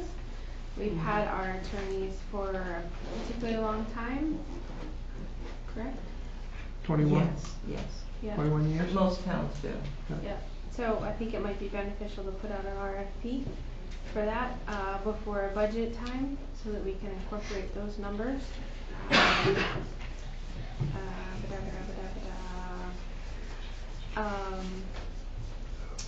There was also an item that I noticed in the code book about personnel rules, and that the town manager prepares personnel rules, submits them to the council, which then adopts them by ordinance. And I'm wondering if that's a policy that's happened in the past, or, you know, are we talking about just the personnel section in the code book that applies to, or are there additional rules? I'd have to read the section. Okay. To see exactly what it means. It sounds like it's just the personnel rules, but I'd have to check. Okay. Because I think some of the things that are in there, and we've talked about this before, about updating that, and looking at that. So maybe that's something that we can. So one of the items I thought, when I mentioned the ordinance committee, because I thought it would have other items if you wanted to look at the rules, because our rules are different than Robert's Rules of Order, is that we wanted to work on the comp time overtime issue. And so we can't just put it on the agenda, we would have to go through the ordinance committee. Right, I think that's what, And we should do that one quick, soon. right, because we would want to have it in place before the calendar year starts in January. List of boards and town committees, and that was provided tonight, thank you. I am particularly concerned about the, whether we're gonna have a reduction of appropriations to departments. We're looking at significant budget deficits right now, just looking at the May numbers, not the up-to-date June numbers. Public Works is over budget by $8,332 and change, transfer station by $1,200, the theater by $6,100, almost $6,200. And I'm just wondering if there's other departments that are looking at overages and how we're going to deal with that. Are we We're gonna deal talking with about finance. specific lines or? Specific line items for the theater budget, is labor. Right, but the theater budget, remember we talked about how we were gonna adjust the lines, and we're unable to do that in the current financial package software. So far, I have not been able to move the lines around. So you have the old lines, and then we have an Excel spreadsheet with materials that will go to the theater committee. Okay. So there's nothing that we can do at this point. I've tried to change it.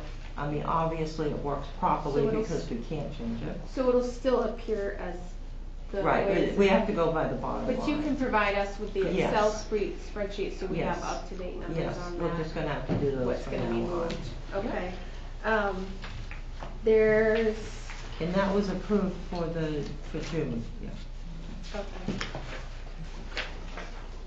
So, right, so in highway, there's minus $3,683 in overtime. And this is something we've talked about before, that comp time doesn't actually appear on this. This is just overtime that was paid out at the time of work versus comp time that's on the books. So I'd be interested to know how much comp time we have on the books and when that needs to be used. So this is another reason why we need to review what took place with the Right. taking on the 2 routes, and then are we taking on another route, and then what is this going to be for the Well, I future? don't think it's just the plowing that generates it, because I think that that department has a significant amount of comp time that's earned by employees every year, regardless of how many plow routes we're doing, just from the nature of the beast that it is. But I think that it's something that we need to address and we need to budget for, because I think we need to do away with comp time and just pay the hourly as they work. And that's what we've been talking about. There's also utilities that are overrun by $1,600, heating by $2,900, and that rounded out to $8,300. And I guess we're gonna tend to this in our finance, maybe discuss it in our finance committee meeting on the 8th. And then transfer station has overtime, also $1,200, and I'm assuming they also have comp time that's earned that has a significant balance as well, because they had people out and people that left. So I'm concerned about that, you know, in addition to water sewer payments coming in later, or water billing coming in later because of the broken system, and other. That will be caught up shortly, because all the bills went out, so that'll be caught up shortly. Well, you also said that you were expecting people to do payment plans because it was going to be like 4 or 6 months worth Payments of have been payments coming versus. along. Payments have been coming along well. Okay, that's good. But it's something to monitor. Particularly. Okay.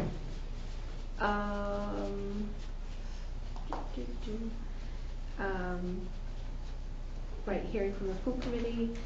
Egg festival. I actually went to my first egg festival this year. Usually I'm out of town doing a farmer's market, but we went down and we did the farmer's market. I was the only farmer there. But we went and did the farmer's market, and it was a lot of fun. I saw Gary and a bunch of other people that I hadn't seen since we closed the cafe. So that was a lot of fun, and boy, the airport was busy that morning with all those kids flying. 100 kids. It was a lot of planes going right over my tent. So that was a lot of fun, and so I just want to thank all the committee members that put that together and everyone who attended, because you can't have events like that if people don't come to them. So it's a really important fundraiser for a lot of organizations in the town. So thank you to everybody who put that together. You said we're going to have financial reports ready for June, and when does our first park obligation end? Is that What do you? First Park, the payments that we make to First Park? They don't end unless we get out. And didn't we have an obligation of a certain number of years to be a member of that? And then- It's forever.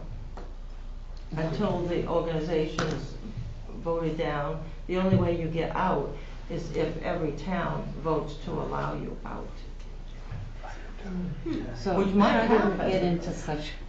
That was gotten into way back. Okay, I was under the impression that we had That was like a before 20-year her. commitment or something, and then after that, That it was would an that would optional have been thing. nice, but that was 1999. First part didn't Okay.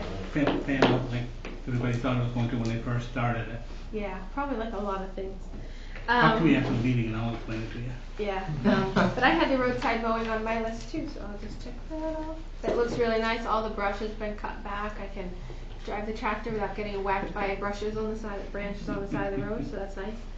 The other thing that I had on my list was Open Farm Days coming up on the 28th of July. It's a Sunday. It's a statewide event put on by the Department of Agriculture. So anywhere you live, there's a farm nearby. Here in Pittsfield, we have an event at our farm that day, and we're trying to involve more of the community. So we have 4 other farms in the area that are coming. We're going to set up a mini farmers market. We've incorporated some of all of their farm products in our cheeses. So we have a maple cheddar, we have a blueberry mead from Egan's Den Meadery that we washed the tone with. We have a sour peach beer from Outland Farm that we washed the cheese with. And then we have soft cheeses that we'll be sampling on Snake Root Farm veggies. The fire department's bringing their Doughboy wagon up. They're going to do hot dogs and hamburgers for lunch. So that'll be another way to support them. We're going to have horse-drawn wagon rides. People can park in the field and we'll pull them up through with the wagons. And we'll have some live music too to enjoy. So hope people can come and enjoy the afternoon. You can see our new solar array that hopefully the batteries are coming tomorrow, and that'll be operational. InSource Renewables did a great job putting that together for us. And the footings were poured for the cheese cave today. So I'm pretty excited about that. So we can talk to you about all that stuff. And yeah, just come on up, have a good time, hang out. We're going to do tours at 11, 1, and 3. If you come in the in-between time, we'll still take you around. It just won't be as organized. So. But yeah. And then, of course, the Cheese Festival is coming up in September, but Catherine talked about that earlier. So. All right, thank you. Howard? Thank you. To say we had a good attendance tonight is an understatement. Mr. Chinquette in the back there, sometimes you're too honest. If you go to the library, they do have books on girls. Okay? I apparently progress a little quicker than that. Okay. Catherine, comp time. That is an unfunded, unbudgeted item? Unless you decide to budget for it. Okay, all right. Which you can do, All and that right. was an item I put on the list. I think we need to discuss it, because, I mean, there's risks that people leave, et cetera, you gotta pay that out.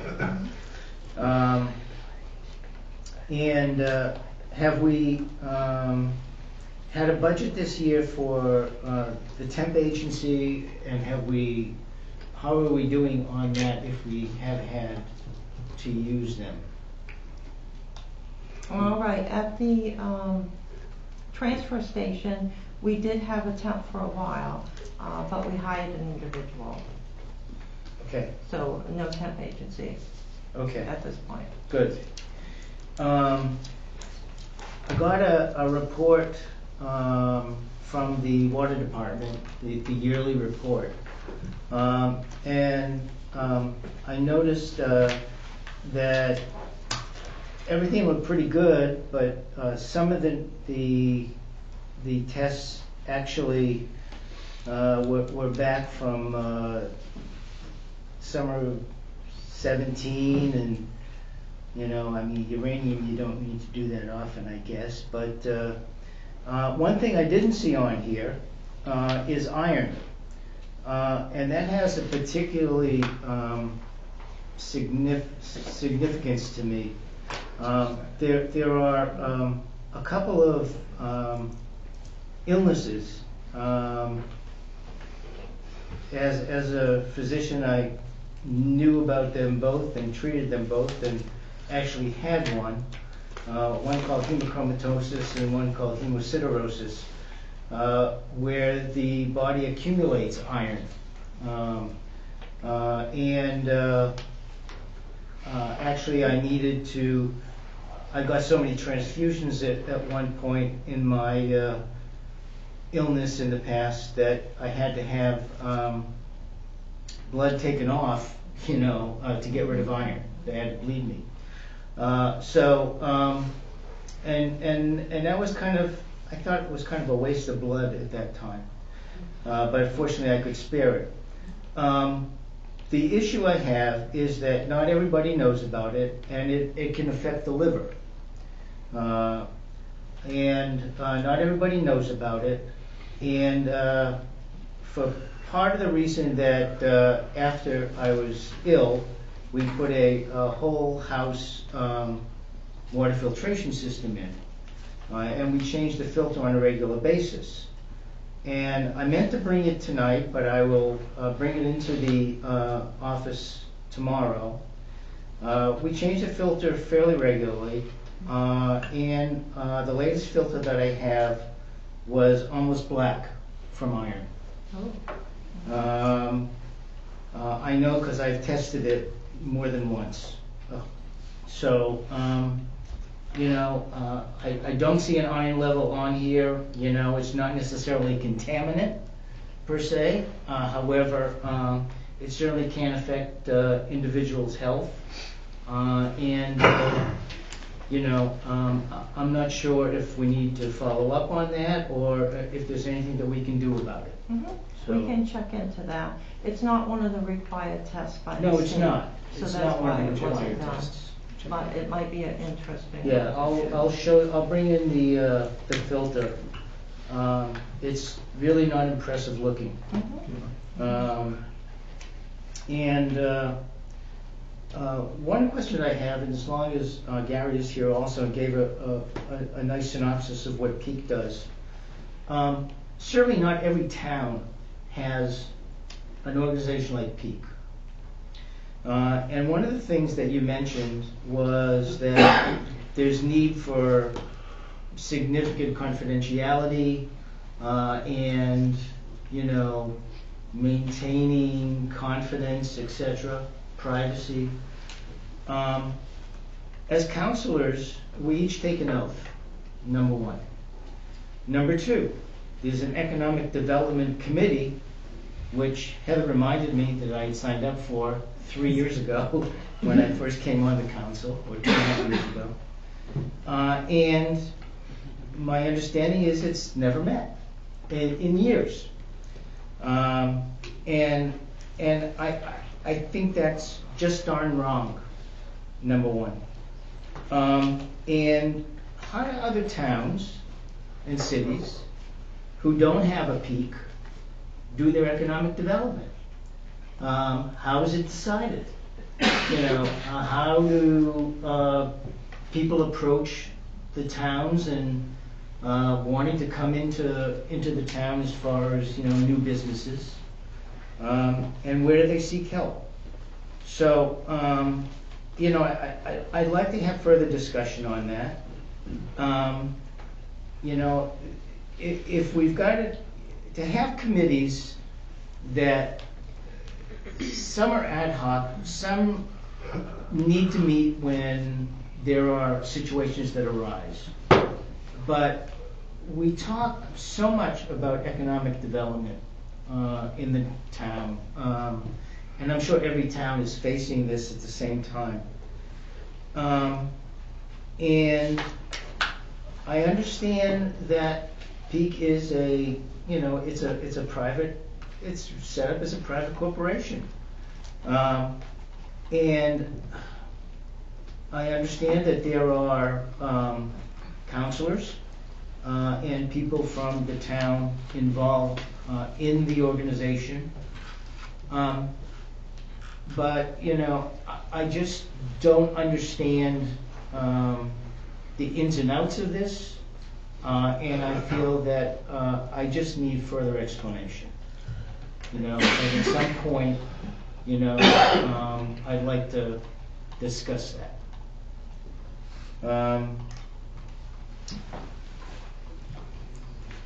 Aside from that,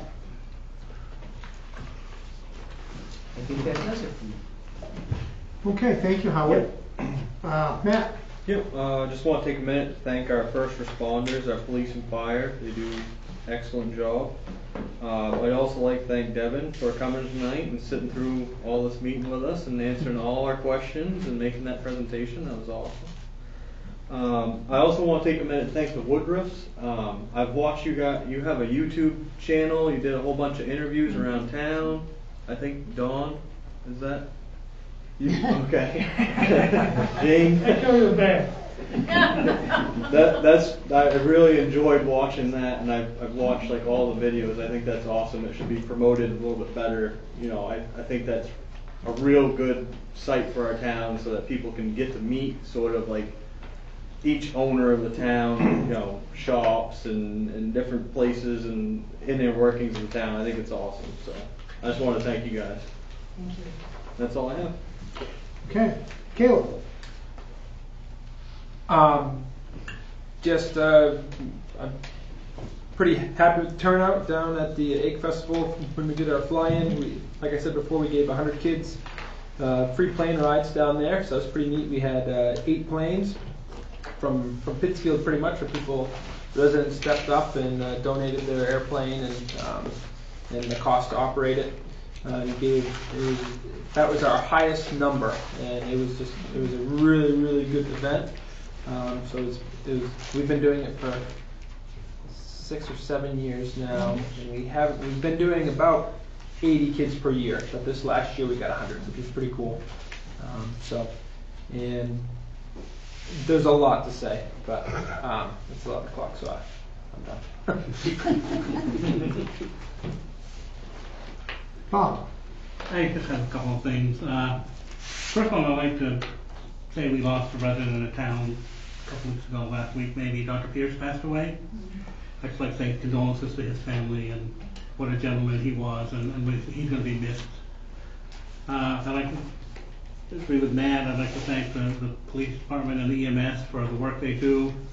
They deserve those certificates they got tonight. Welcome Hunter to the police department. It's good to hear there's new business coming to town. Gary, I think you mentioned it, or Mike Gray mentioned it, I'm not sure which one, but there are some new businesses coming to town. It's good to hear that we got businesses coming to town. And I'd like to thank the audience for coming in, and Devin especially, great speech. Thank you. And good work. Keep up the good work. Of course. And it's good to hear all the voices in the audience, and that's what makes government work. You know, we sit here and do our thing, but if we weren't for you guys out there giving us a little bit of guidance, just make it a little harder, that's all. And the last thing I have is we did the quiche and cheesecake contest last Friday. The counselors didn't show up. You missed a great time. Great food. That's all I have. Thank you. I'll try to make it brief. I want to thank Devin for coming in. I appreciate that very much. I know you put a lot of work into this. I've got complete faith that the pool will be tweaked and it will work out. and there will be no stigma, and it'll be fine. And we're going to keep that pool, and it'll never get into the condition that the last one was in, and I realize that it took decades to get there, and no bad feelings against any of that. I want to thank the police officers and the first responders for saving that man's life, and we really don't realize until you hear these things, what great first responders, police and fire that we have. But they're unsung heroes, and I appreciate it. I want to thank the audience for coming in tonight. And how many years you been on that fire department? 45. 45. And a little tidbit, Dean knows this, Bernard was my father's assistant. That's how old some of the people are on these things. I did see where Dr. Pierce passed away. My condolences go out to him and his family. And I would be remiss if I didn't say this, but my brother-in-law passed away Thursday, Charlie DeGusto. And he went to school here in Pittsfield. He was 58. Good guy. Didn't know harm to anybody. My condolences go out to his wife Eileen and their kids Jeremy and Jennifer, Brittany, Valerie, and Holly and Nicole. And he's going to be missed. He had cancer and he was very, very sick. So everybody's got to take care of themselves. Make sure that you stay healthy and don't get too run down. Don't have meetings like this 6 nights a week. And other than that, and Gary, thank you for coming in and giving that report too. That's a lot to it, and I know you take a lot of your spare time out, and it's appreciated. Okay, and that's it. And that's all I have for report, and I look for a motion to adjourn. Move adjourned. We'll hear a second. Second. All right, we are adjourned. You didn't even read it.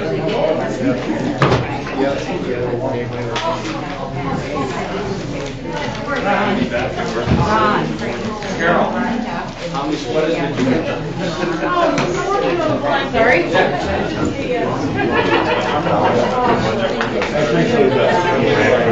I love your face in the car. Oh, no. Scares you all flipped out.